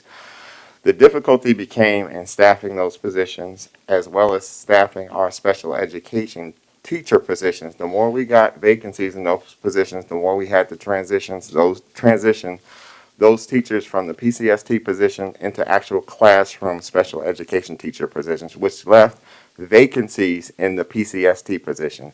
Alas, Dr. Robinson spoke about shifting that positions from PCSTs to I was confused at the special education support teachers, SESTs. We still have vacancies in those positions from a reduction, I think it was like 56 to about 20 some odd. And we still have vacancies there because we had to put them in the classroom, which left these FTEs that still were not able to support special education teachers and special education students. So and when Mrs. Lewis was here, she and Dr. Myers brainstormed what's the best way in which we could provide support to our special education student population with our existing resources. Our existing resources, we have teachers who want to have administrative leadership responsibilities, and they don't have to have the special education endorsement in order to do that. You get the best of both worlds. You have a teacher who has an interest in administrative leadership opportunities, who can also learn and grow in the special education process. We grow our own and serve as a resource for not only the special education teacher, but the special education student as well as their families. So that was the rationale behind doing that. And we also converted a couple of those positions into teaching positions, as well as I think about 4, if I'm not mistaken, teacher assistant positions to support our special education population. So we use our existing resource and repurpose them to serve the same population of students and teachers. Just Mrs. Manning? one quick follow-up. I would prefer that positions be brought to us as they were going to be filled, rather than saying, oh, well, we're going to fill it when we have all these other ones filled. I'd like to kind of know when that's happening.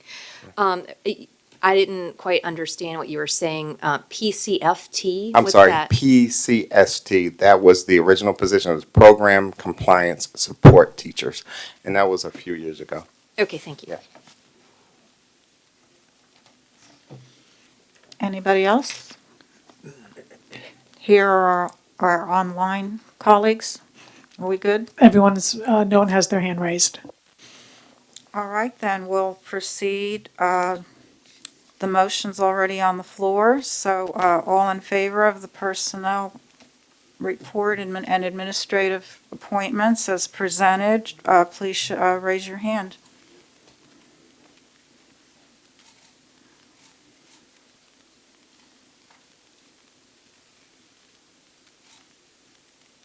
Mrs. Weems, how do you vote?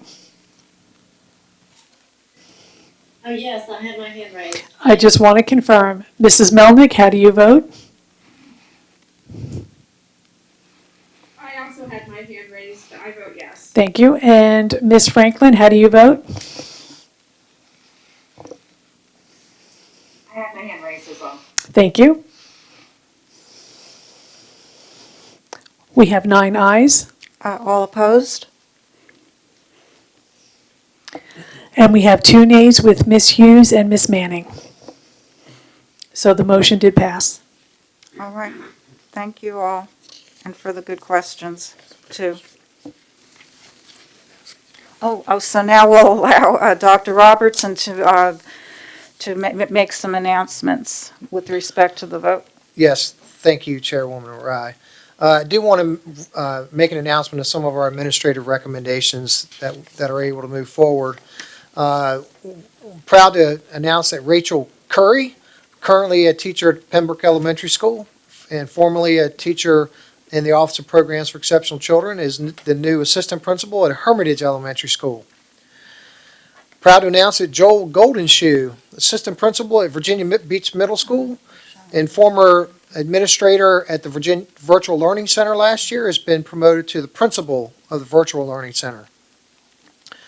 Proud to announce that Jenna Filipowicz, current admin assistant at Larkspur Middle School, former school improvement specialist, and a math teacher, has been promoted to assistant principal at Green Run High School. Proud to announce that Philip Friedman, an instructional technology specialist from Virginia Beach Middle School and former teacher at Tallwood High School and Bayside Middle School, has been promoted to the academic dean at Green Run Collegiate. Proud to announce that Joshua Patrice, graduation coach from Kempsville High School and a former teacher at the Renaissance Academy, has been promoted to the assistant principal at Kempsville High School. Excuse me. I'm proud to announce that Emily Beasley, currently the Director of Human Resources and Benefits at Salem Academy and College in Winston-Salem, North Carolina, will be the new Employee Relations Specialist in the Department of Human Resources. I'm proud to announce that Nancy Flynn, current assistant principal at Lansdowne Elementary School, will be the coordinator of science in the Department of Teaching and Learning. I'm proud to announce that Daniel Hopkins, currently a coordinator of accounting in the Department of Budget and Finance, will be the new director of business services in the Department of Business Services. And finally, Jeff Ludwig, a financial specialist in the Department of Budget and Finance, will be the new grants manager in the Department of Budget and Finance. And these are the recommendations. Thank you. Thank you. As always, we wish these new administrators much success in their new positions, and we're here to support in any way. Okay, action item B, the reopening plan, and we are welcoming again Mr. Freeman, our Chief Operations Officer, to present an abbreviated version of what was shared in workshop as a starting point. Welcome, sir. Oh, yes, we need to do that. Okay, so that we can introduce discussion. A motion to approve. Mrs. Anderson, a second. Mrs. Riggs. Okay, the floor is yours, Mr. Freeman. Thank you and good evening, Chairwoman Rye, Vice Chair Milnick, members of the board, and good evening to our students, families, staff, and community members who are viewing this remotely and those of you who have joined us in chambers. My name is Jack Freeman and I am the Chief Operations Officer for the school division. It is my pleasure to present to you our recommended plan for beginning this school year. This plan was developed collaboratively with the support of our tremendous leadership team under the guidance of Dr. Spence, and was informed by all that we learned responding to COVID-19 over the past year and a half. After the first portion of the brief, Dr. Gene Saltner will also share some specifics from the Department of School Leadership.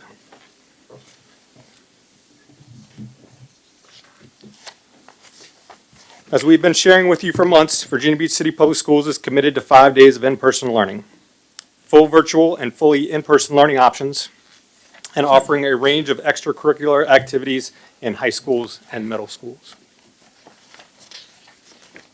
When developing this plan, we leveraged recent legislation and guidance from recognized bodies of experts whose roles are to ensure public health and also support health safety in schools.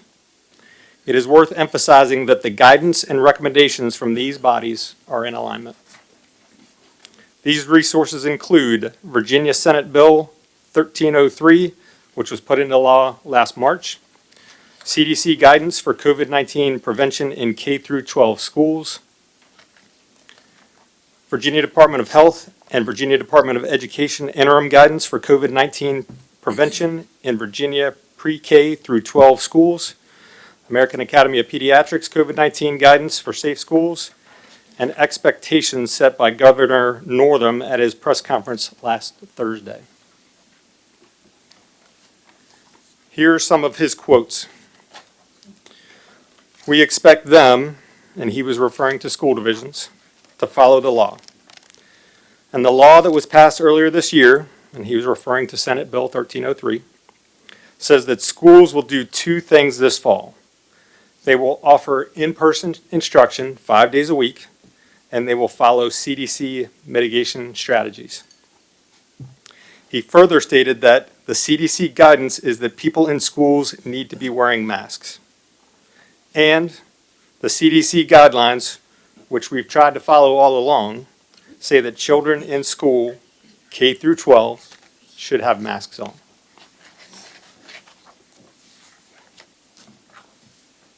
And this is the language in the law that he was referring to. Each school board shall offer in-person instruction to each student enrolled in the local school division. For the purposes of this act, each school board shall, 1, adopt, implement, and when appropriate, update specific parameters for the provision of in-person instruction. And 2, provide such in-person instruction in a manner which adheres to the maximum extent practicable to any current applicable mitigation strategies for early childhood care and education programs in elementary and secondary schools to reduce the transmission of COVID-19 that have been provided by the Federal Centers for Disease Control and Prevention. So, school divisions are legally obligated to adhere to the CDC guidance to the maximum extent practicable. Let's look at some of the key takeaways from the CDC guidance. Safely returning to in-person instruction is a priority. Vaccination is currently the leading public health prevention strategy. Regarding masks, CDC recommends universal indoor masking for all teachers, staff, students, and visitors to K through 12 schools, regardless of vaccination status. Children should return to full-time in-person learning in the fall with layered prevention strategies in place. Maintain 3 feet of distancing for students when possible, combined with mask wearing. When possible means that getting students back to in-person learning is the priority. Distancing should support that goal, not restrict it. Those are considered the 3 key prevention strategies, but layering other strategies further reduces risk.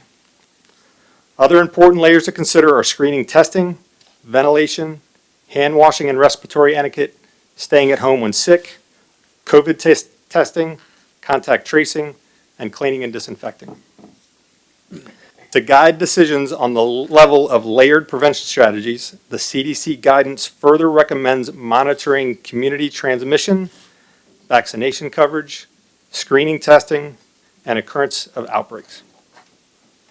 We'll come back to that topic, but before we do that, in the opening slides, I shared that we referenced guidance from several recognized public health bodies and noted that the guidance and recommendations were in alignment. Here's an example of what that means. The first quote is from the CDC, and that's what I shared on the previous slide. CDC recommends universal indoor masking for all teachers, staff, students, and visitors in the K through 12 schools, regardless of vaccination status. Next is the American Academy of Pediatrics. All students older than 2 years and all school staff should wear face masks at school unless medical or developmental conditions prohibit use. And then Virginia Department of Health. All K through 12 schools, including pre-K classrooms in Virginia, should implement a requirement for students, teachers, and staff to wear masks indoors regardless of vaccination status. The recommendations are aligned. The top bullet here is one of the key takeaways from CDC guidance. I told you that I would come back to it. To guide decisions on the level of layered prevention strategies, localities should monitor community transmission, vaccination coverage, screening, testing, and occurrence of outbreaks. There are 2 measures that are recommended to monitor the level of community transmission. Our locality, so Virginia Beach, the total number of new cases per 100,000 persons in the last 7 days, and the percentage of nucleic acid amplification tests that are positive in the last 7 days. Those indicators are on the left side of the chart that you see here. I want to emphasize that the CDC recommends using these measures for the locality as a whole, meaning the city of Virginia Beach, and not for schools or school divisions themselves. This is also different from last year's recommendation to use Eastern Region data. We will be using Virginia Beach data this year. The CDC recommends using these metrics to inform decisions on layered prevention strategies. This is worth repeating. These metrics inform decisions on layered prevention strategies, not decisions to close schools, which is very different from last year. Across the top of the chart are the levels of transmission: low, moderate, substantial, and high. Total new cases in the city of Virginia Beach in the past 7 days, the top line, is 114 per 100,000, which is in the high category. Percent positivity in Virginia Beach in the last 7 days, the bottom line, is 9.7%, which is at the top end of the substantial category. Both of these metrics have been trending up since early July. The CDC also recommends monitoring vaccination rates. A high vaccination rate is a positive indicator for decisions related to relaxing layered prevention strategies. In Virginia Beach, the current vaccination rate for those 18 and older is 56%, and the current percentage of eligible population between the ages of 12 and 17 is 36%. As a reminder, students younger than age 12 are not currently eligible to receive the vaccine. Knowing that we're in substantial and high levels of community transmission, knowing that vaccination percentages are low, and taking into account the law and guidance from recognized public health bodies, we recommend the following strategy.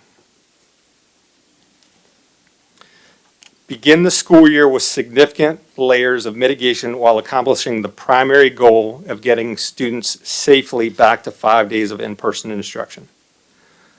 Monitor community metrics, monitor community vaccination coverage, and monitor our contact tracing metrics. Collaborate with Virginia Beach Department of Public Health to address outbreaks when they occur to minimize impact. When conditions permit, coordinate with Virginia Beach Department of Public Health to remove one layer of mitigation at a time and monitor the change for a minimum of 3 weeks. Before removing layers of mitigation, they will be in accordance with the law, changes align with CDC guidance, and decisions will be in consultation with Virginia Beach Department of Public Health using up-to-date data and information. That's the recommended strategy.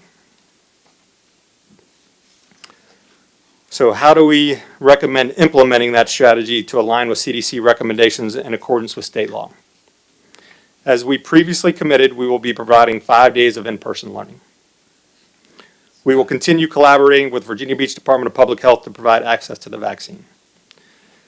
We hosted 2 cycles of vaccination clinics, one in the May-June timeframe, when every high school hosted a clinic to support their assigned students and staff, and one that concluded last week, where 4 schools hosted clinics that served students, staff, and families from across the division. We will continue this collaboration with Virginia Beach Department of Public Health to provide improved access to the vaccine. We recommend that masks be required for all who enter our buildings and travel in school board buses and vehicles, and that masks are not required outdoors. We recommend that students be distant by 3 feet where possible. Getting students back to 5 days of in-person learning is the priority. Sometimes 3 feet will not be possible. We will continue our efforts to support ventilation. Routine maintenance enables systems to function as designed. When conditions permit, windows can be opened to increase ventilation. And we are in the process of obtaining portable HEPA units with UVC capability for classrooms and clinics. Similar to last year, we will encourage the daily use of the self-screening tool, the message, stay at home when you're sick. We recommend continuing our contact tracing, quarantining, and isolation plan. We intend to continue conducting contact tracing and communicating those results when cases are identified in our buildings. Updated contact tracing standards account for the effectiveness of vaccination and masks for students. Under the new standards, when student, I'll call it student A, is identified to be within 3 to 6 feet of an infected individual, I'll call them student B, and they are both wearing masks, then student A will not be considered a close contact. As you recall, the standard is less than 6 feet for greater than 15 minutes in a 24-hour period, which equates to close contact and the associated quarantine. With masks, students can be as close as 3 feet and not be considered a close contact. This exception only applies to students, not teachers, staff, or adults in the K-12 setting. Further, if anyone who is vaccinated and is asymptomatic, they will not be required to quarantine as a result of a contact tracing. Those 2 changes show the significance of the vaccine and the combination of mask wearing and physical distancing. Those who are vaccinated and those students who wear masks and distance greater than 3 feet will be much less likely to experience disruption with their schoolwork, extracurriculars, and athletics. For example, students who play sports and who are vaccinated will be less likely to miss a practice or game than a student who is unvaccinated. Moving on. We recommend returning to routine cleaning protocols using enhanced cleaning protocols only when needed in consultation with Virginia Beach Department of Public Health to address specific problem areas. CDC guidance states, in general, cleaning once a day is usually enough to sufficiently remove potential virus that may be on surfaces. We will encourage good hand hygiene and respiratory etiquette. Hand sanitizer will be provided in classrooms and office spaces similar to last year. We recommend school buses transport students with no COVID capacity limitations in order to achieve the primary goal of returning students to in-person learning. When conditions permit, windows will be positioned to improve ventilation, and seating charts will be maintained to support contact tracing. PPE has been a topic of conversation, so we intend to provide disposable masks at our schools and on school buses for those who forgot to bring a mask or otherwise need a clean mask. Gowns, face shields, and other PPE will be available as required to support special education. And alternatives to masks continue to be evaluated for special circumstances. For example, we tried using clear face masks last year. Those are the ones that you're supposed to be able to see mouth movements. We also tried hoods with clear masks on them as well, and they both received poor reviews. They fog up, which defeats the purpose. This year, all things considered, we are exploring face shields to support reading and language instruction. Last year, given all that was not known and distancing challenges that we were having in schools, we used plexiglass as part of our layered mitigation strategy. There is no data to support the effectiveness of plexiglass, and none of the guidance recommends it as a prevention layer. Therefore, it will not be part of our layered prevention strategy this year. We intend to collect unused plexiglass from our schools and buildings, and that being said, we will support local school and office decisions to retain plexiglass that is already in place. We intend to physically distance to the greatest extent possible in our cafeterias, and seats will be assigned where feasible to support contact tracing. For example, assigned seats in elementary and middle schools is feasible. In high schools, it is not.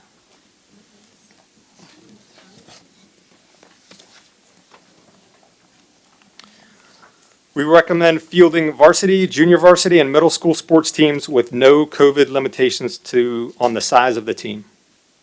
We recommend allowing performing arts comparable to athletics and allowing a full spectrum of extracurriculars.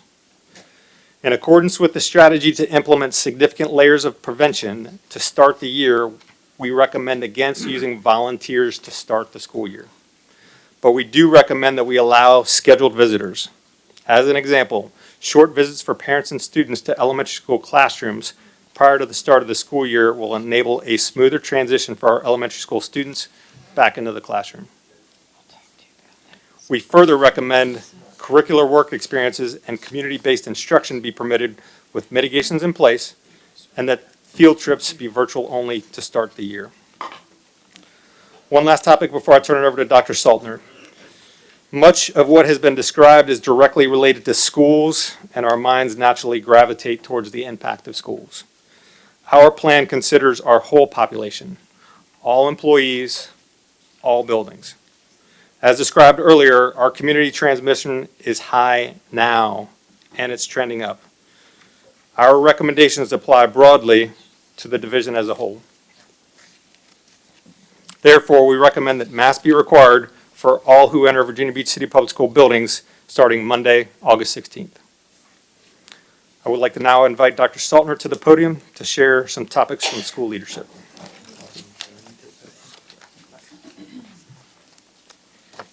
Chairwoman Rye, Vice Chairman Melnick, Dr. Robertson, members of the board.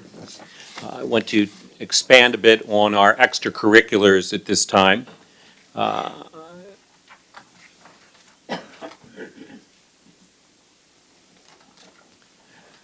Our high school students' activity programs are in full swing, with Virginia High School League sanctioned activities launching their first practice July 6th with golf. If you look to the screen, you'll see the start dates for all our fall sports, as well as dates for our first competitions.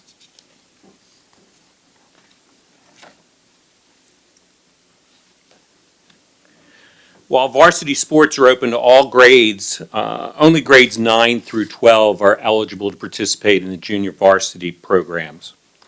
And although masks are not required for coaches or athletes outdoors, indoors, all coaches, athletes, and spectators must wear a mask. Athletes participating indoors when engaged in activity may relax their masks. Spectators will be permitted with certain restrictions, including social distancing.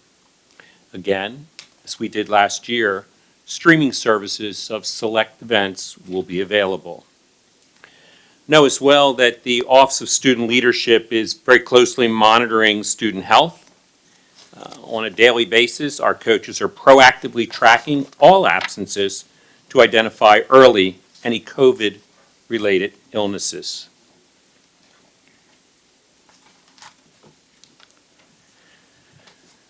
We've also got our marching bands poised to practice. In fact, they will be out there beginning tomorrow in preparation for performing at their home football games and competitions. Orchestra, choral, and band ensembles, as well as theater performance, are slated to return with the start of this school year. And performances will be permitted with social distancing and some restricted capacity. Know that the SCA, National Honor Society, featured at every school, and a host of other clubs and organizations determined by the school and by student interest will also meet. At our next meeting or next workshop, I'll provide you an update on middle level extracurricular activities when we get those started. Mr. Freeman.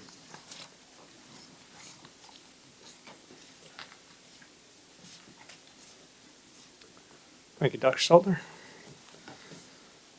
Regarding communications from last year, we reflected on formal and informal feedback from our staff and community and intend to provide more opportunities for two-way communication this year, as well as ensuring information is getting to every stakeholder who is looking for it.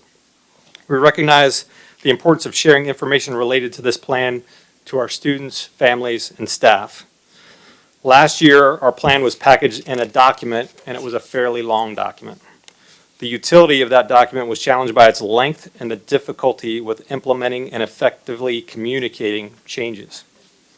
This year, we intend to implement a more user-friendly, nimble, web-based communication that will allow the user to easily navigate to the information that they need. Further, it will enable more seamless and accessible updates. That product is under development and will be shared soon.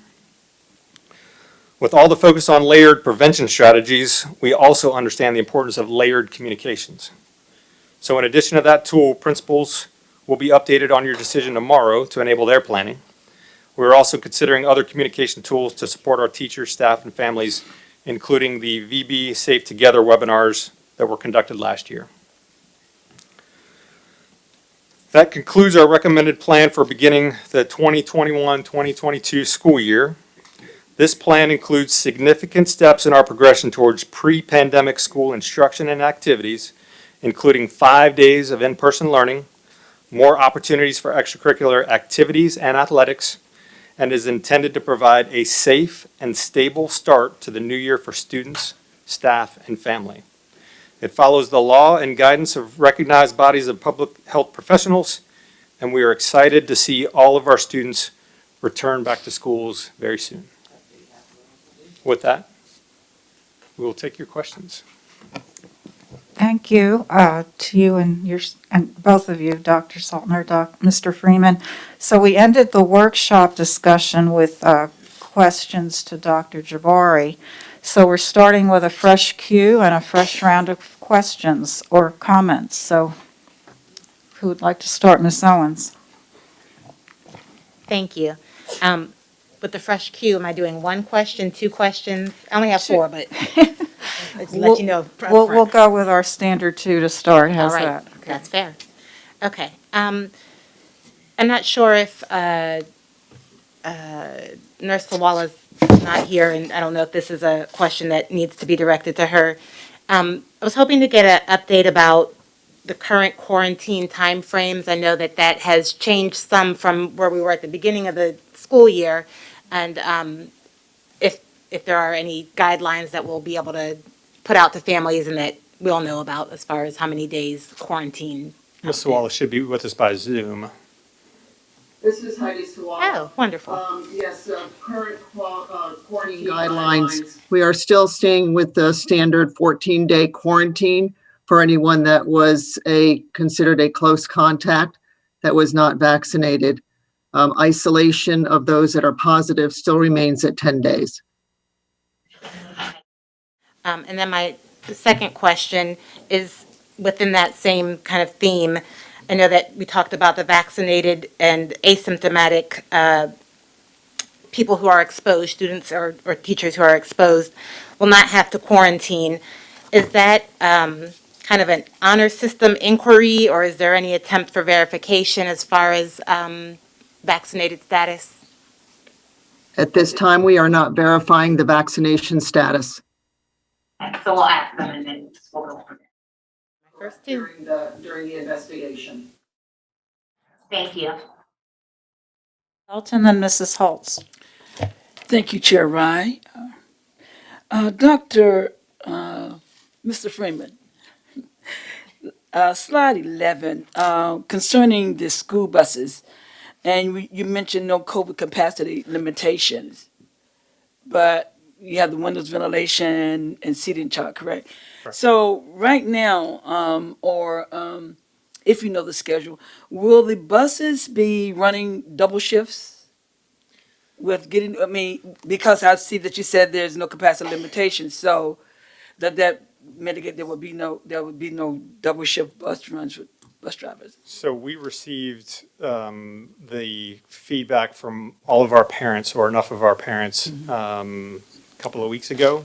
Those plans are being developed, so it would be premature to share with you right now what that transportation plan is going to look like, but we can follow up with you, how much we're going to need to, because I think where you're referring to it, are they going to have to double back on their runs?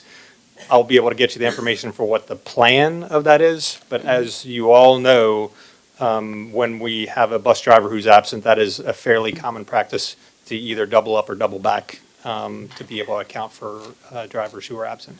So we can get you the planned version of it. So you're almost asking the second part of my question.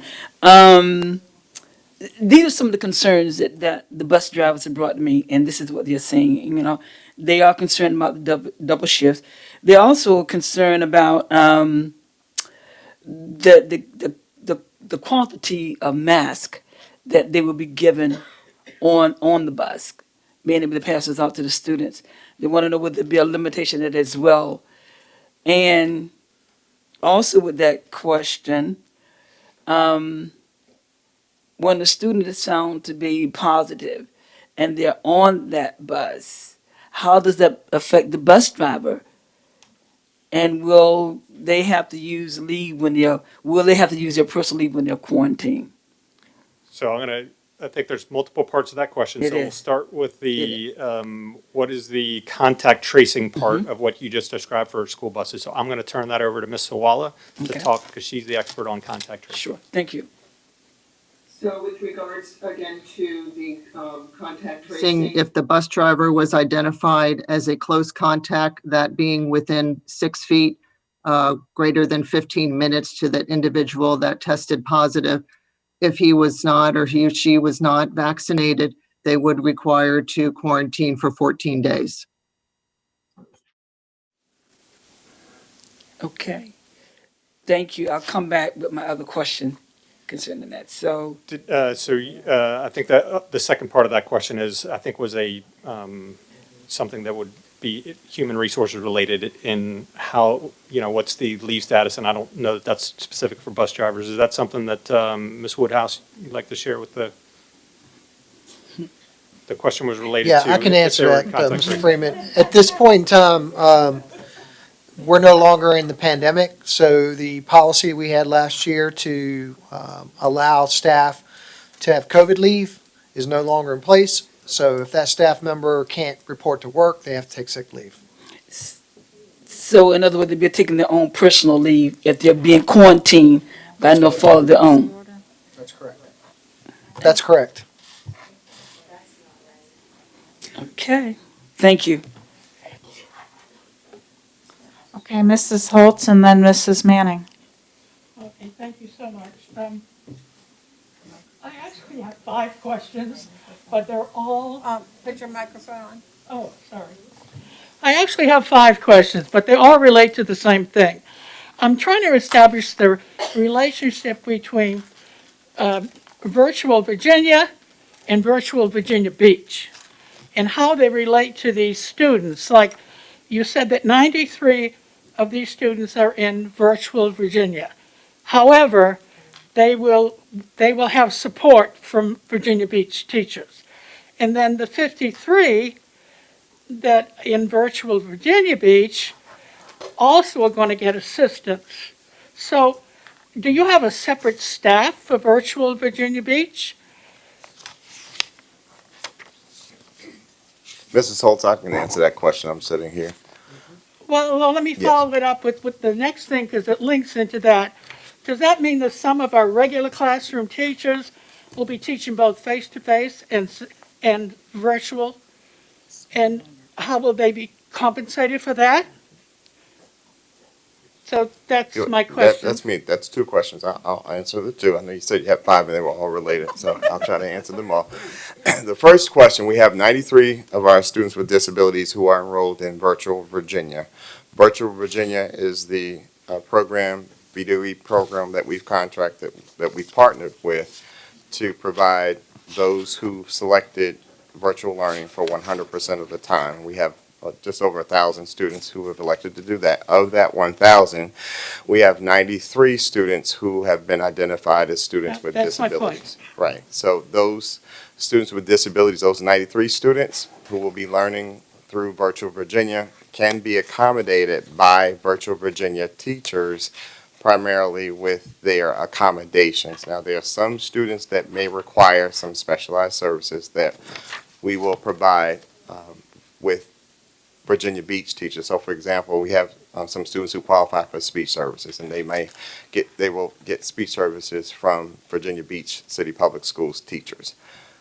The other group of students who will be educated with special education cannot be served by Virtual Virginia teachers. Those are primarily students with more significant disabilities, like our students who participate in our AAF and our FAF programs that have to be serviced by Virginia Beach City Public Schools teachers. And we also have some students who qualify for, who are students with disabilities who can't be served with Virtual Virginia, who will be served in the general education setting. And in those instances, we do have some students who will have to be taught by general education teachers who will be teaching concurrently.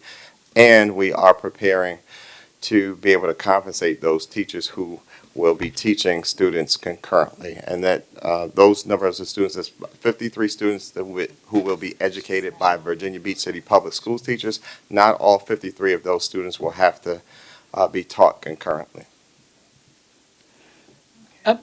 Another question I've been asked is about the scheduling. With Virtual Virginia, the schedule is not the same as ours. Doesn't seem so. That's correct. How are you going to work that in? So it's a Sudoku puzzle, but we are certainly working through that. As you know, Virtual Virginia does start on the 24th of this month, so we are preparing our staff to be able to work with them as well. So it does require some nuances to the schedule. The good news is that we don't have large volumes of students who have to operate on those schedules. So we're working through that. Dr. Myers-Dobb and her team are working very closely with our school-based staff as well as our school counselors to make sure that we navigate those schedules. And of course, are you choosing the subjects for this, double teaching is what I'm calling it? Math is not a good one to do that because my grandson was involved in that. So I'm assuming there's certain ones there are certain subjects that lend themselves better to the, the synchronized teaching. Also, if 3 or 4 kids in a class get quarantined, do they just go into the Virtual Virginia teaching? So do you not, in the unlikely event, the unfortunate event, if we have to have a student who has to be either quarantined or isolated for whatever length of time. The way in which we will service those students will be asynchronously. We'll work very closely with our school-based staff as well as our coaches to make sure that we provide high-quality asynchronous activities that are in line and in keeping with the pacing of the current classroom. And we will certainly provide opportunities for those students to have synchronous check-ins, as we've done this past summer with those students who participate in our boost courses. So we will not be teaching concurrently with those students that go out for extended periods of time. We will provide those opportunities for students to learn asynchronously. Of course, if a student is ill, then they would do those assignments once they get better.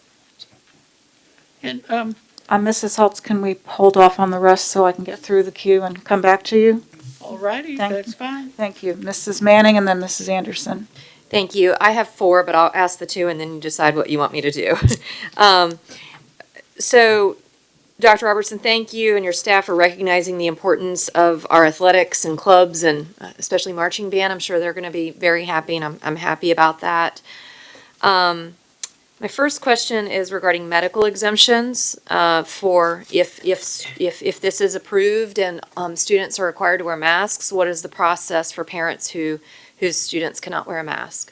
Yeah, we will have a medical exemption process similar to last year, and I will turn that over to Ms. Sawala for the specifics of how that process works. So if a parent is requesting that the student is not able to wear a mask, there is a form similar to last year that the parent would need to bring to a physician and have it signed by the physician. Okay, and be treated. Will the student be treated any differently? Will the student just be able to come to class with no mask?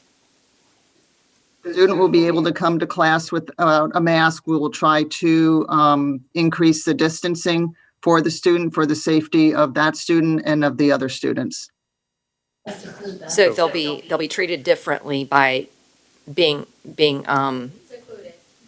put farther away from other students. Is that correct? So As much as we possibly can, given the situation in the classrooms. Okay, and then my second question is for those who do not agree with whatever decision is made tonight about masks, one way or the other, what are the alternatives for those students? That's beyond the scope of my expertise. I'm going to defer back to the leadership team. So can you define the question a little So further? if we decide that all students are going to have to be masked and a parent says, I am not sending my child to school masked, what is their alternative? Dr. Rogers, is that best handled by Yeah, you? I think I'll take that one. The fully virtual option we chose this year was with Virtual Virginia, and their registration closed July 15th. We do have some parents who have indicated that they would like a virtual option. Virtual Virginia or parents are completing the information at the school. We're keeping a list. When seats come open in Virtual Virginia, there'll be a process that Virtual Virginia uses to populate those seats. Knowing that Virtual Virginia serves the entire state, it's not just Virginia Beach students trying to compete for those seats. We don't have another virtual option for those students. So the parent would need to determine whether or not they wanted to look for other means to provide education if they do not want to send their students to school with a So face cover. parents have a right to, for their children to be taught, and if they decide that masks, for whatever reason, are not appropriate for their children, we're going to require them, the city is going to require students to wear a mask, even, and there's no alternative.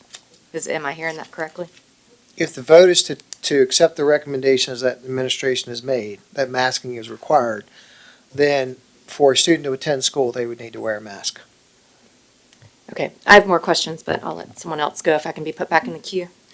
Yes, ma'am. Mrs. Anderson and then Mrs. Hughes.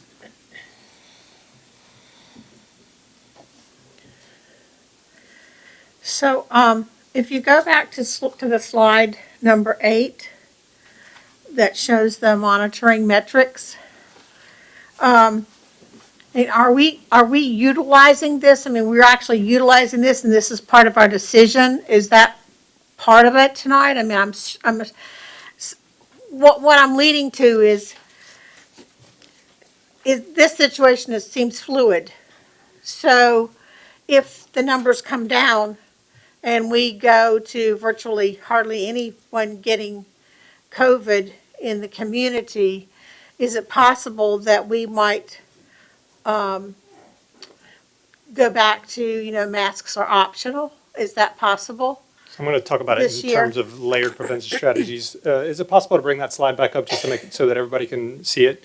But so that that is used for layered prevention strategies to inform how you do that. So the way it was described was working with the Virginia Beach Department of Public Health. So the scenario you described is, hey, it goes down to nearly zero, Right. which would be a very positive indication for us on where we were COVID-wise in the community. So as we see that decreasing trend, as we see stability within our schools, the plan that's presented is remove one layer of mitigation at a time in consultation with Virginia Beach Department of Public Health, monitor for that for 3 weeks to ensure that that didn't have an adverse impact. And then if the trend continues to go down or does something that's favorable to us and we want to look at removing another layer of mitigation, then we remove another layer of mitigation and do the monitor process. Okay. So Now that's the I intention. understand. It's to your point, as we progress, ideally, what we would all like to see is that the numbers go down and we continue to be able to remove layers of mitigation and make things more accessible within the school. Okay, thank you. All right, Mrs. Hughes. So, I'm not sure if I heard this correctly. There won't be the extra COVID leave because we're not in the pandemic anymore, but we are employing mitigations because of the pandemic. Is that correct? So Dr. Rogers was the one, or Dr. Robertson was the one who answered that question, and he actually. Oh, he's coming. Here it comes. Sorry, you can't take any breaks. You said emergency.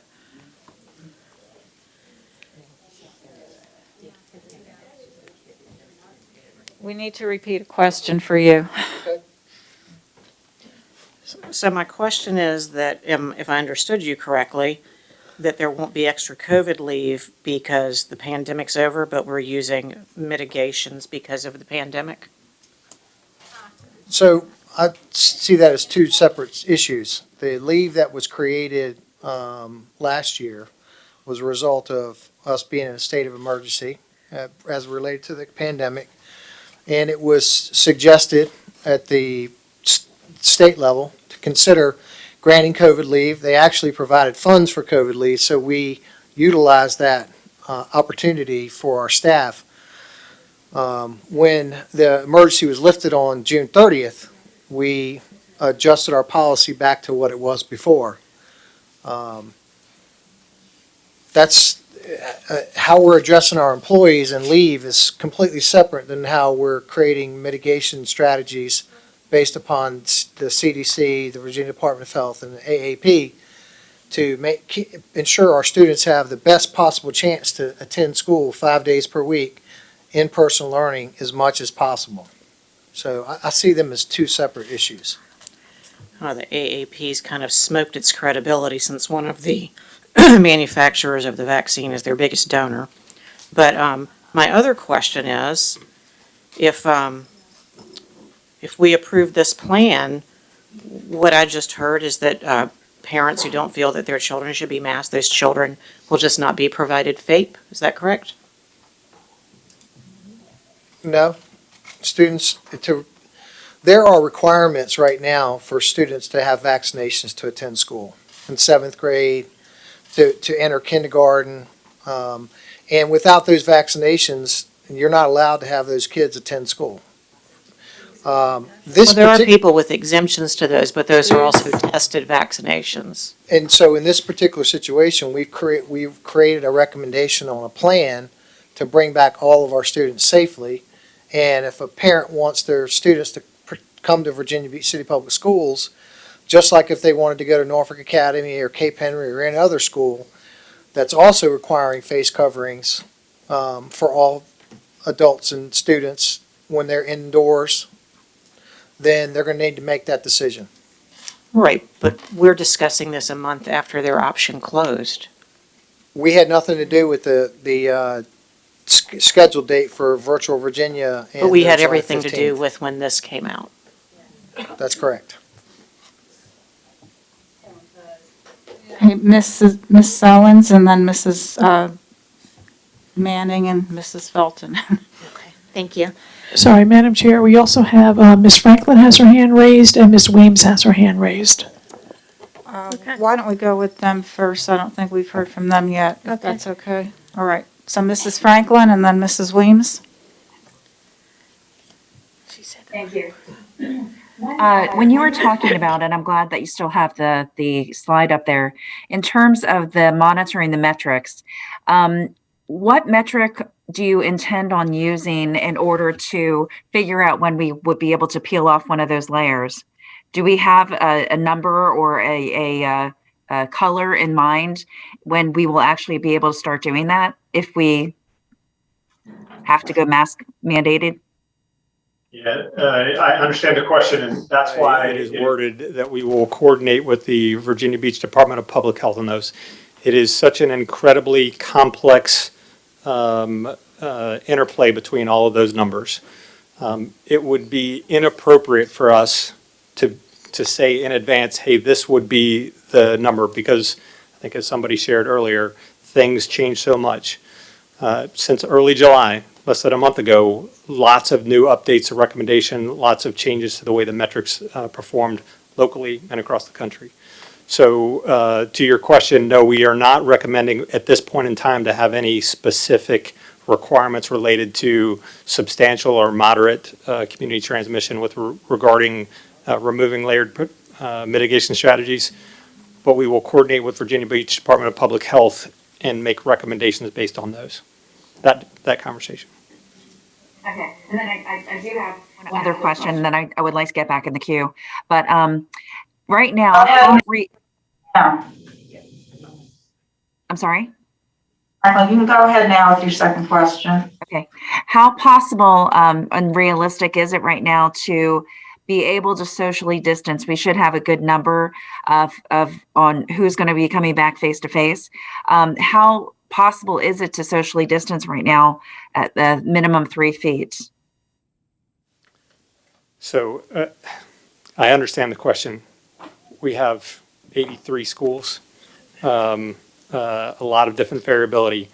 So I'm going to leave it with, there will be classrooms where we will be able to maintain that, and there will be classrooms where we will not be able to maintain that. The number one goal, the priority, as stated by all of the professionals, is the priority is to get kids back into face-to-face instruction and distance where you can, and that is our intention. Well, if that's the case, are we going to be providing masks to all students? I know that there was a question about that from one of the constituents, one of the speakers. Are we providing masks and having that available, just like the hand sanitizers to all students? As we shared, we will have masks, disposable masks, at all schools for those that either forgot their mask or otherwise need a clean mask. Okay. Okay, yeah, I'll just go back in the queue. Thank you. All right, Mrs. Weems, you're on. Yes, thank you. Well, the presentation tonight, in the first, I'd say, minute, the word recommendation was used 5 times, and Governor Northam's expectations, that was used once. So I have still yet to hear of a mandate. Now, we're hearing about SB 1303, and we all know the intention of that was to try to get kids back in school for certain school divisions in other parts of the state that weren't doing in school person to person at all. The bill's kind of been changed and was hijacked a bit, and now it seems that this bill is being used for our governor instead of being a leader and just coming out and saying, wear a mask, it's a mandate. He's pointing to this bill that's very vague, and now it seems like we're pointing to this bill that is very difficult to interpret. It says, when not practicable. Well, I think many people, and we heard them tonight, and I agree with many of them, Educationally, they see that wearing masks was not practicable because we have seen reading, we have seen speech problems, we have seen scores go down, not just us, but the state. Many parents don't seem to believe that their children wearing masks is practicable when they're trying to socialize with others, because now we are seeing in doctors' offices, the data's there, the parents are saying anxiety and fear. And also, if you've been in these schools, which I did 6 of my visits last year after we were allowed back in the building with masks, I don't think it's very practicable when kids are not wearing them correctly, when they're being dropped in the bathroom and picked back up and put on. So this practicable is very vague. So I don't believe that we are breaking the law. I believe that these are recommendations, and we're already choosing not to go by some of them. It was just stated that we cannot maintain 3-foot distancing, and that was a recommendation. We just stated earlier that we're not going to use face masks on certain subjects or certain teaching strategies such as reading and language arts, because obviously it's not practicable. So we're choosing to, I guess, quote, break the law in those instances, but we're not choosing to, we can't break the law to have masks optional. That's very confusing. It doesn't seem right. And I also have, Chesapeake, I don't think their legal people would advise them to break the law. So I'm asking Cammie Linetti, with this SB 1303, I do not see it as a mandate. I see it as the governor has said, make your own decision. These are the recommendations. And again, we're choosing to not go by some of the recommendations. Linetti speaking. Here's what I would tell you. You're mixing up the concepts here. SB 1303 and House Bill 456 were acts of assembly. They are a very specific law. Somebody's mentioned statutory changes. This is not a statute. This is a specific law enacted by the General Assembly. If I'm a court looking at this, I am going to say, look at the specific over the general. The court's also going to say, it's presumed that the General Assembly understood what they were enacting. So the court's going to look at this particular document and say, what did the General Assembly intend? 1, it's a specific act. 2, it has a specific time period, which will expire on August 1st of 2022. So the court's going to take that into consideration. I don't think it's as difficult to understand as people are suggesting. They have used very specific language. The General Assembly had the opportunity to say, look at the Virginia Department of Health, look at the Virginia Department of Education, guidance, whatever reason, they chose the federal CDC guidance. So that's what the court's going to say. You very specifically chose that you had to use this. And what it actually says is that provides such in-person instruction in a manner in which it adheres to the maximum extent practical to any currently applicable mitigation strategies, and goes on for that. So how you interpret that might be something up to the court, but if I'm a court, I'm going to say you enacted a law, you were very specific in language, you chose a federal agency as opposed to your state agencies. So it seems to me that you, General Assembly, intended to do this. And the General Assembly has made this specific act in there. That is what's applicable in Virginia. I don't really know what to do with the Virginia Department of Education putting out other guidance. That's a problem. I don't know how to handle that right now, and that's something we'll have to deal with if it gets to the courts. You can interpret what you think is a maximum extent practicable, but I think it's very specific and said you shall do it to maximum extent practical. You would then have to argue why you thought this was or wasn't the maximum extent practical. You've given me some reasons on that, but I will also then tell you there are a few more things you need to consider. We just got the guidance this afternoon from Baycorp, which is your insurance carrier. It's complicated, I will tell you that. When you look at the insurance carrier, and what they're saying is it will depend on the facts of the case brought forward and the insurance coverage that you have. But looking at that, if you've chosen not to follow the guidelines on there, there's a chance that the Baycorps will not defend the case, or they may not pay out the judgment. Again, I can't answer what that's going to look like because I don't know what the lawsuit is that would be coming through. But you do risk not having coverage from your insurance. You are still covered by sovereign immunity. So that gives you some coverage there. But again, without knowing the facts in there, I think you need to take in consideration, are you in compliance with your insurance? What is going to happen if you fail to follow these guidelines? And if you're going to say that you are not, this is the maximum extent practical that you can handle it, you better be able to justify it, because that is something we're going to have to defend later on. And again, without knowing what the suit is, I can't tell you this.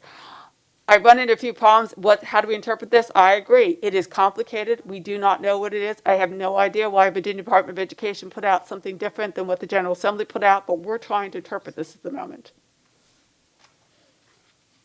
Okay, Chair Rye, I have another question, and it actually has to do with insurance. May I go ahead and ask that, since she kind of has made a segue into it, or would you rather me wait?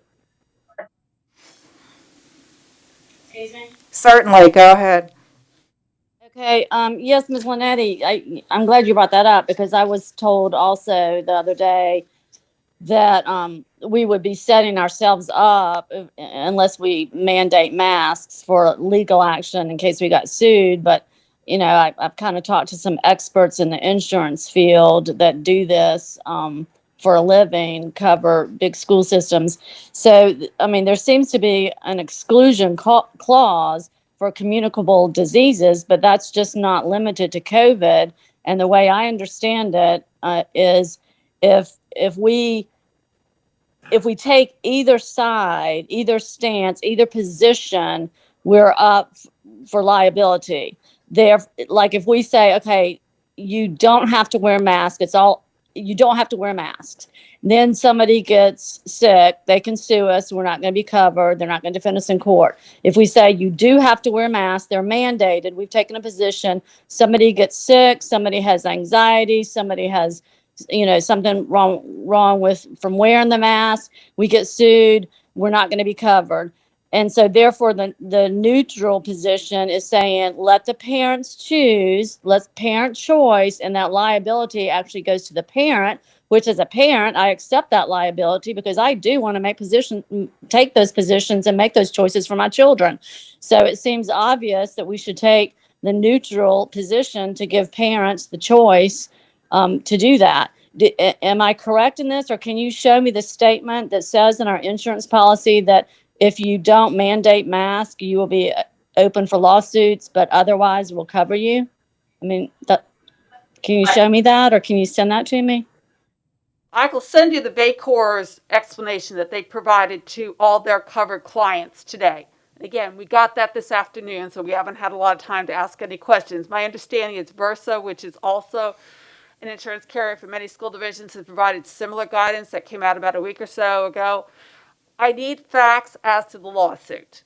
I will say your difference here is you have a specific act of the General Assembly that deals with this circumstance, whereas other injuries may or may not be covered under that.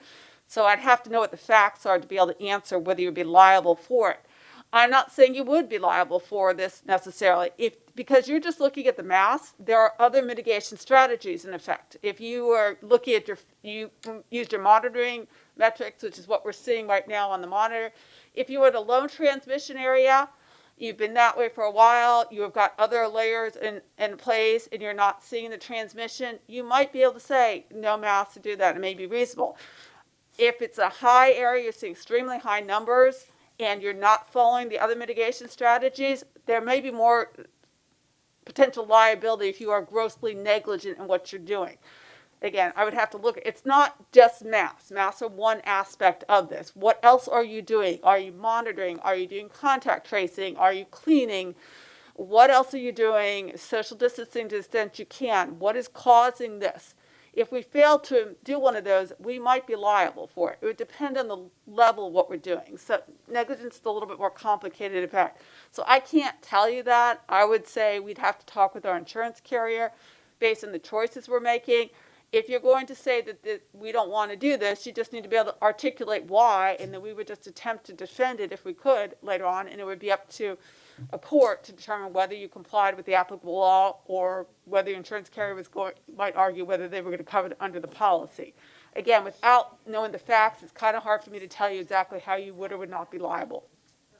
Okay, Please. thank you. And again, it's very that we're making this decision and we're getting insurance information, which is a huge piece of this, 2 hours before the meeting. And it is just absolutely ridiculous that we didn't have this all in advance. Not just the insurance piece, but a lot of the other stuff for the public and for us to look at. Very, very disturbing and very disappointing. Thank you. Mrs. Felton and then Mrs. Anderson. Oh, Mrs. Manning, I'm sorry. I can go, guys. Ms. Linetti answered my question. Some of the things that I want to ask her about the insurance and about the litigation of the law that came down from the assembly. Thank you. She's already answered it. Okay, and just real quick to piggyback, it's also my understanding that there is no more liability insurance for school districts for communicable diseases, period.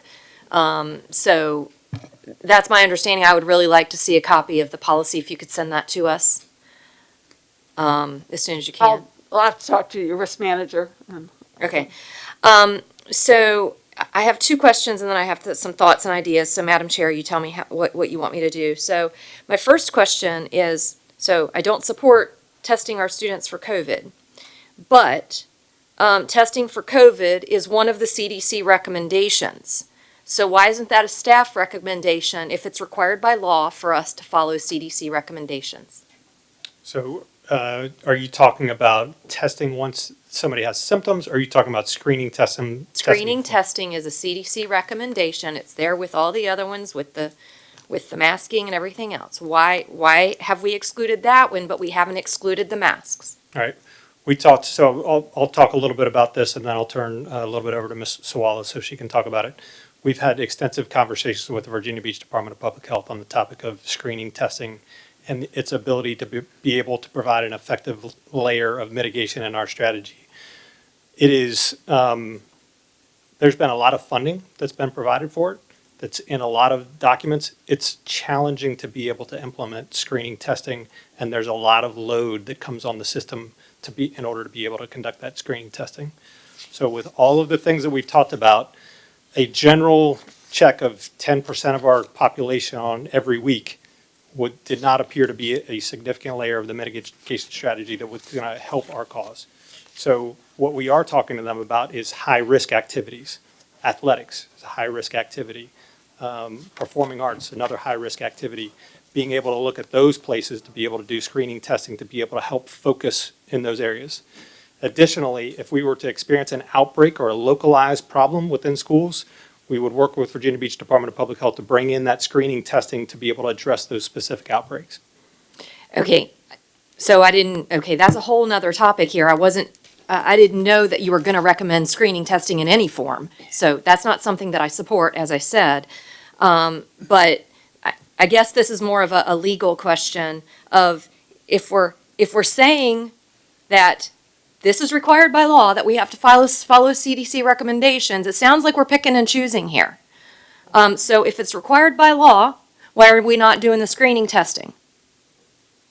Again, I think you're making the decision as to what you think is the maximum extent practical. Okay. The school administration has made a recommendation to you as to what you have the CDC guidance on there, and they're recommending this is what they think is practicable for them to do. You can certainly say, I want screening. I want screening for everybody, or I want Or screening we could for say them. we don't. Or we could say we don't want masking. Or we could say we don't want social distancing. And you would need to be able to justify that should there be a lawsuit. Why On did you any make, of those, including the testing. Correct. Why did you make this determination? Why did you think that this was the maximum extent practical? And why do you think this complied with what your General Assembly put through? That's what you have to be able to answer. Okay. And then just a follow-up to Ms. Owens' question regarding the close contact, and you have to determine if the student is vaccinated. How will that be determined? So Ms. Sawala, you can take that. This is Sawala again. It's just by verbal report. We're not asking for any documentation. Will you be asking the student or the parent? Probably the parent would be. If it's an adult student, it would be the adult student. But if it's for a minor, then it would be the parent. It would be the parent and not the student. So I had just had some thoughts and some suggestions. Do you want to make those now, or do you want me to wait? Should we finish our questions first? Okay. Whatever you want. Mrs. Anderson? I just have a couple of questions. First of all, I want to state, I'm not happy about the sick leave policy if someone gets COVID. I feel like even though we may not be in the pandemic emergency area that we were a year ago, I still feel like if one of our employees gets COVID, I know we can't determine that they actually got it at school, but I just would like to look at the possibility of covering them like we did last year. I just think that's unfair for them to be out, having to be quarantined, and then having to use their own sick leave for that. So I just want to put that out there, and I'd like you all to look at that. And then I just have a question, just answer this for me. Is it too late to come up with any type of virtual Virginia Beach for students that maybe have too much of a difficulty with wearing a mask in the classrooms? Is it too late to come up with that now and explain to me? I mean, like, I know that we're doing virtual Virginia Beach for some of our special ed kids, so I wonder if some of our other students who are having major problems, and we heard a lot of parents tonight talk about that, certain students really do have some major problems with it. And not just the special ed kids, but there's certain kids who have, anxiety over it and their sleepless nights and they're really having problems. And so would they fall in the category of needing a doctor's permission, or would they fall in the category of, hey, we're just going to intervene here and put you with Virtual Virginia for a while so that you can go maskless and continue your learning for a while? I mean, I just would like to know if there's been any talk or consideration for those students as well. And just one more comment. I like the idea of screening certain areas that have high contact, like you mentioned a while ago. I think that's probably a good idea, and I hope that you pursue that further. So, Ms. Anderson, in terms of if a decision of the board tonight causes a number of families to determine that they're just not going to comply and they don't want to go anywhere else, we can't place any students into Virtual Virginia. Right. Virtual Virginia is run by the Department of Education. We also are not in a position on August the 10th to create a virtual learning program for any number of students based upon parent decisions about compliance with our health and safety mitigations. So that is not an option. Okay. Thank you. Mrs. Holtz, you had a remaining question? I'm fine, we have a few days, and I have some questions, but I can ask them individuals, thank you. Okay, Mrs. Manning. Okay, so I just want to thank everyone on both sides of the issue for coming out and speaking and telling us your point of view. I don't dismiss those who want to mask their children. I fully support them having that choice, and I would also support providing them with N95 masks, because I don't believe that these cloth masks that get dirty and dropped on the floor, I don't think they're a good idea. I think they cause more problems. So if we are going to require masks, I would support providing the proper masks to those that want them. I also don't dismiss the parents who have legitimate concerns about masking. The emotional, physical, and learning concerns with having masks on their children 7 to 9 hours a day. I am one of those parents. Some of the speakers mentioned the importance of keeping students safe and do everything possible to prevent illness. But it's just not reality. That is not the world we have ever lived in.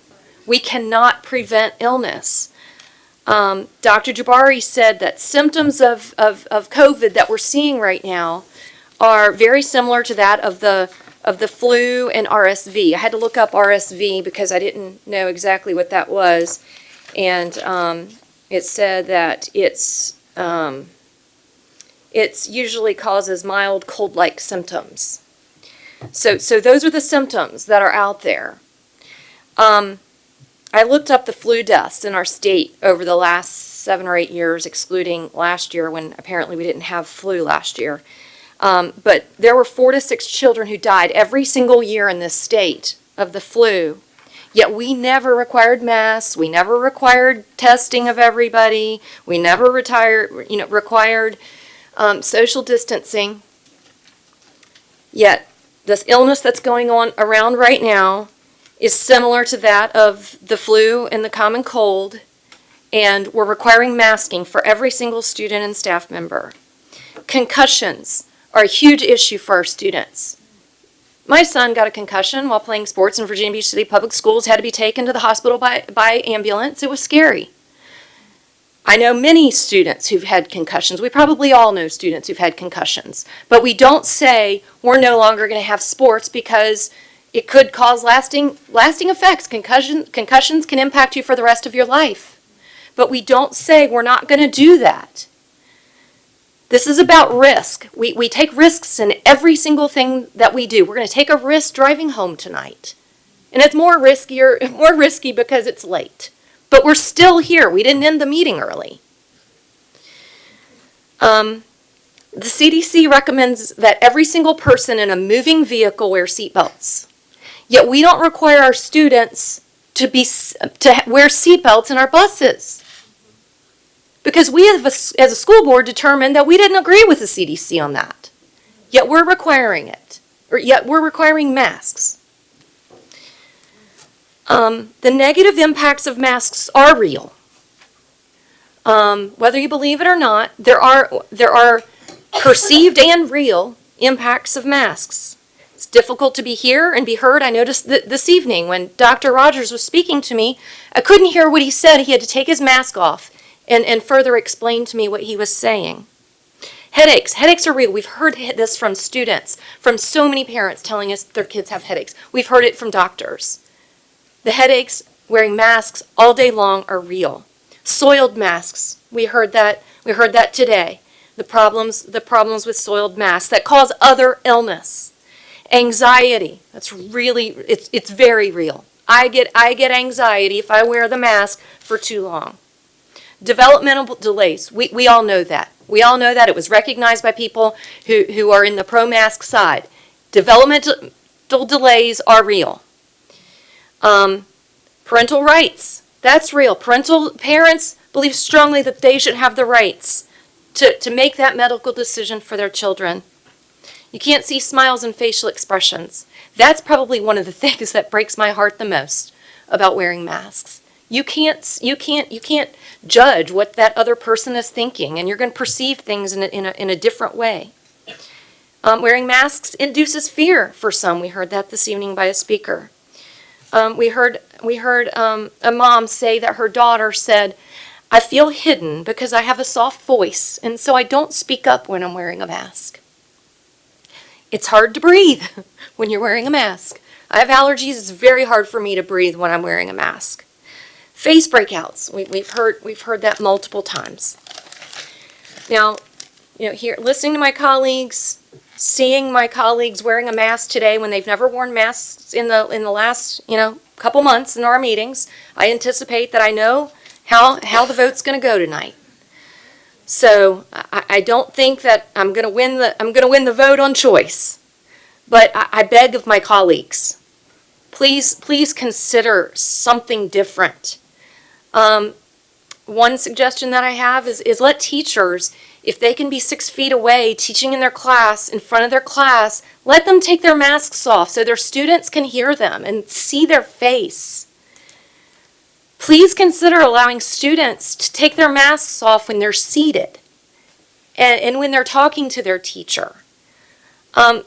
They need mask breaks. Please allow this for our students and our staff. Thank you.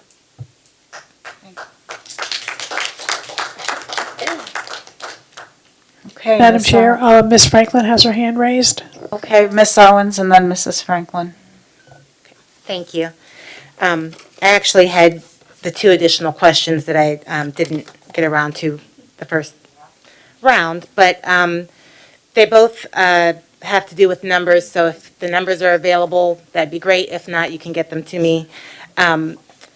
One, do we have any idea about the number of student withdrawals this summer? I know that right before last school year, there were, discussions about student withdrawals, and wanted to know how we compared going into this school year from where we were this time last school year.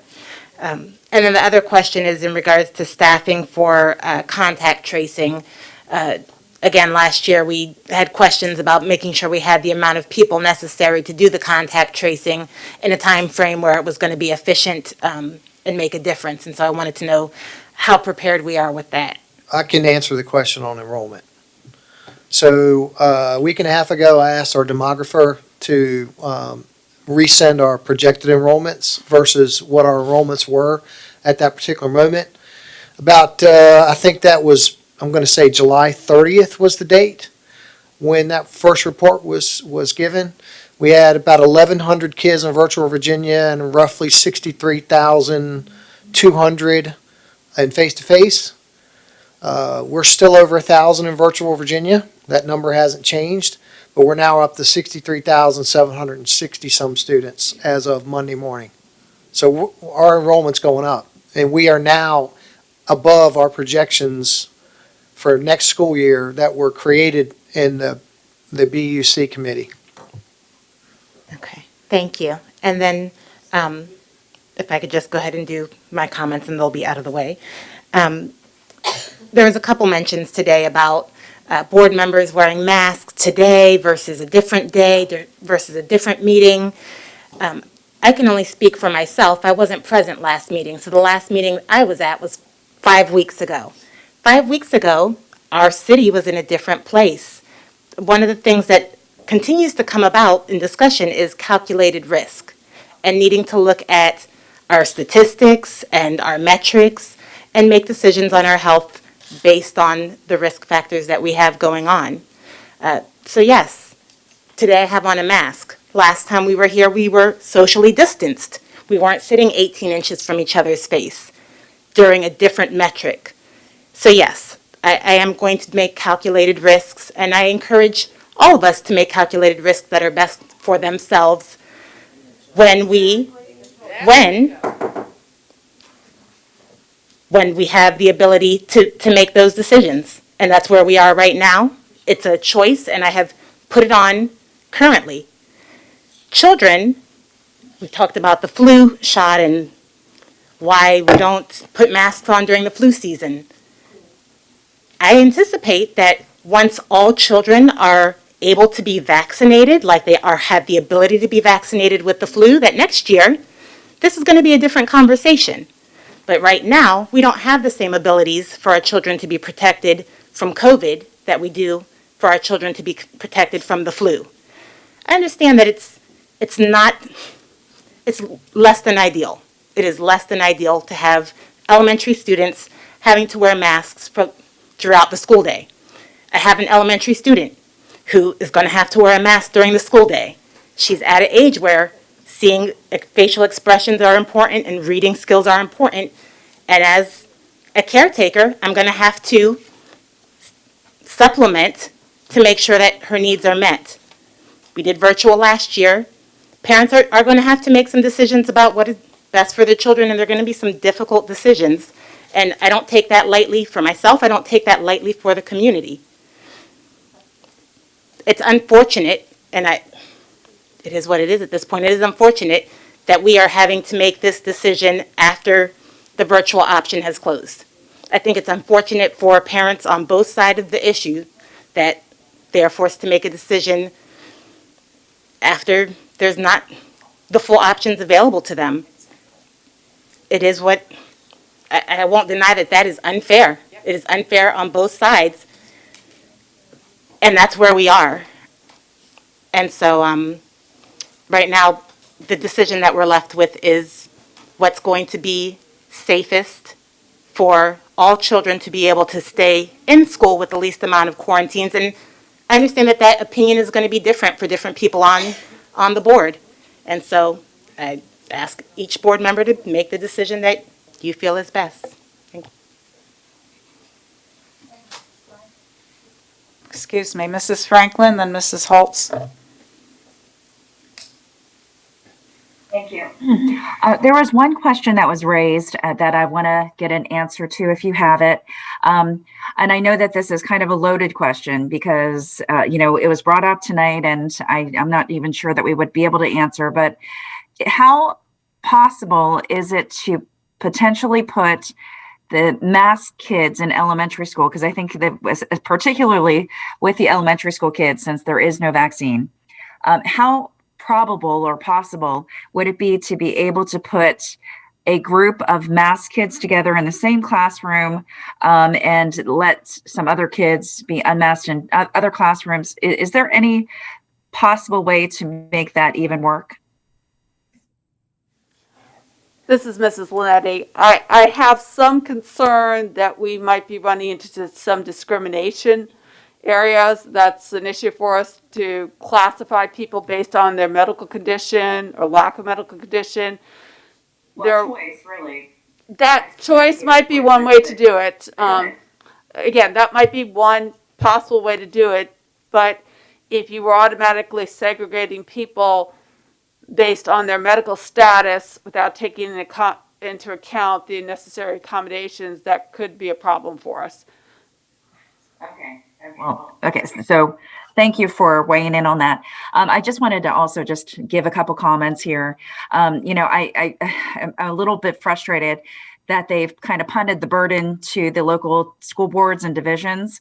Again, they've basically use the verbiage that allows the school boards to make these choices, even though they do recommend that we have that we use CDC guidance. But again, they have allowed the school boards, the local school boards, to make these choices. And I think that, one of the things that has been perfectly clear, and it was amazing to me that we had 2 doctors, a nurse, and an attorney all agree on one thing tonight. But one thing that was perfectly clear is, depending on what opinion you have or what side of the fence you're on, you can get as many studies to come up with a defense of what your position is. Someone had sent us a video of an epidemiologist that was in Indiana talking to their school corporation. And it was just really interesting talking to him, who basically is following the science and talking about that and how, what his opinion was. And he did a whole bunch of studies and et cetera, et cetera. And I just find it interesting that we all can find probably enough evidence, enough statistics, enough studies to kind of balance our opinion on all of this. And so that makes it really difficult, to be quite honest with you, to make a calculated decision here, because again, there are studies on both sides. And like Ms. Manning said, I think it's amazing and great that we had so much opinions and diverse opinions come out tonight and discuss this with us. So I thank everybody that took the time to do that. Ultimately, I do feel like we are really weighing the fear of what could happen, that is potential risk, to what we already have proof of does happen, that actually does happen with masking. We already know the possible mental side effects. We know about the all of the things that impact kids wearing masks because we've done it. So we're trying to weigh the fear of what might happen with what we already know. And, one of the doctors said healthy people should not be put in quarantine, should not be put under duress, should not be taken into account for things that, that might happen in the future to them. We've never done that before. And, of course, we want people that are sick to stay home and things like that. So I find this to be a very difficult decision. I always believe 100% that we should try and give choice. And I really want to just say that we had a recommendation from a couple students, and I want to just possibly put it out there to see if we could present this as an option. So, of course, it looks like we're going to have masking, mandated masking on the buses. And then my question is, if we can do it on the buses and in the hallways, so when they're walking into school, but potentially allow them to go unmasked in the classrooms where we can be 3 feet distanced, where they're sitting at their desks, not expelling, not, just sitting there, just doing their work, listening to the teacher. A couple students had said that is exactly what they've been asking for this whole time. If they have to mask on the buses and in the hallways, they're okay with that, but at least to be able to have the opportunity to unmask in the classrooms, if that's their choice, that is what I'm actually presenting as an option.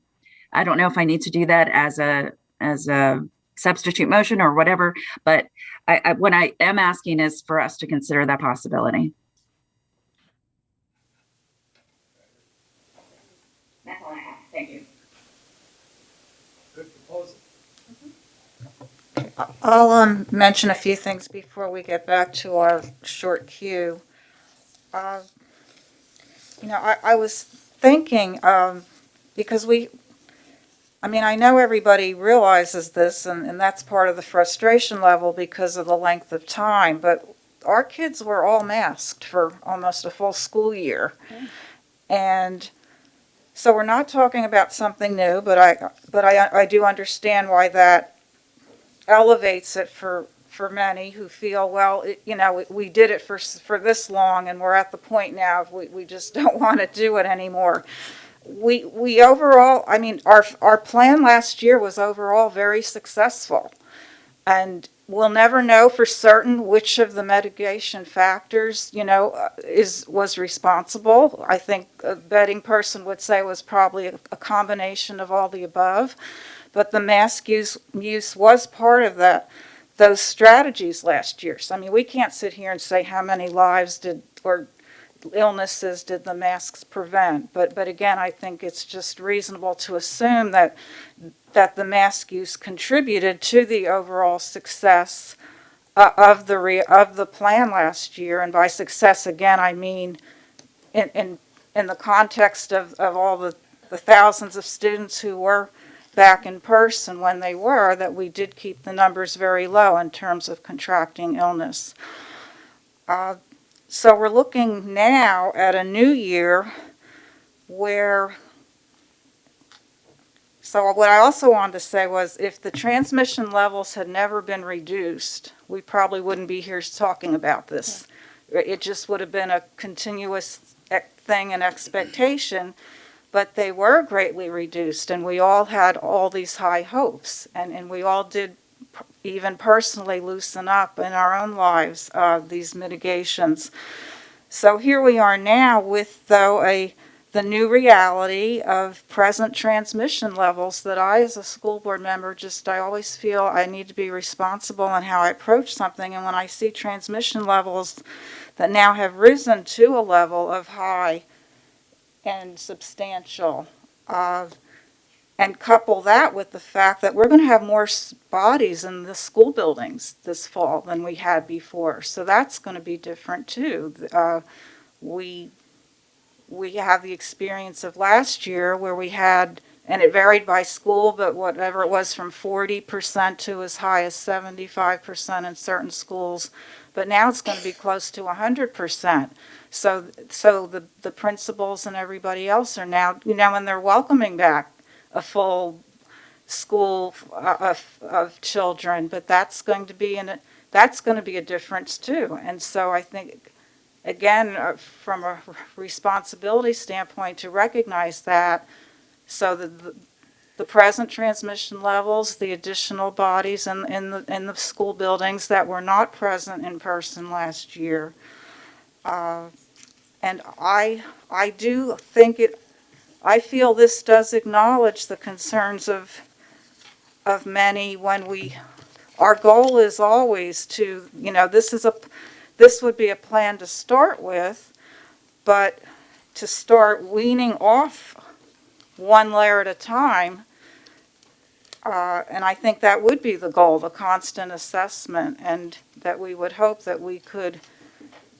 And I can't, none of us know when that would be, but we're not saying what we decide today is going to be what's what's in place next April, that we're gonna, it could be a matter of a few months or whenever the child, whether it's gonna be impacted by the vaccine or just other reasons, but as we reassess and we can peel back, and one of the layers would be it's like anything scientific, right? You remove one variable at a time, so then you can say, well, okay, we seem okay with peeling this back, so then we can look at maybe peeling something else back as well. But that's, I'll end it there. And we'll go with Mrs. Holtz and then Mrs. Hughes. Thank you. We've come to a point in this conversation where people have given their opinions and people have expressed their choices, but it's now no longer a matter of opinion or choices. It's the law. I don't know why many of you keep glazing over that. The law that was passed earlier this year says the schools will do two things. Open schools face-to-face 5 days a week. Everybody wanted that. We need to make it happen. And the second part of that is follow CDC mitigation strategies. That's what we're trying to do. Let me go back on that. Will do. That's as close to a mandate as I can hear. Now, one of our local delegates, Kelly Converse Fowler, was part of the group in Richmond that formulated this law. And I can tell you on her webpage and all through social media, she said that is definitely the intent of the law. Will do. And it is a law. This option of masking will not work because it now has become a virus of the of the unvaccinated. So one kid in a class can affect the entire class. And then we'd all have to be, well, that will ruin it. So the masking will help us to keep our schools open 5 days a week. That's the priority here. And I have been an elected official. I'm bound to follow the law, and I will definitely be supporting this new plan. Thank you. Mrs. Hughes and then Mrs. Felton. Yeah, I have some thoughts, but just one quick correction. Kelly Converse Fowler is actually a delegate, and Yes. SB 1303 came through the Senate, so she did not formulate it. Yes, excuse me, she did. Please. I'm actually speaking now, Mrs. Holtz. We have heard all kinds of things tonight on both sides of this issue, but, we're hearing about phobias and learning loss. We also, there's a concept in the law, the primacy of the parent. Parents need to be able to make decisions for their children. Parents are the best people to make decisions for their own children.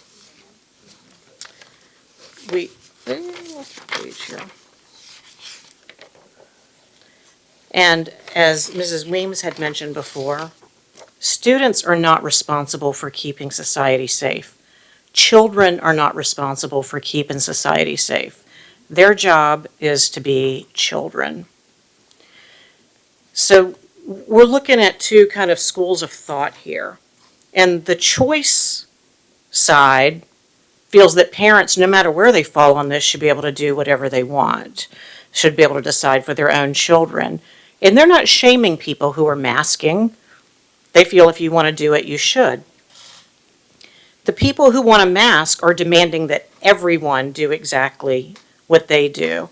I mean, what we're hearing from these caring people and people in the Teachers Association is that opposition is just political noise. Any disagreement is misinformation.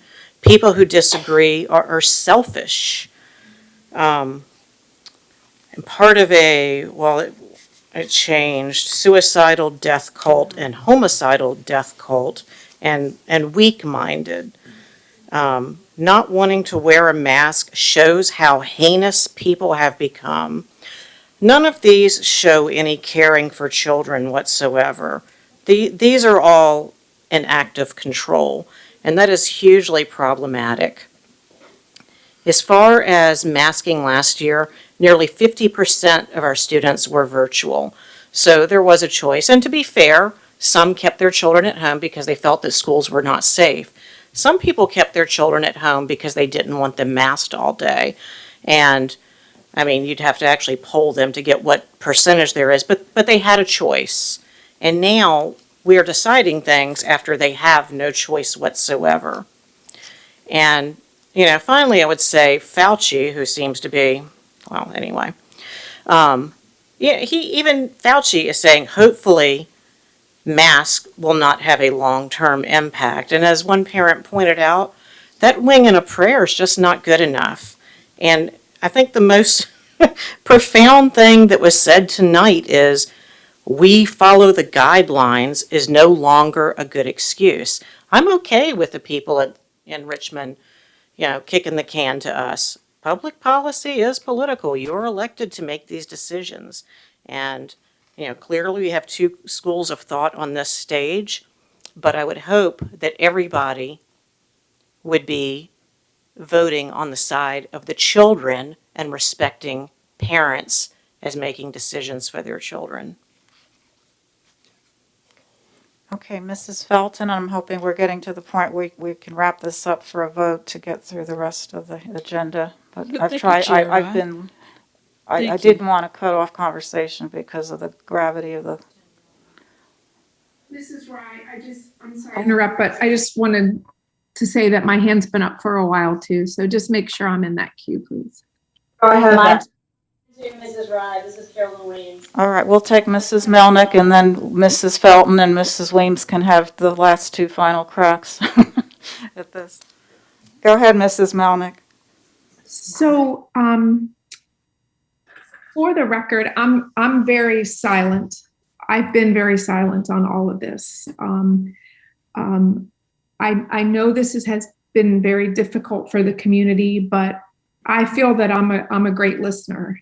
I've listened to everyone that has spoken the last couple of school board meetings. I read every email. I recognize that there are parents who are not happy about masks. I have two children in college that have to follow the parameters set by their university and that of the Big South Athletic Division. I don't have a say in those decisions. My boys do what they are asked. I know it's difficult. But at the same time, some of these same community members are just so cruel in their actions. I have endured Facebook videos, TikTok, Instagram. I've been called a hypocrite and a communist. I've had my house and my cars egged twice. It's been a painful journey, and it is sad, and this is a difficult situation. But I think that what we need to remember is that the decision that we have to make tonight is not necessarily for an entire school year. It was stated that, as Mrs. Rye just said, that we'll be able to remove layers of our prevention strategies, and we need to remain mindful of that. But I think what our focus needs to be right now is that we don't want to return to virtual school. A year ago, the fight was get our kids back in school, put a mask on our kids, and get them in the building. And that's what we're doing. We're seeing an uptick in this virus. My hope and my prayer is that the Delta variant is shorter lived, that we get these kids back in our buildings, we start our business, we start educating our kids, and that we monitor this and that we see this very quickly start to diminish. We can unmask our kids We can see how that goes, and we can hopefully get on with life. But all I ask from this community and from my colleagues is a little bit of patience and grace for just a little bit longer. I know it is painful, but please find some patience, find some grace, because there was not a lot of that tonight. And I know people are angry, but we have got to find a way to move forward. I think that this is a great start. And as you know, some people like to compare us to the private schools. They are doing this too. So that is all I have to say. And thank you. Okay, Mrs. Weems, and then Mrs. Felton. Yes, thank you. Yes, I appreciate all the parents coming, whatever side, and yes, Ms. Melnick, it has been ugly, because when you talk about kids and money, people get passionate. I mean, tonight, I have never been accused of being a homicidal, in a homicidal cult before until tonight, but, you know, I understand that people are upset and passionate, and it's my job to, unfortunately, sometimes let them vent. If we mandate masks, we are basically not using responsible risk management. Risk management is evaluating and minimizing effects based on what is likely to occur. The population, that's one thing that everybody can agree on, and the doctors that we heard today, like we said earlier, all agreed on this. The student population is 99.9% survival rate. They are not at risk of getting hospitalized. The doctor said today from the Virginia Beach Department of Health that the symptoms are like the flu and the cold, and sometimes you cannot tell them apart. So we will not be using good risk management. If we mandate masks, we will most probably be in masks for a long time, because this virus is not going away. The flu has not gone away.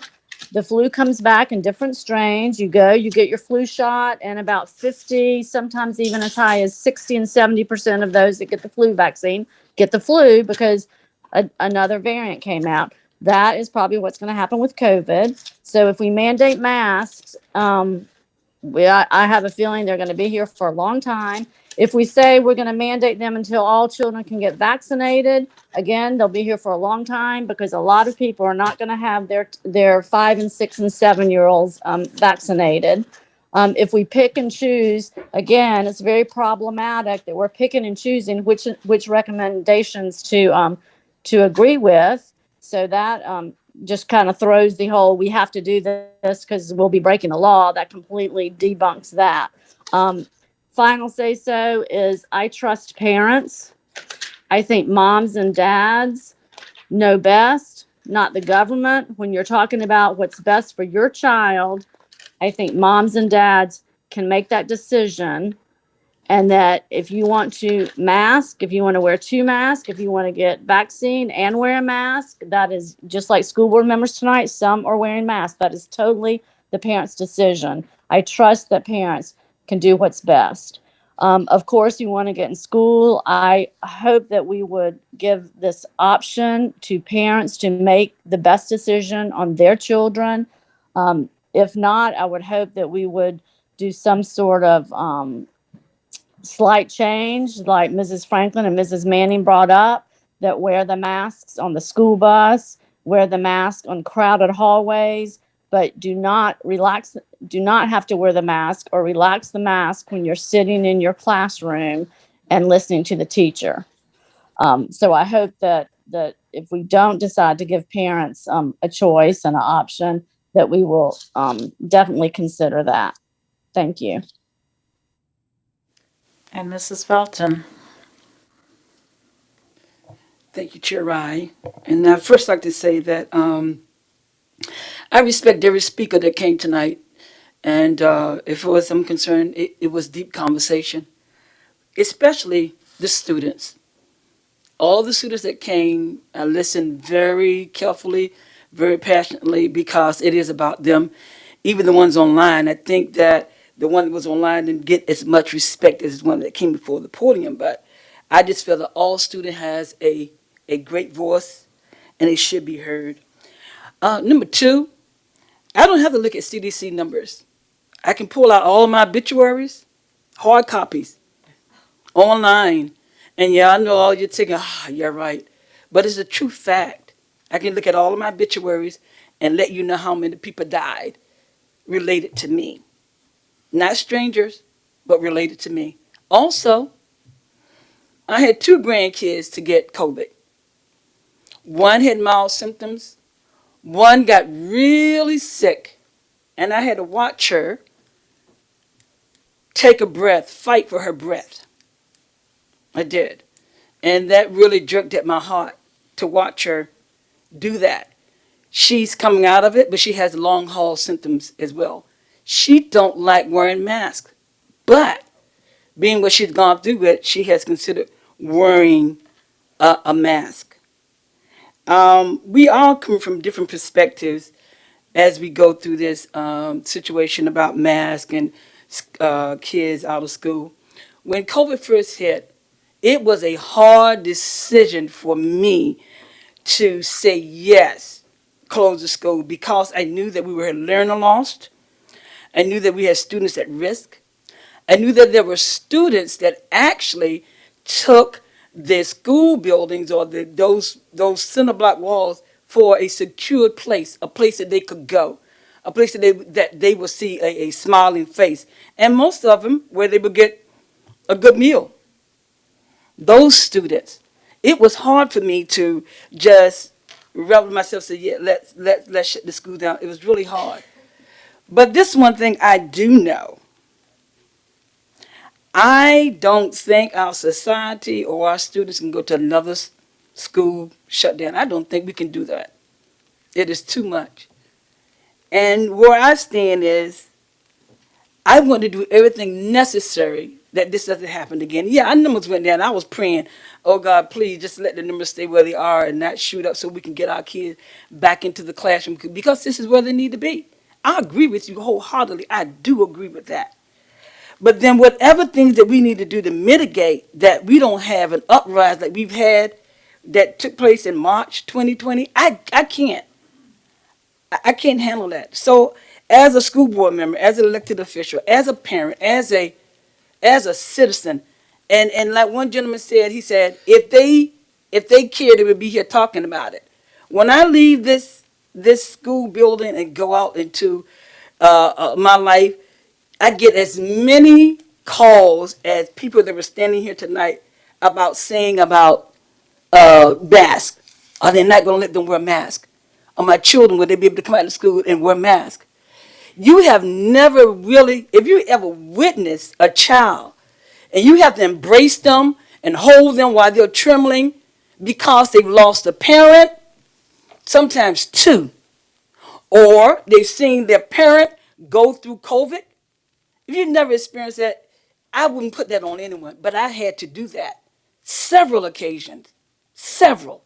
And these children, when they see this happening, they fear coming back in school without wearing a mask. Will I be protected? Will I have to go through this? Will I have to live this? So, right, you might have seen that side. Everybody's passion. When it comes to students and schools, it's a very sensitive and a very passionate moment for you. And it's very moving for me as well. And I don't have to make up anything or try to throw out something. These are true facts for me. And this is what I'm living with. And this is what I'm having to deal with. Holding a child while they're trembling and seeing death, having to go to a funeral, having to sit there in a funeral home and not being able to see the parent, they cremate them. Bad experience, terrible experience. But with that said, the plan that they brought forth tonight, the strategy that they're talking about and starting in layers, I like the layers and what they're doing. I want to do every means necessary not to have our schools be shut down again.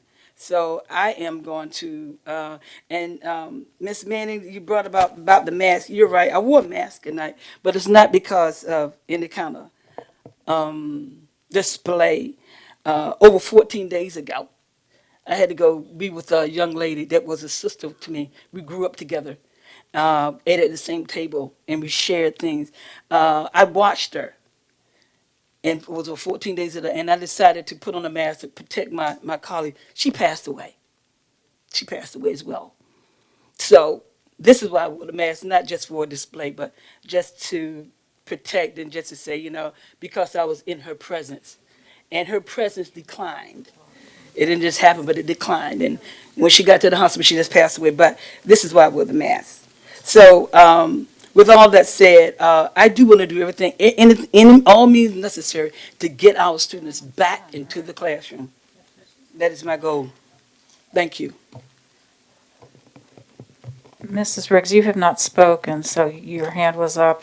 I know we said we thought we were at the end, but please. And I want to make sure you're at the end, but I don't want anybody to think that I don't care. I want to thank everyone for coming tonight, both sides. I appreciate all of the effort that you're putting. It is your children. And I know this, you feel like that people feel like it should be their decision, but our responsibility is making sure everybody is safe. Everybody. And following recommendations. Maybe they aren't the law, but they are recommendations from experts. 3 different groups and more. So I think that what we have to do is take care of everyone, the whole community, and think about the whole community. Not just people that came out here tonight, but the people that have reached out to us and the people that are very sincere. And I will respond to the mask wearing tonight. I haven't been wearing it, but I had traveled. And because I did and was around more people, I want to be respectful of my colleagues and the people that are here. So I had to wear a mask tonight for everyone else and to make sure that I didn't spread anything in case I was around someone with that. And when I traveled, I had to wear a mask as well. So I did want to say that. But it is our responsibility, and it is my responsibility. And I was voted in this position to make this decision. Maybe not by you people that are still here, but I was voted in, and I did get enough votes to make decisions that are the right things, that I feel are the right things and the responsible things for our community and our children and our schools. So thank you. Mrs. Weems and Mrs. Hughes, we're trying to wrap it up, but please go ahead as quickly as you can. Mrs. Weems? I'm sorry, I meant to have my hand down. I'm done. Thank you. Mrs. Hughes? So just real quickly on this chart, well, it's still up there, that chart. It says total new cases in Virginia Beach, 114 per 100,000. But here it says for the past 90 days, it was 151 out of 450,000. That seems substantially lower than what's on here. Where did this figure come from? This came from the VDH site. So did this. I can't verify I can't see the data that you're looking at. I can tell you that we checked this several times to make sure that we had the data correct on what's being displayed. Well, based on the chart I'm looking at, it says 151 out of 450,000. She's looking at Eastern. She's looking at the Eastern, not Virginia Beach. It says Virginia Beach.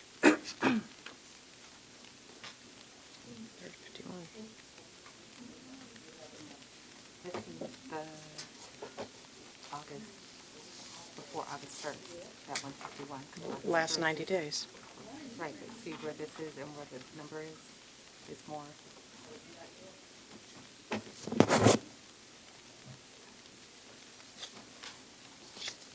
So I'm on the site and it says, 7-day average number of new daily cases reported per 100,000 is 25.4 for Virginia Beach.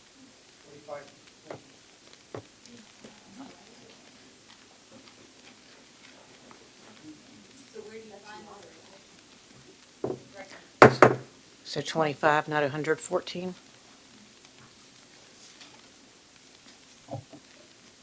So, oh yeah, because it says 7-day average. So 7-day average of daily new cases reported is 114, but the 7-day average of new daily cases reported per 100,000 is 25.4. I got it right here. The 114 is total. It's not per 100,000. That's very Excuse me? different. I thought that number was high. It's 25.4 per 100,000. It's easy. Anybody can go on their phone right now and pull it up. So that is a huge difference. That means we're at the bottom of the moderate transmission. Excuse So, me. Ms. please. Sawala, you still on the line?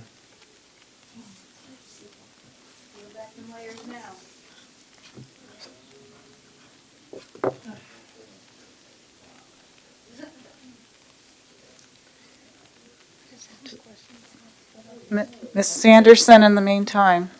So one of the things that I wish I had asked the doctor this afternoon, I can't remember his name, Dr.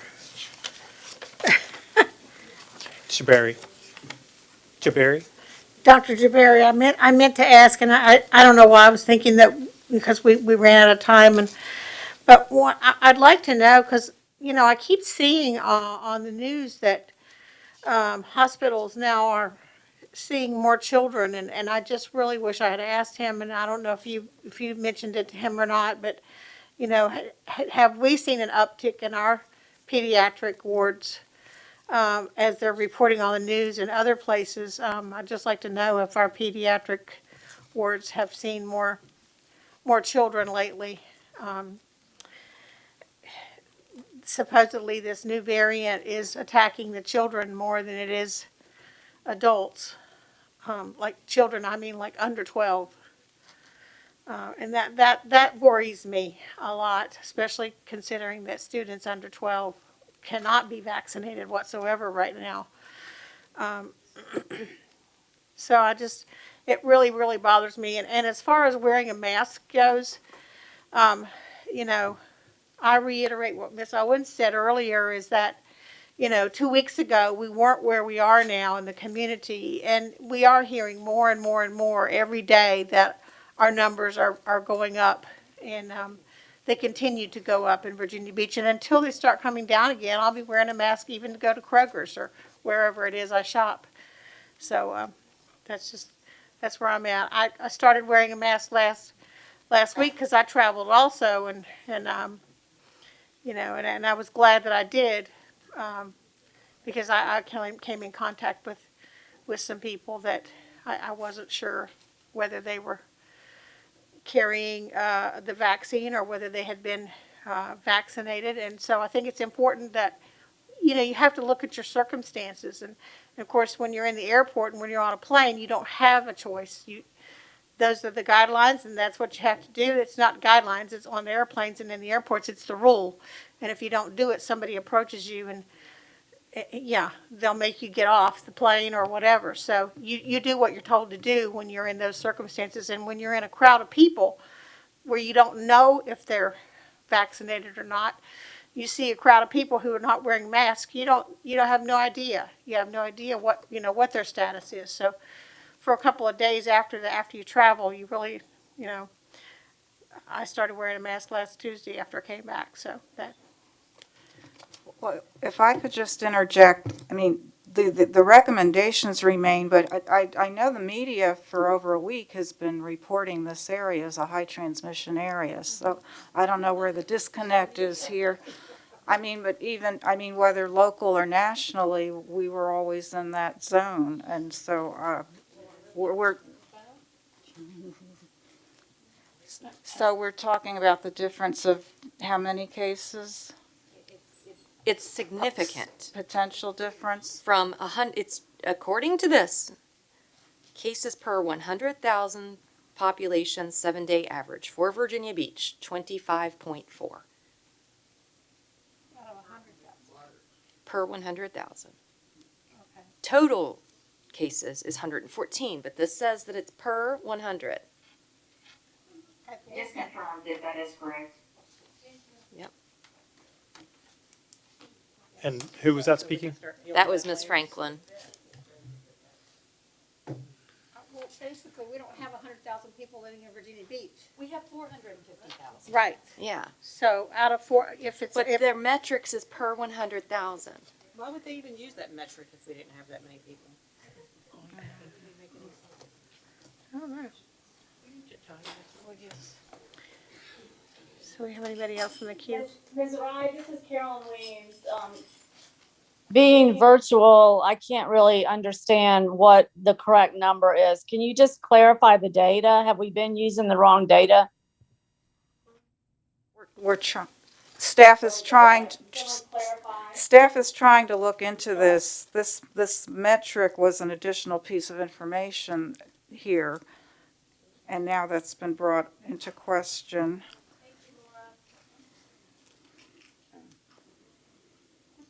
So is it the 25 or is it the 114? It's I the see 25 per 100,000. Okay, so That's not- that's very significantly, huge, significantly lower. Wow. Okay. So I appreciate that we have many that have identified what appears to be a difference in the number. I would like to hear from Ms. Sawala. We shared today the exact same information with Dr. Jabari on there, and there was no correction that came from it. So we obviously have a discrepancy that we've identified. I want to make sure that we get clarity on that discrepancy. And I'm always cautious of things processes that you're doing after midnight to make sure that there's complete clarity on what's being provided. So I'm interested in how we go about doing that. It's hard to search on my phone now. This is Heidi Sawala. I'm not sure what the data is showing on the website, but we've always looked at the numbers and it's come out as high transmission. If you look at the 2-week number, that's such a difference. It's over 200.49 cases. So I'm at loss at explaining why it's showing up differently like that. When we've looked at it over the past couple of days, it reports at a higher number. So I'm concerned because as Ms. Sawala just shared, we've been monitoring this over a period of time and we've seen where the numbers have gone. And the number that we have in the brief was what was verified earlier today, and it matched the trend that followed. Dr. Jabari was on the phone. He didn't bat an eye over what was being provided, particularly when we're talking about being in the high category and substantial. So at this point, I am concerned is there something that's going on with the website that's displaying incorrect data? So in order for us to get clarity on that, I don't know that that's going to happen at 12:30 to be able to get complete clarity as to why the number showed differently earlier today than it's showing right now. Mrs. Riggs? Okay, so are we monitoring the 7-day average of daily cases of 100,000? What are we monitoring? Because the Virginia Department of Health is saying that for 100,000, there's 114. The 114 is the 7-day average of daily cases. We are monitoring, as it's up there, total new cases in Virginia Beach per 100,000 persons in the last 7 days. And that's what it's saying here.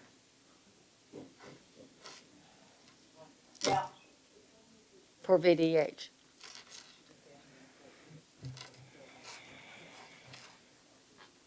Virginia Beach.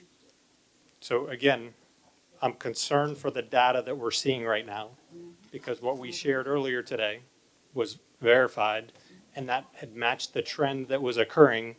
And we had Dr. Jabari online and didn't bat an eye when we talked about being in the high and substantial categories. So we're going to need to get clarification. I would recommend that we don't use information that we have right now for that, because at 12 o'clock at night, when websites are getting updated, I have a concern for what the data is being displayed. I'm not saying it's right or wrong. I'm not seeing the data that you're looking at. I trust what you're saying. But with all data, you got to verify where's that data. It's not matching up right now. Can I ask a question? So since we're waiting for the insurance information to be disseminated by Ms. Linetti, and also verifying this data, is there a way to postpone the vote to a later date this week? While we continue to pull all this information together? Number one, we will always provide whatever data supports your best decision. To clarify, this data is used to inform levels of layered prevention strategies. So this would be used in order to remove layers after we start the school year, per the recommendation from staff of when it would be appropriate to remove layers of mitigation. It wouldn't change the recommendation that's on the table for how to start the school year.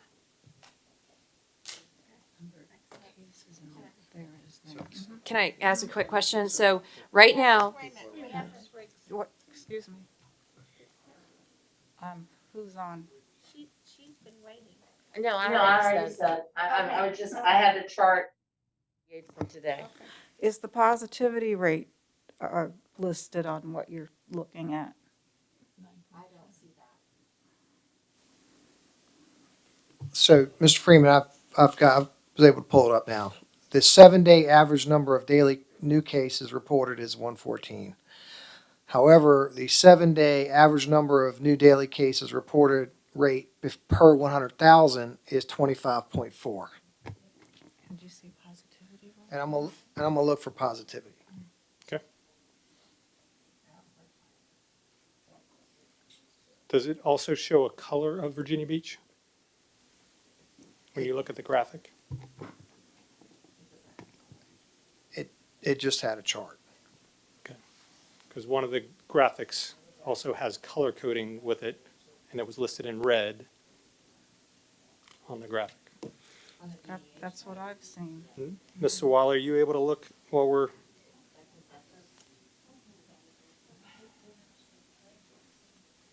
Yes, I'm also looking, I'm checking the CDC site and see if that's anything different.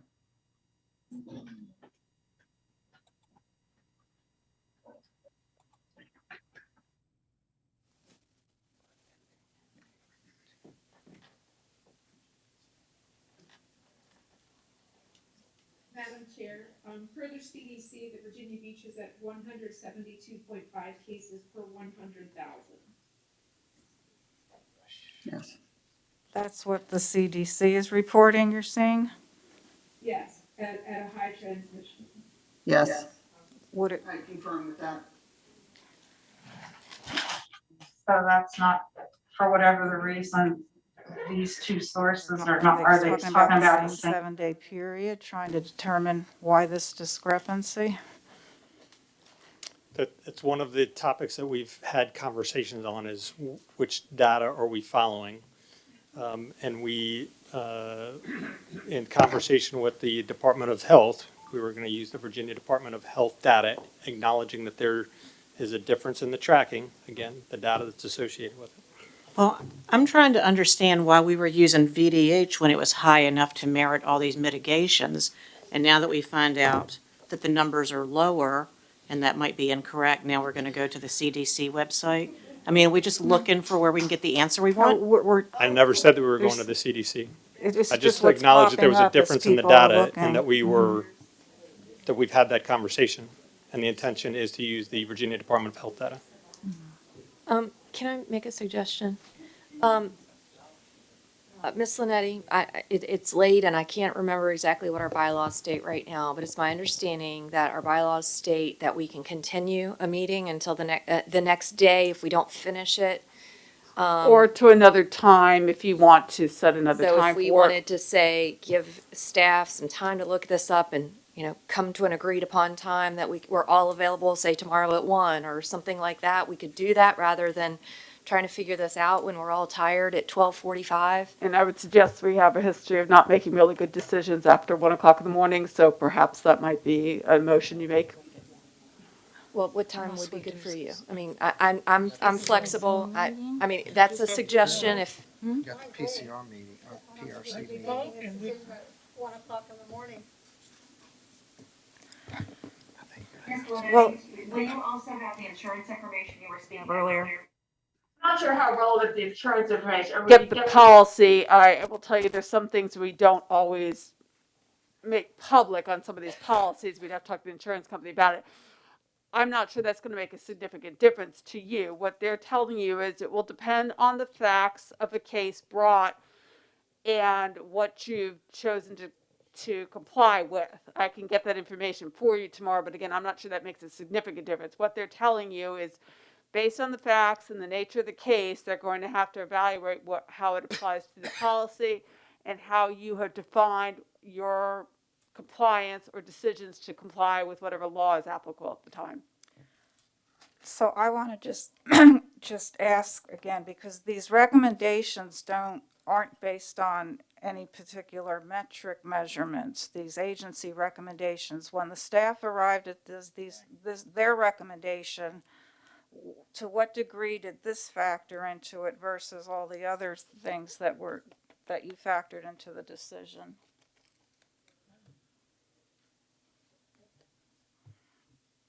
Mr. Freeman, do you want to answer that one? I'm sorry, say it again, please. So the staff recommendation, to what degree, and I think you started to answer this, did this specific table factor into that? Because I'm recognizing the agency recommendations don't get into these details. They're just the recommendations for everybody.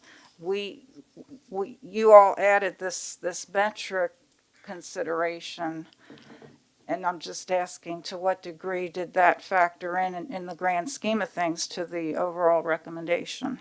Right, so to answer your question, no, it did not factor in. So this chart here, as we described, is used to inform decisions on the level of layered mitigation strategies. I think one of the topics of conversation we have right now, and we have a resolution on the table, is regarding masks. The information that informs the decision on the masks are what was shared early in the meeting, which went from governor's comments to Virginia law to CDC guidance key takeaways, and then the alignment between the public health bodies making recommendations aligned around masking.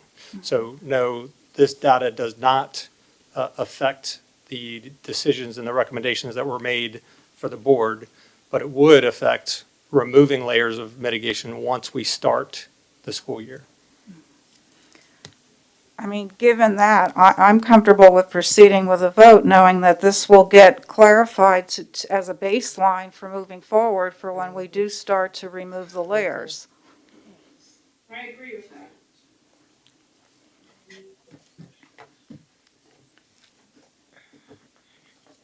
So with that, Can I just make one quick statement? No matter what we do here right now, I believe that we need to correct this document if it's wrong and send it out to the public and make it right. Because if this entire time we've been saying we're in high transmission, or whatever it is, but we're not, we're significantly lower, the public needs to know that, if that is the case.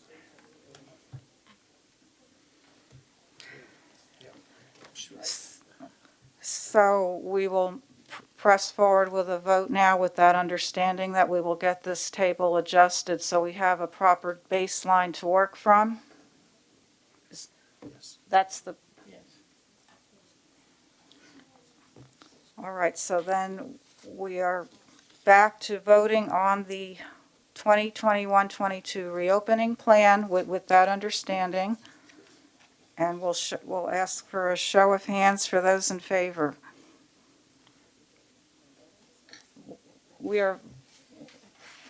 Folks, we're voting.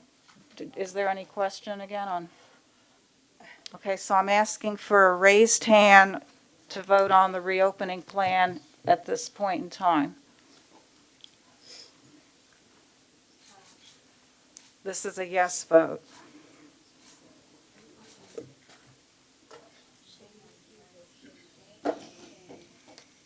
Ms. Melnick, how do you vote? My hand is raised, yes. Thank you. All opposed?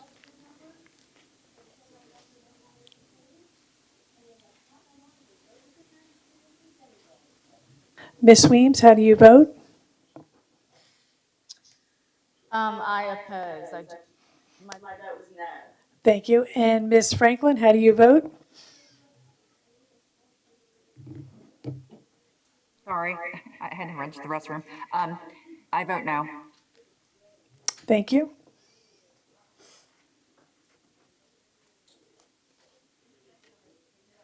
Madam Chair, we have 7 ayes in support of the motion, and we have 4 nays against the motion. So before we continue with the agenda, Dr. Robertson, do you just want to convey what next steps would be again in terms of communication, et cetera?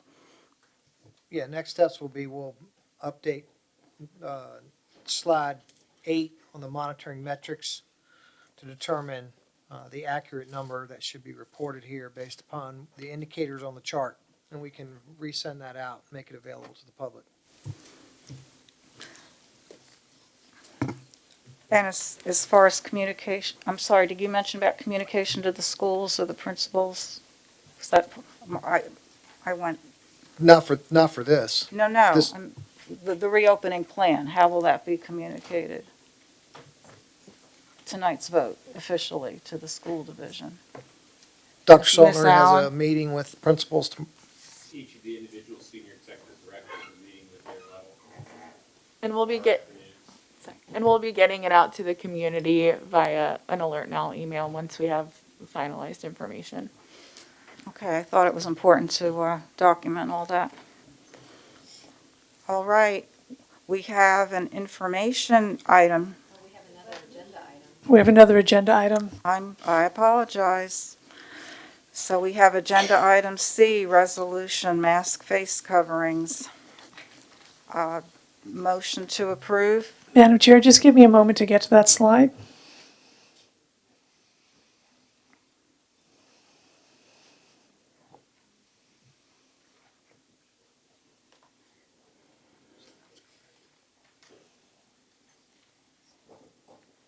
Okay. Thank you, Madam Chair. Oh, the positivity. That's correct.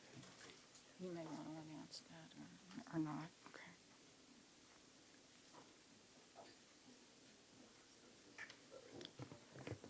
All right. So to introduce this, a motion to approve. And Mrs. Hughes in a second. Mrs. Manning. All right, discussion. Do you assume you want to read it or do you just want to okay.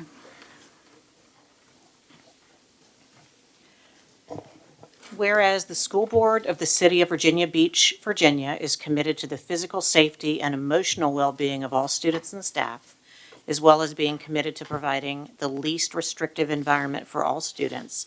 And whereas at least 19 states have lifted all mask mandates with no increase in COVID numbers, and whereas the state of emergency expired on June 30th, 2021, and whereas all Virginia Beach City Public Schools staff has had an opportunity to become fully vaccinated, and whereas Virginia Beach City Public Schools acknowledges that parents are best suited to make decisions for their children, now therefore be it resolved that 1, mask or face covering shall, in the absence of further statewide mandates, be optional in all Virginia Beach City Public Schools, buildings and offices, both indoors and outdoors. 2, that mask and face coverings will, in the absence of further statewide mandates, be optional for all Virginia Beach City Public Schools staff, students, and guests. And 3, this policy shall be in effect beginning August 11th, 2021. Be it further resolved that it will not be the policy of Virginia Beach City Public Schools to either encourage or discourage any student, staff member, or guest to wear a mask or face covering. Okay. Discussion.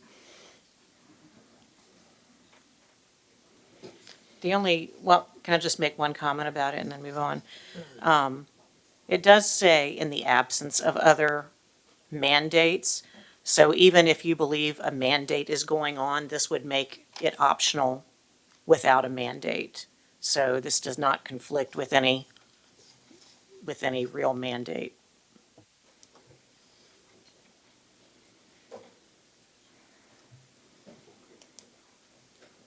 Any other comments or questions before we vote?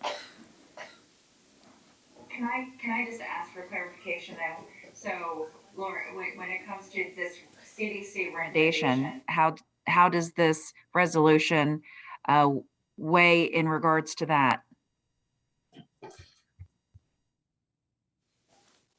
The CDC doesn't make mandates, they just make recommendations.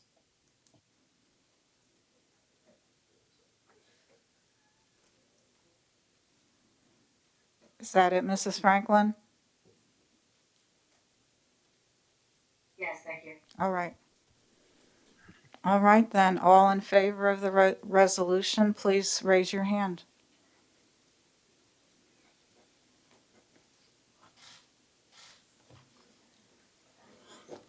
Ms. Franklin, how do you vote? I have my hand raised, thank you. Thank you. And Ms. Weems, how do you vote? Yes. Thank you. All opposed? Please show a raised hand.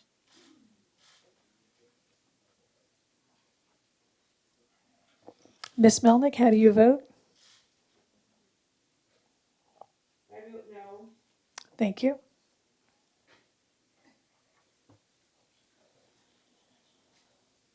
Okay, Madam Chair, we have 4 ayes and we have 7 nays. The motion did not pass. Okay, thank you all.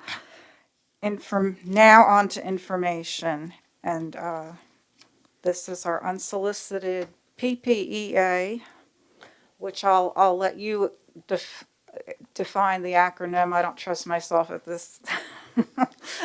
Public-private, am I close? Public-Private Education and Infrastructure Act. There you go. Okay, welcome, Mr. Tony Arnold. Good morning. I think I said the same thing 3 weeks ago. I'm going to wait for the clerk to, there we go. Thank you. Appreciate that.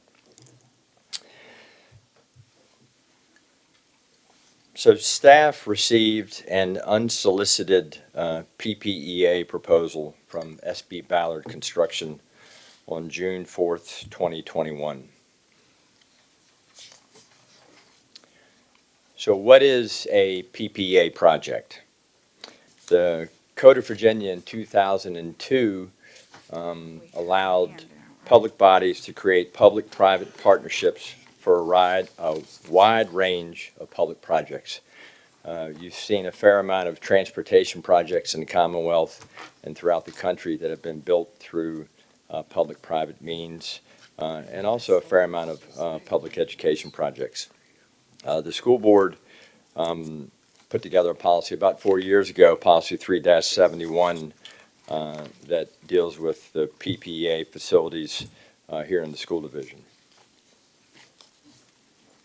So let me talk more specifically about the unsolicited proposal from SB Ballard that we received earlier this spring.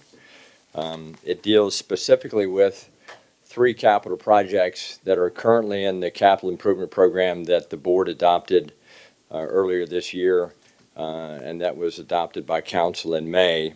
They are projects CIP 1-015, Prince Anne High School replacement, which is fully funded in the 6-year capital improvement program. The CIP project 1-028, Betty F. Williams Elementary School and Bayside 6th grade campus, which is projected to be a grades 4 through 6 building, replacing those 2 older facilities. That project is also fully funded in the 6-year capital program. And finally, CIP project 1-029, Bayside High School replacement. This project, the majority of $168 million of the million of the project falls outside the six-year capital improvement program. These two projects total on the order of approaching $429 million, of which $260 million is projected to be funded in the six-year capital program that was adopted by council in May. And you'll see these are the CIP project detail sheets that show up in the capital improvement program for Prince Anne High School, Betty F. Williams Bayside sixth grade campus, and finally Bayside High School.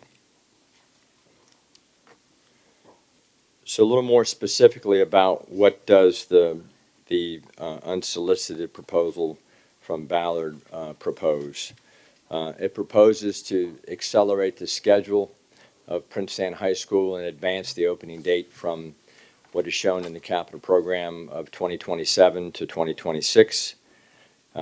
Proposes to advance the opening date for the Betty F. Williams Bayside sixth grade project from 2028 to 2024, shaving 4 years off of that project. And also proposes to advance the opening date for Bayside High School, which is currently shown as 2033 to 2029. I will tell you that the 2033 date is a date that the farther you get out, particularly when the bulk of the funding is outside the six-year window, that is a date that is likely to, would likely move as we move through adopting capital programs in the coming years. The proposal projects cost savings of on the order of $41 million. So again, what's in the capital program is $428 million. The Ballard proposals reduces that cost to on the order of $387 million. PPA delivery projects like this typically include what we call a GMP, guaranteed maximum price. And there is more shared risk. The contractor owns a lot more risk with GMP, where they have the responsibility for all of the projects. And so it's a different type of delivery model. From an owner's perspective, it's a single point of contact. And so that makes for a much more streamlined approach. Another highlight of the Ballard plan, it would create prototype high school plans, first at Bayside, with the expectation that you could use this prototype plan for the replacement of First Colonial Kempsville and potentially even Green Run High School down the road. Again, as mentioned earlier, this would commit to funding projects that are beyond the six-year program, and so there is some risk associated with that. That would obviously have to involve City Council as we move through the process. So staff's recommendation, and we'll be back to you in a couple of weeks, is that the school board authorize the superintendent to accept SB Ballard's unsolicited PPA proposal for the replacement of Prince Anne High School, Betty F. Williams and Bayside sixth grade campus, and Bayside High School. I do need to tell you that there is no risk involved. You are simply authorizing the superintendent to accept the proposal, receive it. The policy sets forth what occurs after that.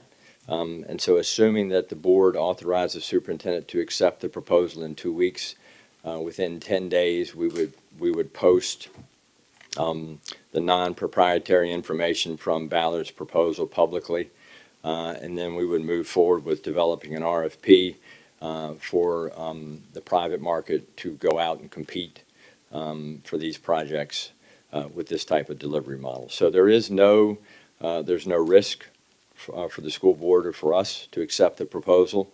It just opens up the door for good, healthy competition out in the marketplace, which is really what the PPA statute is intended for, which is innovation in the marketplace and good, healthy competition. So we are obviously here for information.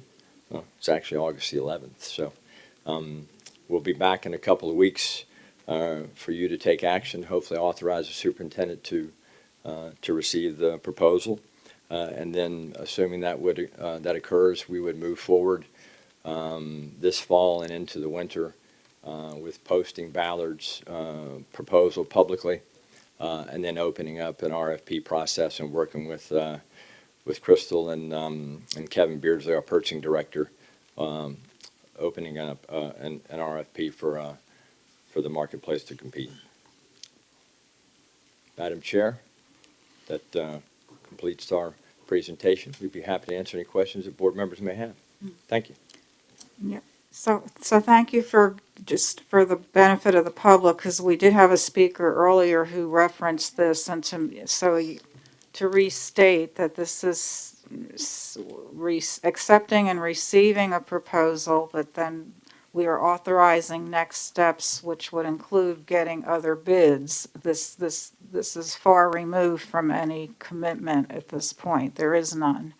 So just wanted to restate that. Okay, Mrs. Manning. Yeah, I wanted to restate that for the public as well.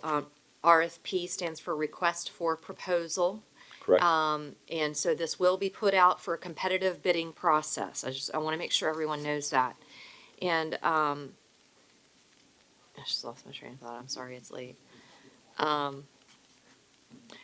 So under this current proposal, and I don't think this is proprietary information, but the contractor would not own a stake in the property once it's built. This is just, they're doing the construction just like they normally would. They would not own the land or the building, no stake in the property whatsoever. Correct. Okay, thank you. So the next step here would be. May I ask? Mhm. And just for clarification, I I'm thought you sorry. had me in there. You told me that she would I answer. said she had her hand up first. Oh, I'm sorry. Go ahead, Ms. Hughes. Yeah, I'll go actually, she after did you. ask one of my questions, but my other one, it says budget impact, not applicable. Isn't there a budget impact when somebody? Not now, no ma'am. You're simply authorizing the superintendent to accept the proposal. We're not making any commitments financially. Okay, all right, that That's the clears that next up. part of the process. All right, thank you. Yes, ma'am. You were getting to ultimately, there would be obviously if this got, yes. No, but I'm glad you got that. We've clarified. But that was also another good thing to clarify. That was part of what I was going to make sure that the public was aware of. We're not committing anything financially here. We're just simply opening this up, basically.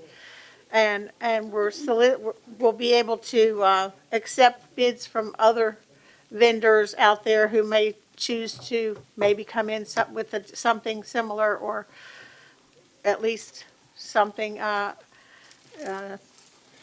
apropos just for There'll what be, this is. we'll go out with a solicited RFP, so competing contractors will offer up proposals for the projects that have been identified here, that are in your capital improvement program. Okay, and then at what point do we go to city council? Because I know that is part of it. So what point do we have to go to city council? Well, and I'll ask Crystal to weigh in a little bit, but our expectation is that the timeline that we laid out through putting an RFP out later this fall and going through the winter the timing coincides well with the budget process. So depending upon the length of the RFP, we have an expectation that it'll be around the budget timeframe. So I'll ask Crystal if she wants to add anything. Yeah, so again, this proposal, as we looked at it from a financial perspective, we looked at the 6-year appropriation, and as Tony had mentioned, that Bayside is really the outlier here. So we would make some assumptions that they would continue to issue our charter bonds and our public revenue bonds. And then we have some other areas where we would look at some HVAC projects that are probably going on to federal money that are allowed, and also maybe suspending our energy performance for this particular proposal. But because this is going out for bid, We are going to have to look at every proposal because there are going to have nuances to each of those proposals, and they will all have to be looked at from a budgetary perspective. And again, we'll probably have to go to city council no matter what, but we will be looking at all those numbers as these bids come in and we analyze them and review them. So we basically would go to city council after other bids have come in. That's correct. Okay.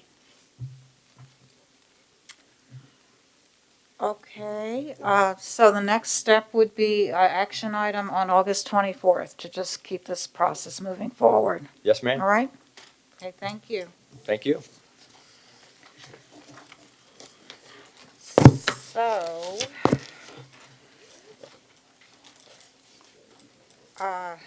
committee reports, I'm hoping if there's anything time sensitive. Okay. Any other committee reports that, or you can choose to email? Okay, so we are going to be concluding the formal meeting and transitioning to our hearing of citizens and delegations on informal meeting and non-agenda items. We need a few moments to transition.